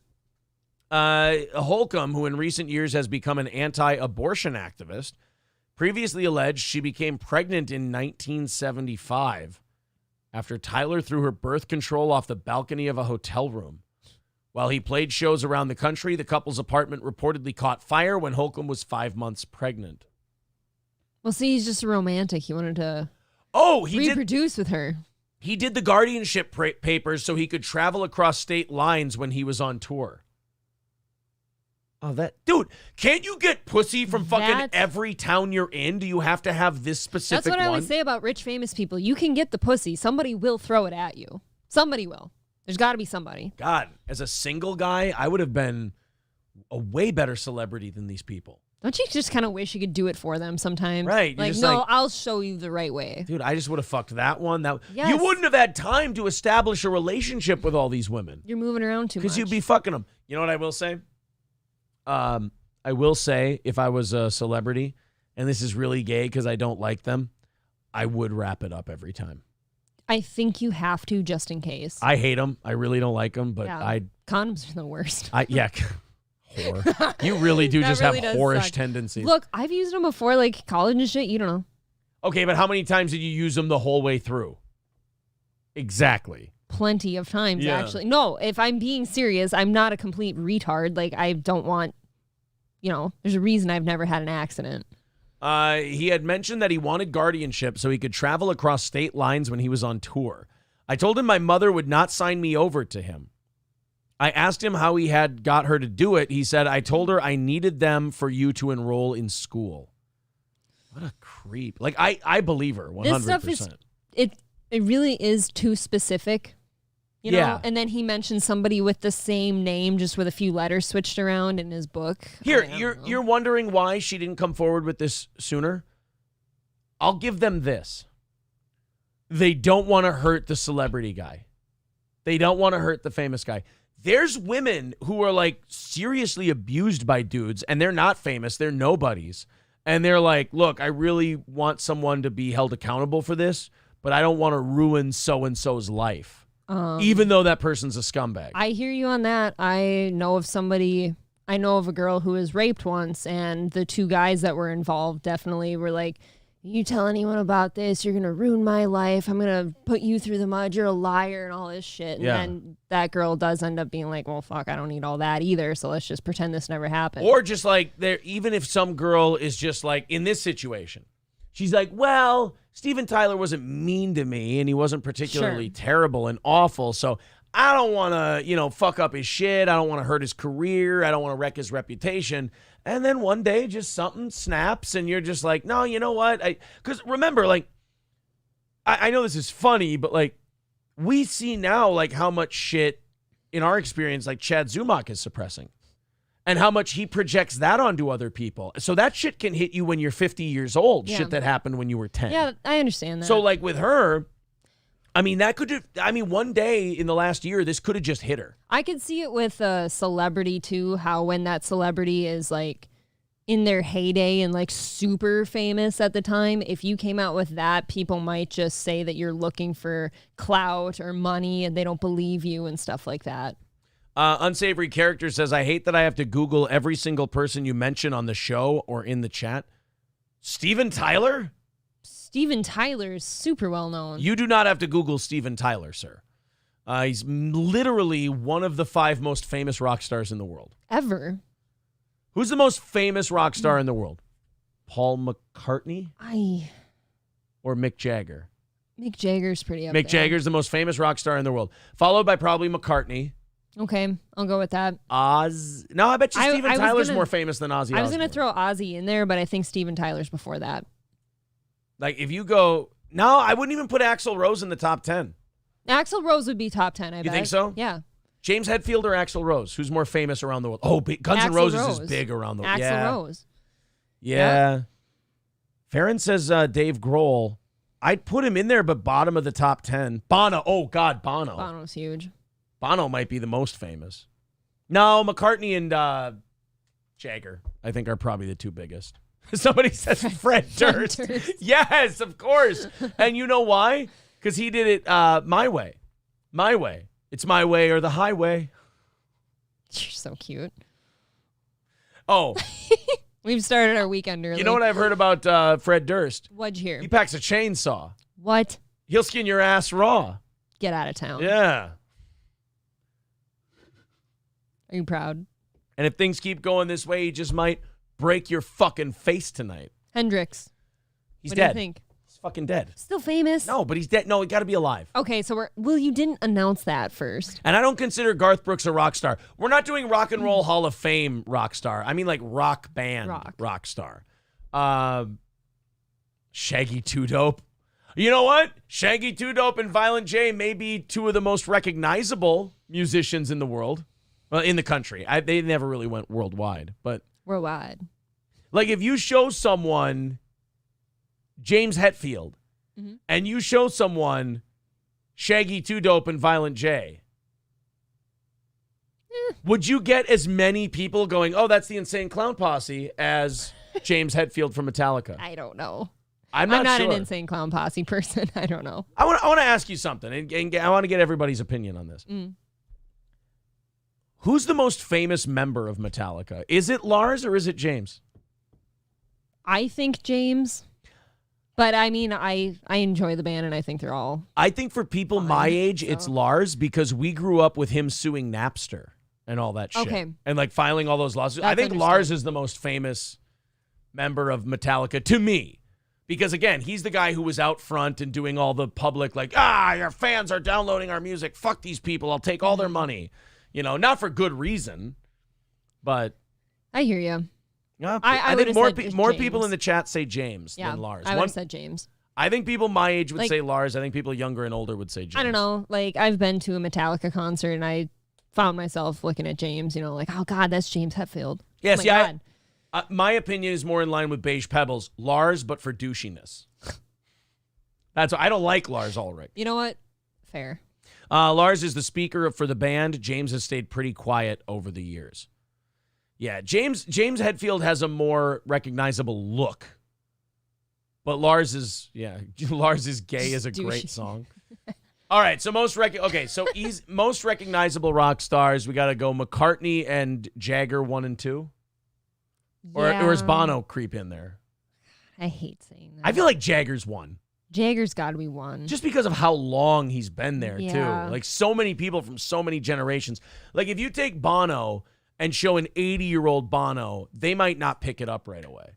But you show an 80-year-old Mick Jagger, and if you show an 18-year-old Bono, they might not know Bono. I agree. There's a very middle ground for him. Yeah. That's very interesting. Beatles, though, man. Paul McCartney, the Beatles, fuck. I don't know. So I think we have to go with Jagger for number 1, though. Okay, Jagger 1, McCartney 2, Bono or Tyler? I'd say Bono worldwide. Worldwide. Where does Pitbull rank? He's in there somewhere, right? With Kesha. He's still going. He's performing at Resorts World in Vegas for New Year's Eve this weekend. Oh, really? If anyone wants to go. I would love to go see Pitbull. I don't give a shit about his music. I would, too. I would just just for love the to show. go see Pitbull. He's got a bunch of hot ass on stage, too. It's all Sure, great. why not? It's a party. Fair and Balanced says Beatles, Rolling Stones, Pink Floyd, Led Zeppelin, The Who, Queen, AC/DC, Guns N' Roses, and Aerosmith, according to Google, are the top most famous rock bands. Wow, Guns N' Roses snuck in there, huh? Is that in order? Yeah, worldwide over Aerosmith. Guns N' Roses goes to every continent in the world and sells out. That's very true. I would argue that Guns N' Roses is more popular internationally than they are here at this point. Because people forget quickly. I guess. Yeah, it's always on to the next thing. So no Foo Fighters in there, huh? Nah, I guess when you're talking about bands with Hasn't been long enough, I don't think. Yeah. If you look at all these, they've all got quite a long tenure going on. 50 years. Yes. Beatles in the 60s, right? Mm. 60 years. Rolling Stones, 60 years. 60s. Pink Floyd, 50 years. Zeppelin, 60 years. The Who, 60 years. Queen, 50 years. AC/DC, 45. 40, 45 years. Guns N' Roses, 30 years. 35. Same for Aerosmith? Aerosmith, 50. Jesus Christ, are they that old? 55 years, yeah. Wow. I feel like their music still, like, people still go out of their way to listen to that sometimes. You know what I mean? That's insane. Well, you know, one thing Aerosmith did really well was they kept changing their sound every decade. They diversified. Yes. So, like, you listen to Sweet Emotion and you go back and listen to the Toys in the Attic stuff. It doesn't sound like the same band. Right. Like, listen to they kept it interesting. Listen to Dream On, and then listen to Sweet Emotion. It doesn't sound like the same band. They're two completely different songs. Both very singable. Pat Benatar, somebody said. ZZ Top's pretty recognizable. I wouldn't throw him in that list, though. Just for the look. Well, the look, yes. Yeah. Okay. I mean, it depends on how we're judging. If you're going for look at 9-inch nails and people like that, okay. So, what is it? Guar. Guar. Yeah. So do you believe this woman with the Steven Tyler thing? It's too specific not to, I think. Yeah. And he's thanked her. Like, there's clearly a connection between the two of them. So yeah. I believe the girl. But here's the problem. It was 50 years ago. What are you going to do to Steven Tyler? You can't. I mean, here's what'll happen. He'll write her a check. It'll go away. Mm-hmm. What's he worth? And sometimes I wonder if that's all the people need right. for a sorry. Like, they do want the money. They're like, nope, you did this thing. I want you to pay for it now. And then I'll go away. Make your guess. How much is he worth? $325. I was going to say 400. All right, let's take a look. 150. Oh, God, we both way overshot. Wow, way overshot, yeah. He ain't making that new artist money. You're saying he's playing on Fremont Street? New artists make music so they can get a weed line and then retire. And then they become worth $250 million selling weed. Yeah, what do you think Wiz Khalifa's worth right now? Because he had a $400 million stint, but now he's got like one of the biggest dispensaries there is. Yeah, is he Vegas, even making money or making music anymore? I don't think so. I don't think for a long time. Wiz Khalifa net worth. It's $70 million? Okay. Are we bad with our money? Musically, what happened? Musically, he wasn't around that long. No, he wasn't. Like I said, he had a very small window stint, and now he's just dispensary all the way. I was actually tapping out of hip hop when he came around. I didn't like all the mumbly, skinny codeine drink. I didn't like the cough syrup drinkers. Once the cough syrup drinkers got into hip hop, I was like, I can't fuck with these tiny little spindly fucks. Lil Wayne ruined rap music because he made like stuff that white girls really liked. Yeah. So then every rapper that came after him needed to be rail thin and make white girl music. You didn't like everything dripping in codeine? No, I didn't like everything dripping in codeine, and then, like everything had to be something white girls liked, and then I was like, no, I want to hear Ice Cube rap about Jews again. You know that I've never seen anyone do that, though? Like, I've been to college before. I've done the party circuit. I've never seen anyone drinking lean. Really? No. Well, I mean, you went to a college that was... I did not go to a white college. You take that back. Oh, St. Cloud State is a pretty black college. Yeah, excuse me. I've told you the stories. That's true. There was a lot of them. Yes. Yeah, I think... the only rapper that was good that came after I started listening, they killed him. Like, I think Nipsey Hussle was good, yeah, but like everyone else just sounds the same. Like, everyone's like, you should listen to Migos, and I do, and I go, they sound like every other guy. Like, is this Migos or Tekashi 6ix9ine? Which one is this? Nipsey Hussle was special. Like, I could listen to Victory Lap a few times in a row. They always compared him to Tupac, and I get it. I get the Tupac comparisons. Yeah, but then, like I said in Trek the other day, like when you live like him and actually say some things, then you end up dead. That's just it. Like, there's the April pointed this out yesterday. We were talking about rappers I liked versus the rappers she has on her phone. I'm like, this is dog shit. Like, these guys are all, I almost said the gay F word. These guys are all gay compared to the guys I liked. Like, these guys are just pussies. And she's like, oh, would you rather they're like Snoop Dogg and involved in murders and shit? For anyone listening, I like all the shit he likes and then some. He just doesn't like the and then some part. Yeah, I just like the good stuff. Yeah. So, like, she's like, oh, was it better when they were all committing crimes and involved in killing each other? gangbang shit? I'm like, you know what? Yes. Yes, it was. You're also what's wrong with people like that then because you're like idolizing that lifestyle. I'm glad all of these new rappers are living in giant mansions and they've never known violence or anything. I was talking about Offset, and I'm like, queer got shot in a... Take off. But Offset's very much alive. You know what? Tomato. If one died and the other lived, it'd be the same. Brown Candy's got a point. J. Cole is awesome. J. Cole's really good. But you understand, like, for me, it's too much other shit to sift through to get to one decent guy. Once you find him, though, you're fine. It's just like you didn't know Nipsey Hussle until somebody brought him to you. When I can just hit shuffle and I'll go, you know what? Sure, I'll go 3-6 Mafia today. That sounds fine. And then hit shuffle again. Exhibit. Yes, this I is have great. Exhibit on my phone. Yeah. And then you hit shuffle again and you go, you know what? I'll do Mystical today. That sounds good. Although, I will say, out of all the rappers I liked when I was in high school, Mystical is the one that ages the worst for me. Oh, my God. Because I actually had to take him off my phone. It's rich. Like, Mystical he had all this stuff when you were in high school. You're like, oh, beat that pussy up and now smooth, fucking. You're like, yeah, get him, Mystical. And then you figure out what he was up to, and you listen to the music, and you're like, oh, shit, this is just a documentary. What Aaron's trying to say is he really prefers his rappers have been, like, in, shootouts and dealing drugs and, like, living a really hard, unfortunate life. Yes. What's the name says Busta Rhymes. Busta Rhymes, even though everybody respects him, still one of the most underrated rappers of all time. Busta Rhymes should be looked at the way people look at Biggie. Busta Rhymes is way better than Biggie. Biggie had 1 or 2 albums? Fuck him. Nas, Busta Rhymes, all up there in the tops for me. If what you say about Biggie's true, then why was he such a thing? Potential. And because he was part of the West Coast, East Coast lore. Mm-hmm. Like that war, like he got shot. If Biggie wouldn't have got shot, he probably would have faded out. But he got shot, so we get to all wonder what would have happened. Same thing with Tupac. Much like George Floyd, actually. We shouldn't drink during morning shows anymore. I'm completely sober right now. I'm not. I'm getting I've had 2 beers. I'm a little sneaky right now. I want to play a little hide the sausage. Fair and Balanced with $5 says Gucci Gang, Gucci Gang, Gucci Gang repeated 250 times is the new rap. Meanwhile, NWA was rapping about police oppression and economic inequalities. You see that? You even got Republicans raging against the machine because of NWA. I'm gonna feel old, but I don't know of this Gucci Gang that you speak of. NWA is good though. I have a lot of what's NWA. really good?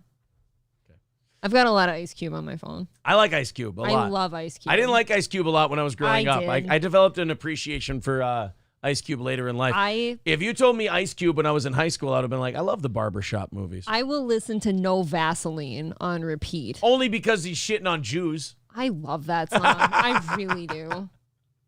I mean, he did let a Jew break up his whole crew. God, No Vaseline is one of the greatest clapback songs of all time. Oh, now look at you, Miss Hip Hop Clapback. It is so this and good. that. I love that song like nobody's business. I mean, it's no ether, but it's pretty good. I still love No Vaseline. There's a fun element to No Vaseline. It's just fun. Balls Deep with $7 says, if you like Webby, check out the little white rapper Samson. Dude's talented with a sharp tongue. I don't know who Webby is. Yes, and he can kill you with the jawbone of an ass. Do you know Webby?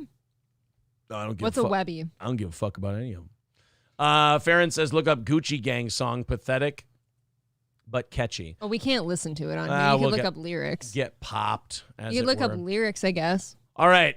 I have here's a fun one. I just wanted to play this because I figured we'd get into some heavy shit today with Andrew Tate and that Steven Tyler thing.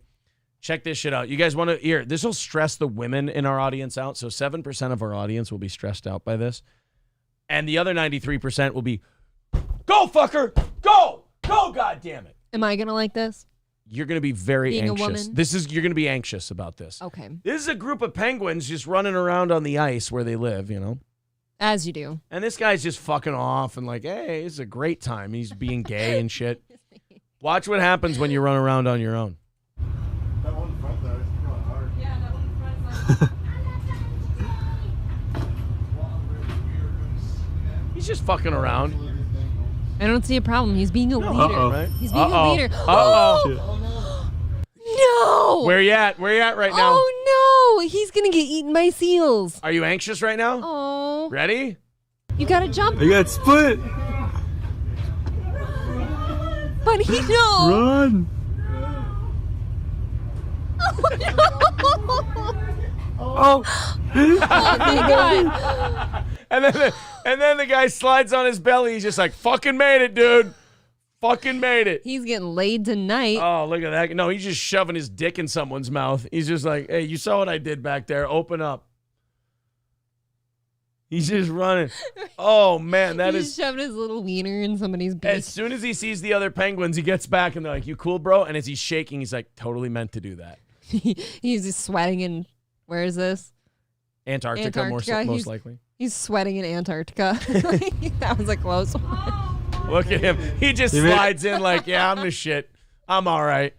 What are you, pussies just staying on dry land? All right, you filthy land lovers, you. What is that timing, though? And what a barren wasteland that is. It does look like There's shit. just nothing. We need to start running Can we transport them somewhere else? We need to run our cars more so that we can melt all that shit. I agree. Yeah. It's off-putting. Climate change is fun. We should bury the low-lying sea level areas. Dude, so penguins can swim, though, right? Do you think he could have made it back if he didn't have enough time to jump? Do you think he could have swam, or is he total? Are the predators all just lurking right there? Isn't there a current too? Like, or I don't not know a if there's current, but like current in the ocean, not current. in that way. What am I talking about? The God, I'm dumb. Let's not talk about the ocean today. We're not going to do ocean talk. It's not my strong suit. What was that called, though? I'm going to be upset now. Current? The tide? What are you talking about? No, but just like the motion of the ocean. It's not the size of the penguin. It's the motion of the ocean. That penguin is hung like a horse. Tom says, look up penguin mouth on images. No, I don't want to. You're going to ruin it. I kind of show do. me something gross. You ruined octopuses for me and told me they had beaks. You Dude, totally ruined beaks them for that will me. bite your fucking foot off. Ugh, I hate that. I love eating them, though. An octopus beak will mess you up. Octopus gets my dick so hard in Las Vegas. They do such a good job with it. They crush tin cans with their beaks. All right, How? fine. Penguin mouth. I don't want to do this. Mouth. Oh, that's fun. That's adorable. Look at the little homos. Oh their my God. Giant mouths. That's not fun. That's terrifying. Look at their barbed tongues. Oh, how would you like that to lick your puss? Aye. A blowjob from a penguin would I be am horrible and puckering illegal. at the moment. That sounds awful. You don't like them? I think they're cute. It's with your neck, bro. Can you imagine that, hiding your sausage? Well, I'm not going to. Well, you know how I avoid that? I don't stick my dick in a penguin's mouth. They wouldn't fit. That's just, yeah, that's right. I'd blow out the throat of that fucking penguin. I'm a real man. Mo Green says a yawning rabbit is scary. All right. Yawning rabbit. What the fuck? That's not okay. That's not acceptable. Ew. Is that what they sound like? That's what today's show has devolved into, is just tard grunting. Oh, he went face down, ass up. Ugh. Ew. Looks like zombievers. I don't like that. You know what else is bad about bunnies? When something's killing them, they sound like a dying newborn. Yeah. Like when I go coyote hunting, like with friends and shit, like that's the call that's used, and it just sounds like a crying newborn out in the field. And it's really bad. They really should learn to die with more dignity. And grace. Yes. If you will. Die. Sound prettier as you do my bidding. Die quieter, you piece of shit. All right, before we do the Vice, oh my God, we only have 45 minutes left. Before we do the Vice thing, I want to show you this. When I think of Joe Buck, hate him. A lot of people hate Joe Buck. I don't like. But when I think of him, I think of like professional sports guy, right? Yes, technically, by definition. The Chicago Bears are blah blah blah blah, right? I don't think of Joe Buck as like a personality guy. Mm-mm. Well, apparently, Joe Buck is a fucking asshole. I did not know this. We could have deduced that, right? But the only thing I know about Joe Buck, like personality-wise, is when they gave him his own show on HBO for like 2 weeks and they canceled it because it was terrible. He had Artie Lang on the first episode while Artie was still on the Howard Stern show.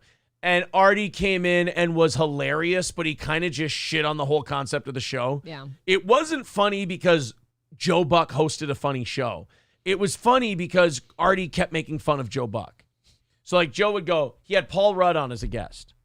And Artie Lang was on there too. And he goes, Paul, I saw you on my favorite website the other day, TMZ. And then Artie Lang goes, that's your favorite website, Joe? What's your second favorite? Suckandcock.com? Like he just says this. He's the best. And Artie is clearly high, by the way, too. Like he's high and drunk, like on the show, unfortunately.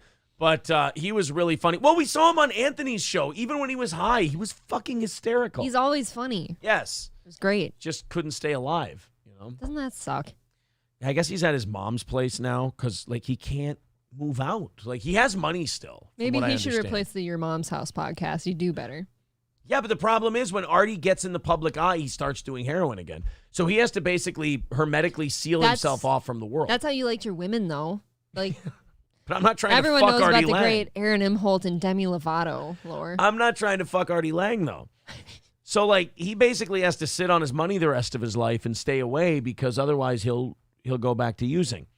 Well, Joe Buck was being interviewed after the Monday Night Football game by Van Pelt on ESPN. Todd Van Pelt or whatever the fuck his name. Alex Don't Van know Pelt? him. Whatever his name is. And he's interviewing Troy Aikman and Joe Buck after the Monday Night Football game. And he's apparently Van Pelt is, Scott Van Pelt, that's it. Van Pelt is only asking Troy Aikman questions. And Joe Buck gets cunty about it.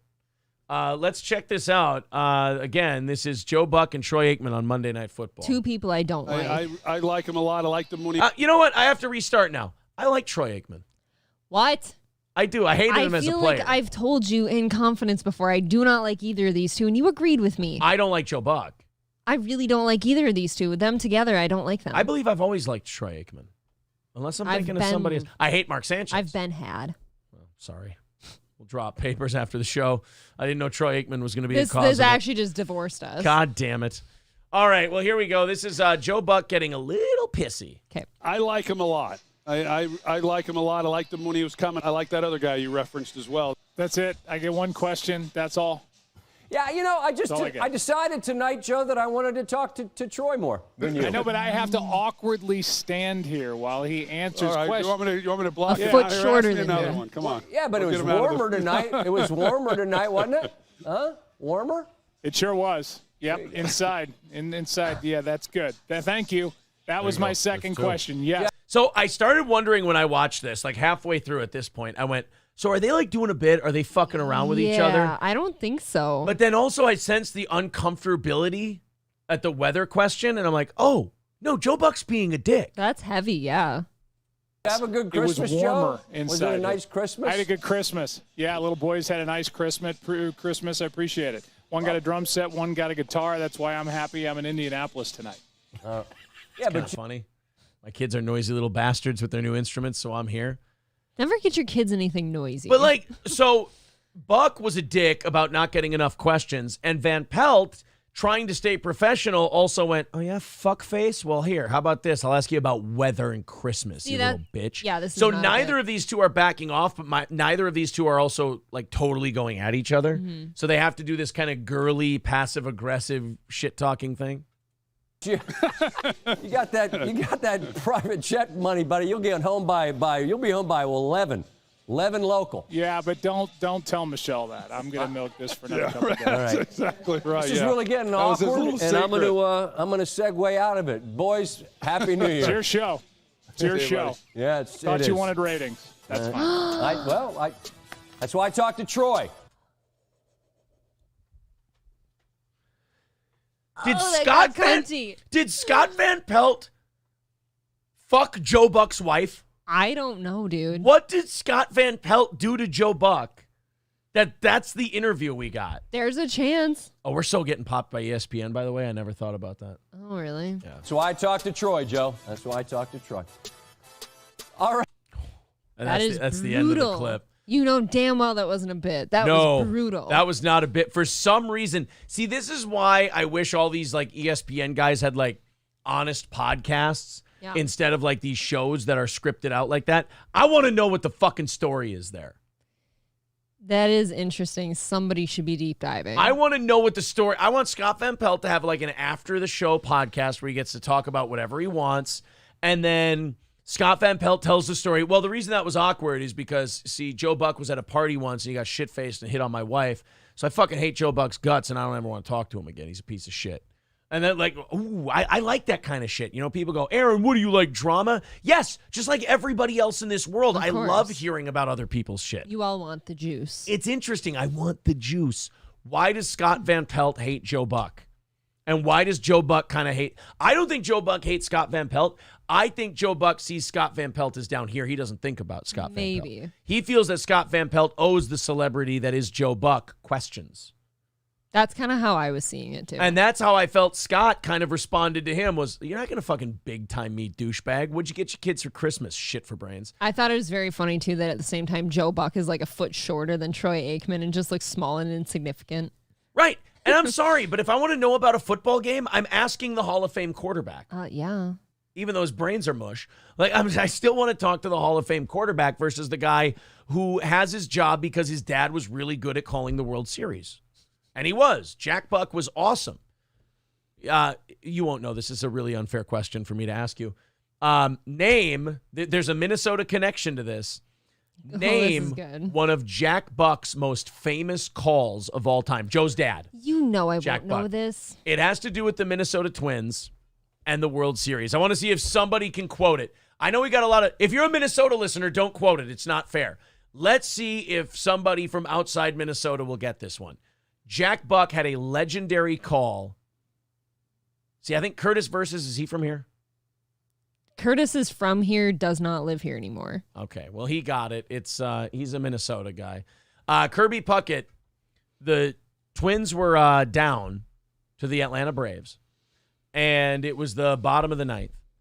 And Kirby Puckett comes up. We're down 3-2. We lose the game, we lose the World Series. Okay. Kirby Puckett hits a home run, and the legendary call by Jack Buck, and we will see you tomorrow night. Boom! And the Twins win it in 11. They win game 7 in 11. Jack Morris throws, or was it 10, whatever it was. Jack Morris throws a complete game in extra innings. They'd never allow that today. They got these pitchers on such a pitch count. No, Omega Wolf, it was not Kirby Puckett is an N. That was not... Oh, no. See, this is why you never leave it up to this. Fun. You leave it up to this audience. They create new Jack Buck calls. Robert, no, the Jack Buck call was not Aaron is a cunt. It's the phrase that pays. Stevie Lou says, hey, this Kirby Puckett guy sounds like an outstanding person and community leader. Actually, before he died, it was exposed that he was a total creep and liked to sexually harass women in bathrooms. But as you do. I loved him. He was my sports hero as a kid. I had two. I had two sports heroes as a kid. Okay. Kirby Puckett, Chris Carter. Those were my two favorites. Very nice. Randy Moss, when he got here, I was already 12. So, like, my heroes had been established. I remember. I got jealous of Randy Moss at first because he took passes away from my boy Chris Carter, but Chris was getting old. I remember our first, like, December together. I was trying to look for, like, Christmas presents for you, and I had you tell me, like, your sports heroes and stuff, and I was going to buy you, like, jerseys. They're all, like, $2,000 a piece. Kirby. My God. Let's see how many of them you remember. You got Kirby and Chris Carter. Do you remember any of the other ones? There's one more specifically. Basketball player, wasn't it? Oh, she remembers. It's a basketball player. She remembers. Can I for a second? Aww. I have a list. April remembers who I told her my sports heroes were growing up. All right, who can get my third one? She said it. She said the It's sport. a basketball player. Where the hell is this There's list? only one basketball player in Minnesota. Kevin Garnett. There you go. It is Thank Garnett. you. Thank you, Adam Price. There it is. I even copied his shot. My jump shot was where he would have the ball behind his head, and you would kind of fling it like that. Copied Garnett's shot. I couldn't buy you any of them. I'm too poor and they were too expensive.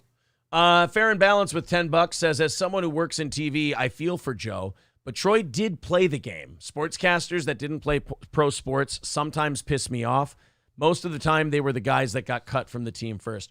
One thing I do like about the guys who never played the game, a lot of the play-by-play guys who never played are really good at painting the pictures and like creating the memories of the sports moment that you go back and remember. Like, I'm a big boxing guy. And for me, Jim Lampley is like the voice of so many fights. Okay. Like, if I think back, like Arturo Gatti was fighting Mickey Ward.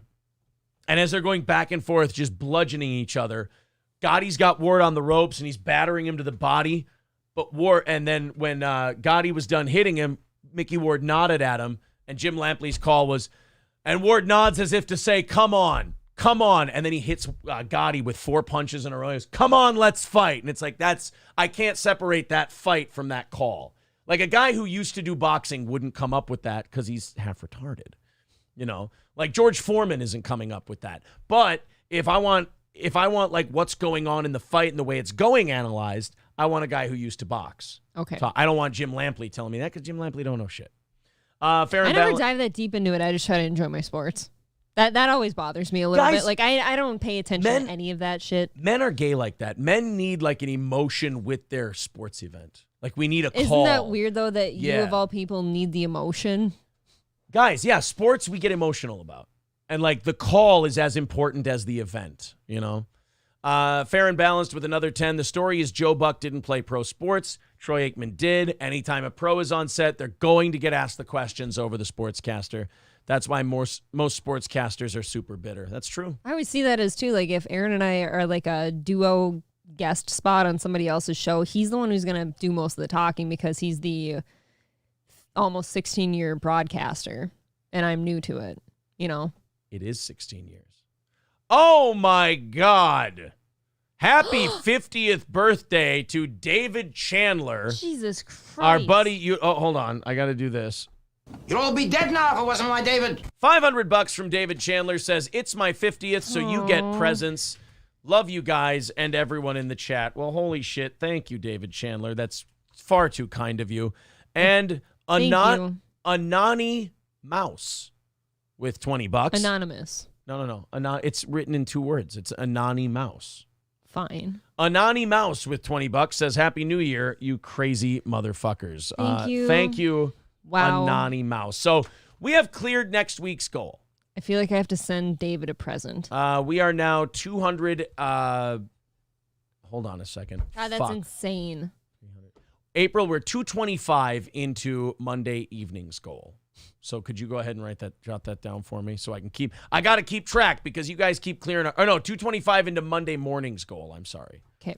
225 into Monday morning. Not next Monday morning. The next. So give me a date. Following. Give me a date quickly. January 9th. Okay, 1/9/23. We don't have a goal for another week and a half, guys. Thank you, David. Thank you, guys. That's insane. All right, you guys want to watch some of this Vice thing? We've got a half hour left. I don't know how much of this we're going to get to do. Oh, I wanted to do Glassman on the fighter and the kid, too. Pick your favorite. Shit. Before we move on to, are we doing a Sunday evening members only? Oh, wait, no, the Vikings will be on. I know. Oh, no, the Vikings will be done. I wanted to clear that up before we got off air today. The Vikings will be done, and I would feel bad not doing a members-only show 2 weeks in a row. I think people can forgive us Christmas. Yes. But at the same time, we'll do it at 7. So we will be hanging out for an hour at 7 Sunday. We might be a little drunk. SC Motorsports, it's not a noon game. We play the Packers at 3:25. I'm looking this up, but I know it for a fact. Vikings, Packers, 3:25 on Sunday. Don't fucking... Maybe he just wanted you to look. Don't make me doubt do myself. People do that to you so often, though, and they'll get you to look at whatever thing you're doubting. Yeah. All right. I'll do the Vice thing. Well, you know what? We'll play the 2 clips from the Vice thing. Maybe people won't want to do the whole thing. Okay. So they had a bunch of feminists on. I don't know who this Sydney Watson is. I think she's the Australian one. And these women are talking about, like, sex and abortion. Like, I hate when they get feminists together and then all these bitches ever want to talk about is like abortion, abortion, abortion, abortion. It's like, I feel like most women watching it are like, this is not my experience of being a woman. Right. Like, my being a woman is not boiled down to whether or not I should get to kill a kid in my womb, you know? Look, I've made the decision many times. It's never how I view myself. Jesus. So I love how the I defiled a child thing was something that caught on, but yet you've said that 900 Being times. known as having abortions versus like an out of context pedophile comment is very different. Would you rather be an in context pedophile? No, I'm saying the story doesn't make sense if there's no context. There comes a time in everyone's life where they have to decide, what kind of pedophile do you want to be? A non-pedophile. Okay, I'm a non-pedophile. I don't like them. I'm not on their side. All right, so this is Vice decided to have a women's panel, and it was about as attractive as you'd think. And a lot of these bitches are either like downtrodden and like, oh, wait for my turn to talk, or they're just obnoxiously cunty and bitchy to all these women. And I think if Vice's idea, like I have a theory that Vice might actually be super based, and they're actually trying to make women look like the stereotypes. Like they're actually secret based. I'd buy that. Because they got these women together and they just did all the stereotypes. Backbiting, giggling, snickering at each other. Scoffing. Going at each other's throats. Doing like little character assassinations instead of counter arguments. Like it was the women hate each other thing all over. But let's play these 2 clips first. I'm already guessing at how this is going to go. Then you guys can decide whether or not you want to watch the whole thing. I think women want to sleep around and not have any consequence for it. Hell yeah, we do. Yeah. First of all, again, just trying to make women look as bad as possible. This woman's trying to make the point, I think women want to sleep around with no consequence. Okay, I'll tell you why. And she's saying that like it's a bad thing. And these women go, fuck yeah, we do, bitches. I just want to take dicks, just loads and not even care. That woman said that in the purple because she doesn't do that. Like, nobody sleeps with her. Right, but now this one to her right, Megan Rapinoe over here goes, yeah, fuck yeah. It's like, that should not be your response. I feel like if you do that, it shouldn't be something you, like, brag about. Right. That's what scumbag guys do. Right. I love how, like, these feminists like this will go, guys are pigs and guys are gross. But then they'll go and they'll brag about the same shit we do, but it's empowering. Mm-hmm. Like, if somebody were to say in a panel of guys, like, guys just want to get pussy all the time. We're like, yeah, fuck yeah, bro, cool. They'd be like, oh, that gay Chad, I hate that guy. He fucking sucks. But if it's women and they go, I think women just want to fuck whoever they want with no consequence. And women go, yeah, we're so empowered. It's like, but you just called that guy a misogynist piece of shit a second ago for saying the same thing you just did. What is it? Rules for thee and not for me? Could it be, ma'am, I know that you have had smoke blown up your ass on all your college courses. Could it be that both you and that guy are complete pieces of shit? Maybe you should fuck. That's true. You could be perfect for each other. Exactly. You could do it together. I think women want to sleep around and not have any consequence for it. Hell yeah, we do. Yeah. First of all, you're a lesbian. Stop. You're posing. Yeah, she's talking about girls, Aaron. Yeah. Yeah, instead of, taking personal accountability and being on birth control, they just want to like do whatever they want. You say this like it's a bad thing. Oh my God. It is a bad thing. Yes. Could you not rely on abortion as your birth control, you fucking hoe bag? There's so many avenues you go through before you get to abortion street. Like, my God. I love how she says that, and then everyone's silent like, by the way, that silent huff, that is a childish acknowledgement that, okay, what you just said is really reasonable, but I have to hate it. Just out of principle, right? Otherwise, I'm betraying some ideal. Even though what that woman said is stark, raving rational. Instead of, taking personal accountability and being on birth control, they just want to like do whatever they want. You say this like it's a bad thing. Yeah. It almost sounds like you said. Can I also ask, do you have any care to empower? So that woman was about, that's the end of the clip.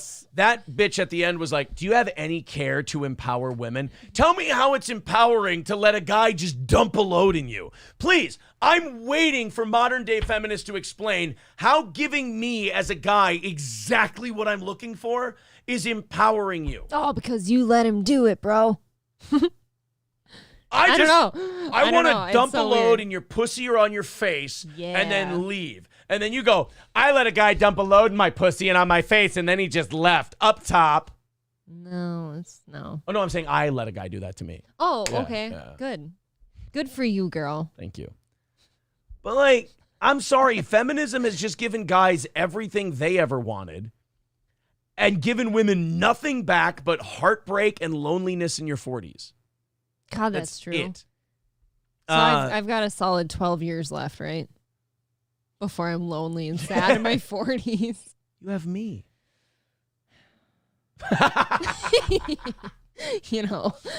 What keeps this kingdom together? Our marriage?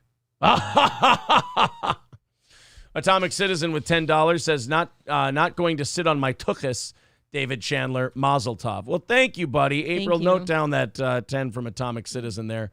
He's fighting back against the generosity of David Chandler. I actually am very interested in Farron's point of view on this because she's kind of involved in all this politics kind of stuff. Yeah. She says, I'm honestly really done with conservative pundit women at this point. I've been done with liberal women since 2012, but conservative women pundits are driving me crazy. Can I tell you what drives me crazy about the whole women argument in general? Go ahead. There is nobody making the argument of just leave people the fuck alone and let them do what they want. That's what I always try to say, but I'm too small, so nobody hears it. There's these camps that are like, we should just fucking have abortions. And then there's another camp, we should be trad wives. And it's like, okay, go do those things on your own time. then go do it.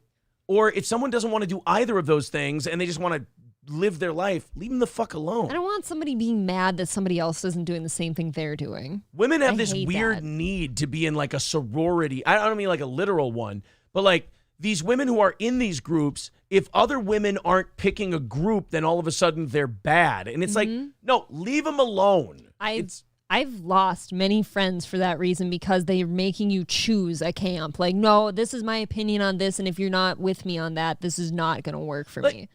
As a guy, I can't relate. And I hate that. I can't relate to the way feminists and other women, like conservative or liberal feminists, like treat women. I can't relate to it as a guy because as a guy, we have a saying for guys who don't want to join us in anything, lone wolf. And we just go, yeah, that guy's kind of a loner. He's just kind of a lone wolf. He just does his own thing, and we don't bother him. You know, he doesn't Nobody bother says us. that about women. Right. He don't bother us. We don't bother him. But women, it's like, what's her fucking deal? What the fuck is up with her? You're giving me flashbacks. I've literally heard that before. And I'll be in a position where I'm both people's friends, and the one friend is bitching about the other one behind their back. I'm like, I don't want to do that.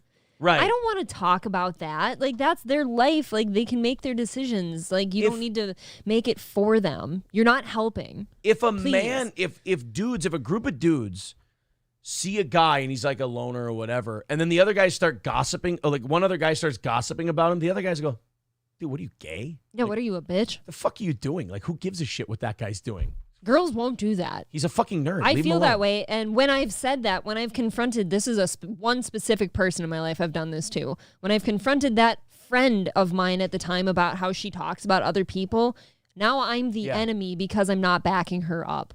Farron says, no joke. There's a TikTok, or $10 from Farron Balance. No Thank joke. you. We got to have her on as a guest sometime. I know, she's great. There's a TikTok trend with young girls to show their body count. One 22-year-old girl was proud to put down 113.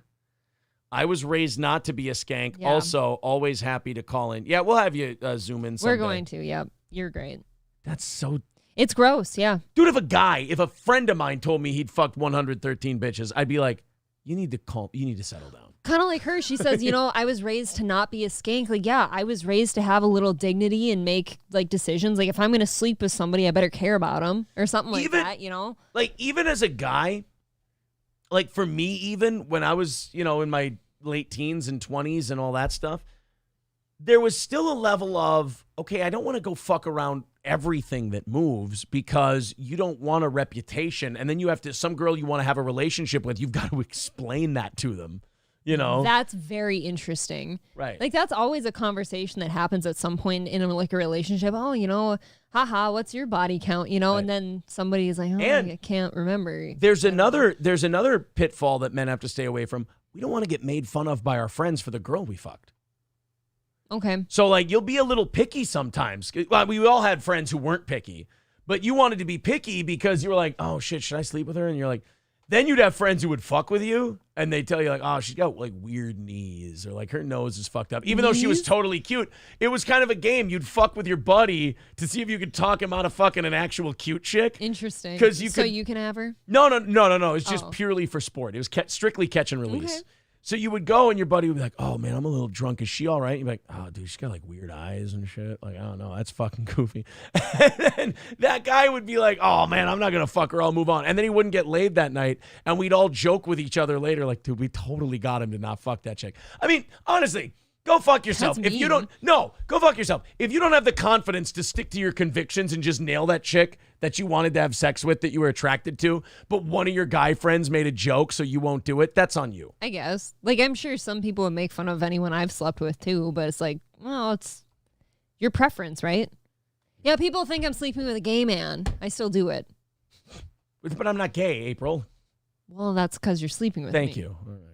But that's you forgot to dispel. You forgot to dispel the gay part when you said that.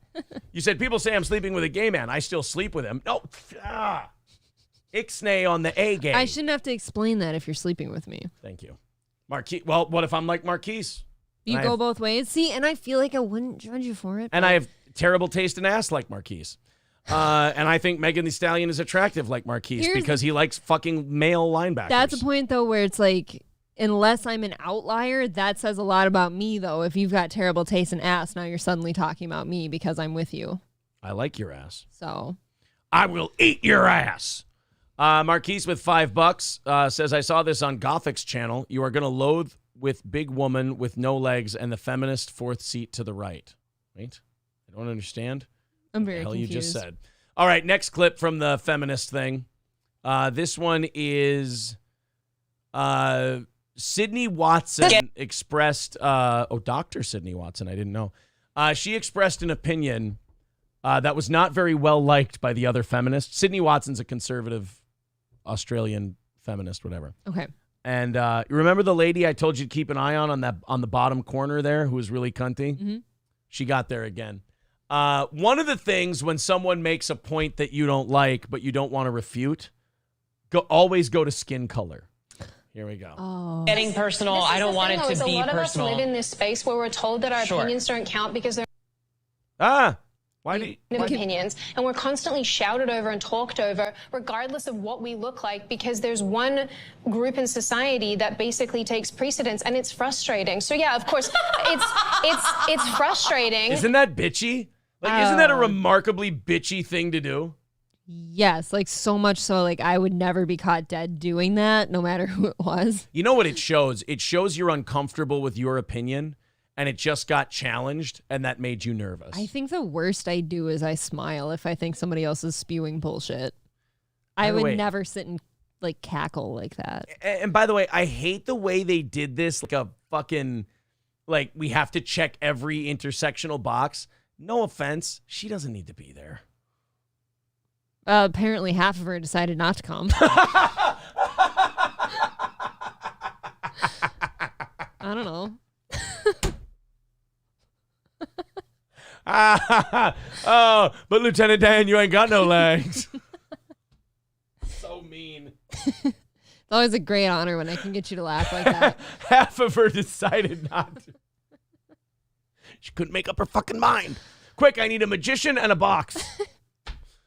Oh, shit. Because there's one group in society that basically takes precedence, and it's frustrating. So yeah, of course, it's frustrating because when we try to talk about it, we get shouted down, we get told to be quiet, we get We laugh like chipmunky cunts, you know.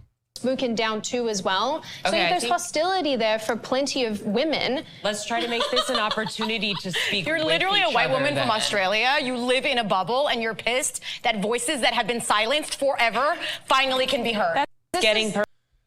It just literally, they had a feminist talk, and it literally just turned into every stereotype that men have of women. Their voices have been silenced forever. God, I really do hate people like this. Fair and balanced with a $5 April appreciation super chat. Thank you, Farron. I really do love her. Steve's guitar writes, "Goyles were goyles and men were men." Half of her decided not to come. That was a good one, huh? What the fuck was that? I'm going to be proud of that one for a little while. Last show of 2022, everybody, as Stevie Yes. Lou says. A new start. By the way, Stevie Lou showing himself to be a VIP or an MVP moderator in his first full day. Very good. As moderator here on Steel Toe. I appreciate that. Thank so we you. got 15 minutes left. You want to just watch some of that? I guess so. Because otherwise we got to go to... Because you know what? Bitches be crazy. Bitches be wildin' is what I hear. Prediction, Vikings-Packers. I have a bad feeling about this week. I always have a bad feeling about every game, so I try to pretend we're losing, but then I silently hope we win. See, I'm the opposite. Every week I'm like, this is the one we're going to win by 2 scores. And we never do. We win it by 1. But we crushed the Packers in week 1, but they're on a roll right now. Like everybody had written them off a month ago. Right. And they haven't lost since. And now if they win out, there's a good chance they're in the playoffs. They have to go through us, though, and it's at Lambeau in the wintertime, which is never fun.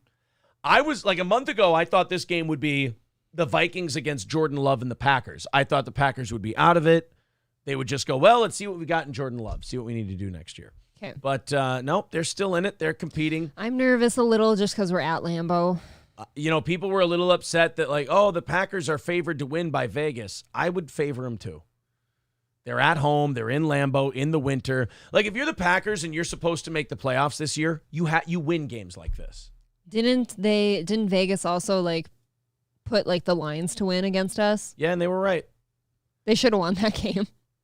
The Vikings? No. Oh, the Lions. Didn't we beat them?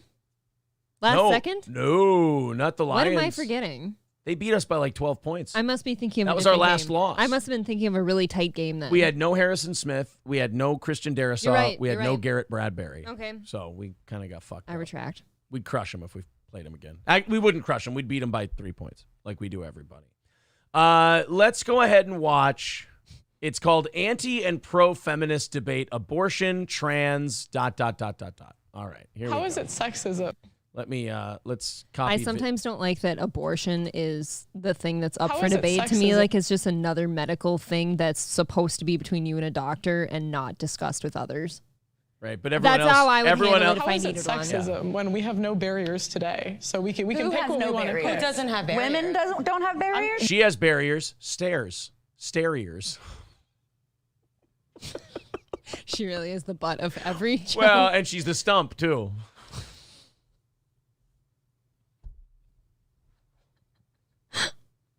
You know what? These jokes aren't funny. They got no legs.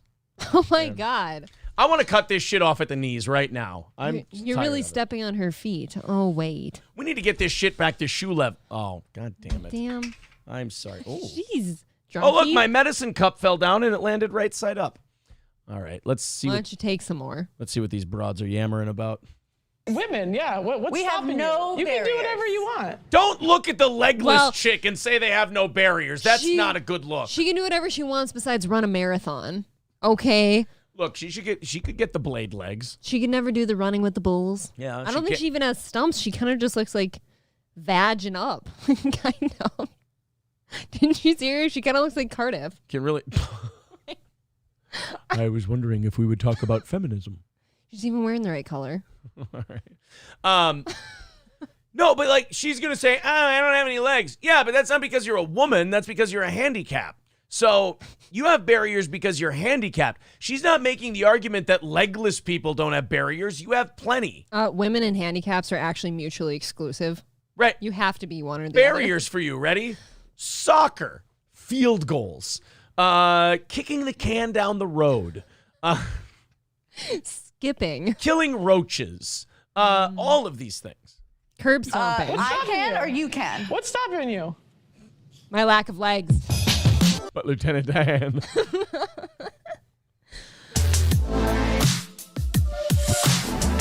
Ew. Hey, the not okay intro. Hey, girls, smile for me. Yeah, why are you so bitchy? I want to moderate this and be like, all right, I'm not going to take sides in this. I would just like to say before we start, could you all just give me a big smile? Can we start this thing on a positive note? Watch them all fucking scream at me. Vice invited a diverse group of women to hash out the state of feminism in the U.S. And this one. I don't know. Here we go. Hi, welcome everybody. I'm Liz Landers. I'm Vice News' chief political correspondent, and we are here today. And guess who I voted for?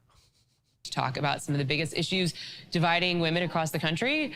In other words, we're here to talk about circumcised or uncircumcised. Go. Interesting topic. Uncircumcised all the way. I think so. The other ones are just so much work. Yeah, you don't want sweaters. Feminism. First, I just want to say we know we can't represent everybody's views, but we did try our best. Oh, for fuck's sake, stop being so guilty all the goddamn time. Invite 10 black women then next time who have Asian dads. Fuck. How does that happen? I'm so tired of like, you obviously you put this together like it was a fucking college brochure, but then you go, oh, I'm still really sorry I did. Look, you did your best, white lady. Stop feeling so guilty. Yeah, why don't you pack the room with one of each? Like, I don't understand that. Together a diverse group of women today. Sorry, we got a septum piercing. We would have had an Asian woman in here, but she said, I'm too smart to engage in this shit show. Today's polarized world, is feminism dead? You guys saw your hand. Fingers crossed. I think that depends on the definition of feminism. I strongly think that feminism is more of an action than an identity. I would say it's uplifting all women, in which case it's very alive. At the same time, if we... Uplifting all women unless those women are pro-life or they want to stay home with their children. I do not identify feminism as like lifting up all women. I've never seen it as that. It feels oppressive, if anything. If there was a masculinism, like if there's a masculine form of feminism, and someone asked me what it is, I would go, minding your own fucking business and letting people do what they want. Yeah, that's empowering. That's important, that's actually. Literally empowering every individual is going, do what you want. I ain't going to judge you for it. I mean, I'll judge you silently, maybe, but not like publicly. Okay, but if it's not your life and shit, like right. What business of it is yours? Here's what this boils down to. All these women who are about to define what feminism is and define what women should be, baseline, is unhappy people. Is my head going to explode? I haven't watched too far into We do follow that definition. Feminism has splintered off into so many different areas that you can look at people like Sheryl Sandberg who say you should just get another nanny if you feel oppressed. And if we're talking about that kind of feminism, yeah, it's pretty dead. Yeah, I mean, as long as the human race exists, feminism will never be dead. There's something that we're always going to have to strive and work towards to make sure that there's equality. So feminism is not dead. I don't know that it can die. As long as there's power and oppression, there will be people fighting for equity. And okay, children, let's stop with this idea that the people who run the world are going to fucking share with you. They're not. Get what you can, carve out your spot, and enforce it. That's it. I want to tell everybody that, but then you always end up being the bitch that it was just too hard. There is no equity. Here's what equity ends up being. You know the cartoon they have of the boxes? And like, here's equality, and it's everyone gets a box, and then here's equity. Their idea of equity is the short one gets the taller box so you can see over the fence. And there was a cartoon I saw recently. You know what the reality of it is? Everyone has their legs cut off, and they all can't see over the goddamn fence. Right. That's what that's what equity ends up being. I've tried to tell people close to me in my family before that like maybe aren't doing as well as I am, but it's clearly because of their own choices, and you know exactly what I'm talking about. And they sit and like talk so down about me or like anyone else in my family who's figured it out and stuff. It's like you've kind of put yourself there and they never see it that way. Everyone needs to watch the speech Rocky gives Paulie in Rocky 3 in the parking ramp where he goes, I'm going to tell you something, Paulie, and this is coming from the heart. You're not down. You're just a lazy bum. Yes, they always think that people that have their life like semi figured out, but because by the way, none of us have it all figured out. Right. Like they think that we've all got like a hand up or something, or people just favored us. That's not how this works. And even if they did, tough shit. That's how life works for some people. I hate when these people get together and go, we need equity. Show me one time in the fucking history of man where we've ever had equity. There's a ruling class and there's the rest of us. And the only way and you know what? You know why the ruling class is so effective?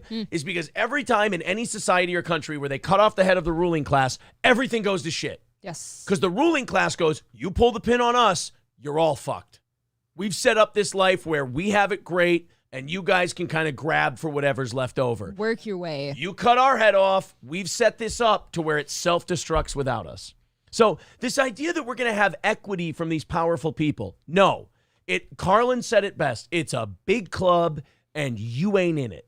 So go ahead and scream at the moon for 40 years if you want to, but you're going to make yourself miserable. I'm going to have a good time with my family this weekend. We're going to have all kinds of fun, whatever we can handle, and we're going to create great memories. I'm certainly not going to sit there and think about how the 1% is butt fucking me, as they have everybody throughout history for tens of thousands of years. I gotta say, I never think about that. Unless you bring something to me on this show for us to discuss, I don't think about it. And that's the only time I ever think about it, too, is when I watch these children go, and anytime there's inequality, there will still be feminism. The only way you're going to make it out of this thing with your mind still intact is if you just allow people to do what they want and you do what you want, and you expect that they leave you alone, and you demand the same from them. That's it. All this groupthink of here's what feminism is, and I'm going to enforce it. All you're going to do is try to force other people to do shit they don't want to do. They're going to hate you, and you're going to wonder why, and you're going to blame some kind of ism for it because it can't possibly be the fact that you're unbearable. It's never them. No. Never, ever. Until that somehow goes away, feminism is alive and well. I think feminism isn't actually about equality. It's about equality when it benefits us.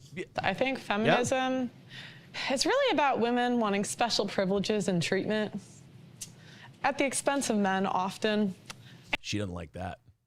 See, but that's someone trying to keep their teeth in their mouth. In my semi-humble opinion, that's better than sitting and cackling at her. Yes, absolutely. That is, if I was like super against something that somebody said, I might sit and do one of these like. At least she's trying to internally deal with the rage she's feeling. Not opening her mouth and being a buffoon. I like her. I like all half of her. And I think it's alive and well, sadly. I think feminism is also alive and well. There are different kinds of feminism, right? Like, that is obvious. And then it's unnecessary. Then just let everybody do what they want. As a black feminist, right? As someone who's really thinking about human rights, dignity, right? Equity, right? As long as that need isn't met, we're still gonna keep fighting. What you just said means nothing. You've just put a word salad together. Thank you. Word salad. Yeah. That's what that felt like. And you know what's sad about watching people like that? They think that's their own idea. You got fed that your entire life, and now you're regurgitating it, and you think it's yours. That's why she couldn't explain what the fuck she was talking about. She just knew the words. I don't really ever sit and compare myself to people. Is that something that people usually do? 'Cause you're white. I feel like all of these people in this panel here are just comparing themselves to everybody, not focusing what they could do to do better. I'd say it's alive and well. I'd say that it's also very new. Well, that's a trans woman. That's definitely a dude, right? Yeah, I didn't realize until they started talking. That's a trans woman. And I think what it looks like is going to differ depending on where you are in the world. For me, I just see it as... That actually used to be Josh Gad. People don't know that. A lens, which isn't necessarily antagonistic or protagonistic. It's just a useful tool. Similar to what Pearl... I actually like what the trans woman just said. I agree. Where it's not really a political thing at all. It's just, hey, this is what I'm using to help myself. just said. I find that a lot of feminist ideology and thought today feels more of like a supremacist movement rather than something that is supposed to be advancing the goals of equality. I don't think that we can really term what's going on as feminism because it looks so different to, I think, the earlier feminist movement. So in that way, I would say it's taken its last breaths of life. It's dying. Yeah, I definitely think it's getting more and more radicalized, for sure. Shit. So it's definitely still alive. I think I'll preface and say that I might actually end up liking most of these bitches. I don't like that, like, one by one they turn us on something they say. I like that the trans one, I'm like, oh, let's get ready for this horse shit. And Septum piercing. The trans one is like, yeah. I think it actually, if we could just downgrade it to like it being a tool that we personally use to advance our own personal lives, that would be good. Like, oh, you're right, sir, ma'am. that I don't know so much about modern Western feminism, and there might be a lot of terms that I don't know, like political. Right, like I'm so much more into Eastern. Oh God, this woman is textbook. Jargon and stuff. But I believe in the advancement of women, whoever considers themselves a woman. I think there's a deficiency in society. So it's deeply rooted that feminism has always existed. I think America's a little obsessed with themselves, and it's like always feminism is rooted in America. And like, oh, white women started it. And it's. I'm sorry, but they live here. Like, if I was Ugandan, I would give a shit about Ugandan feminism. Exactly. And where I would start there is, hey, maybe we don't cut off their. Well, Uganda probably doesn't do that. Kind of offensive because for thousands of years, women have been dying for their rights. I think as a. She's a big up talker. They've been dying for their rights. Well, she's trying to make a point. All right, we're running out of time, and I don't think these two, they're going to start punching each other in the face anytime soon. So Vice just had themselves a little discussion, and there were some bearable ones and some unbearable ones and some good ones and some bad ones. What do you do? All right, we got a lot of people we got to thank here before we get out of here. First of all, thank everybody who likes this video, subscribes to the channel. Thank you guys very much. I feel like we put on a decent show for you.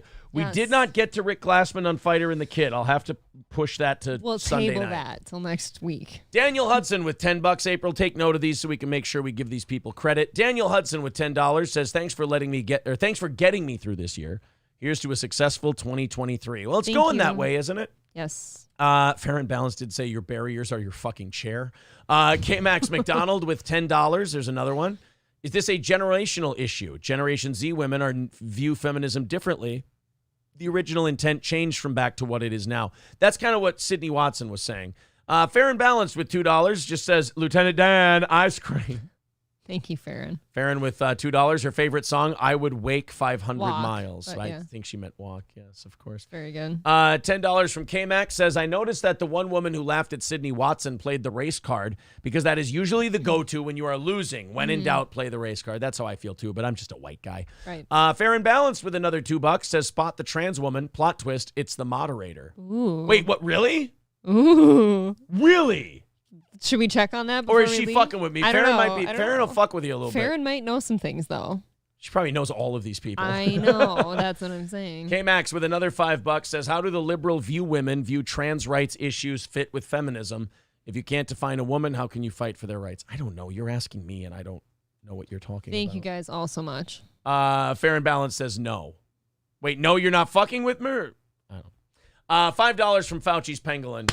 Thank you very much. All right, Marquise wants us to plug his channel. Lemmy's got the link there in the chat. It's Blackachu with a K. Blakachu. We love Marquise, so go watch his channel, Blackachu. Farron says, at least I don't think the moderator's trans. Okay. Are we all agreeing We're that just goofing. Are we all agreeing, though, that the septum woman was probably trans? It's a good chance. I feel if really, I was a betting man. If you identified as a betting man. If I identified as a betting man. I will say this. If that person is not trans, I feel really terrible. For her and me. It could happen. All right, guys. Hit the like button. Subscribe to the channel. And Farron does say 100%. That was Josh Gad. I thought so, too. Okay. All right, guys. We will talk to you on Sunday night. We'll talk to you in the new year. Have a great weekend. Be safe. Have a lot of fun. Happy New Year. Thank you so much for the best year in steel toe history. We do appreciate it. April, thanks again. Thank you. Stellar show to go out on, I think. Great show to go out on. Be sure to tell all your friends that it was like the gayest thing you've ever seen. We'll talk to you again on Sunday night.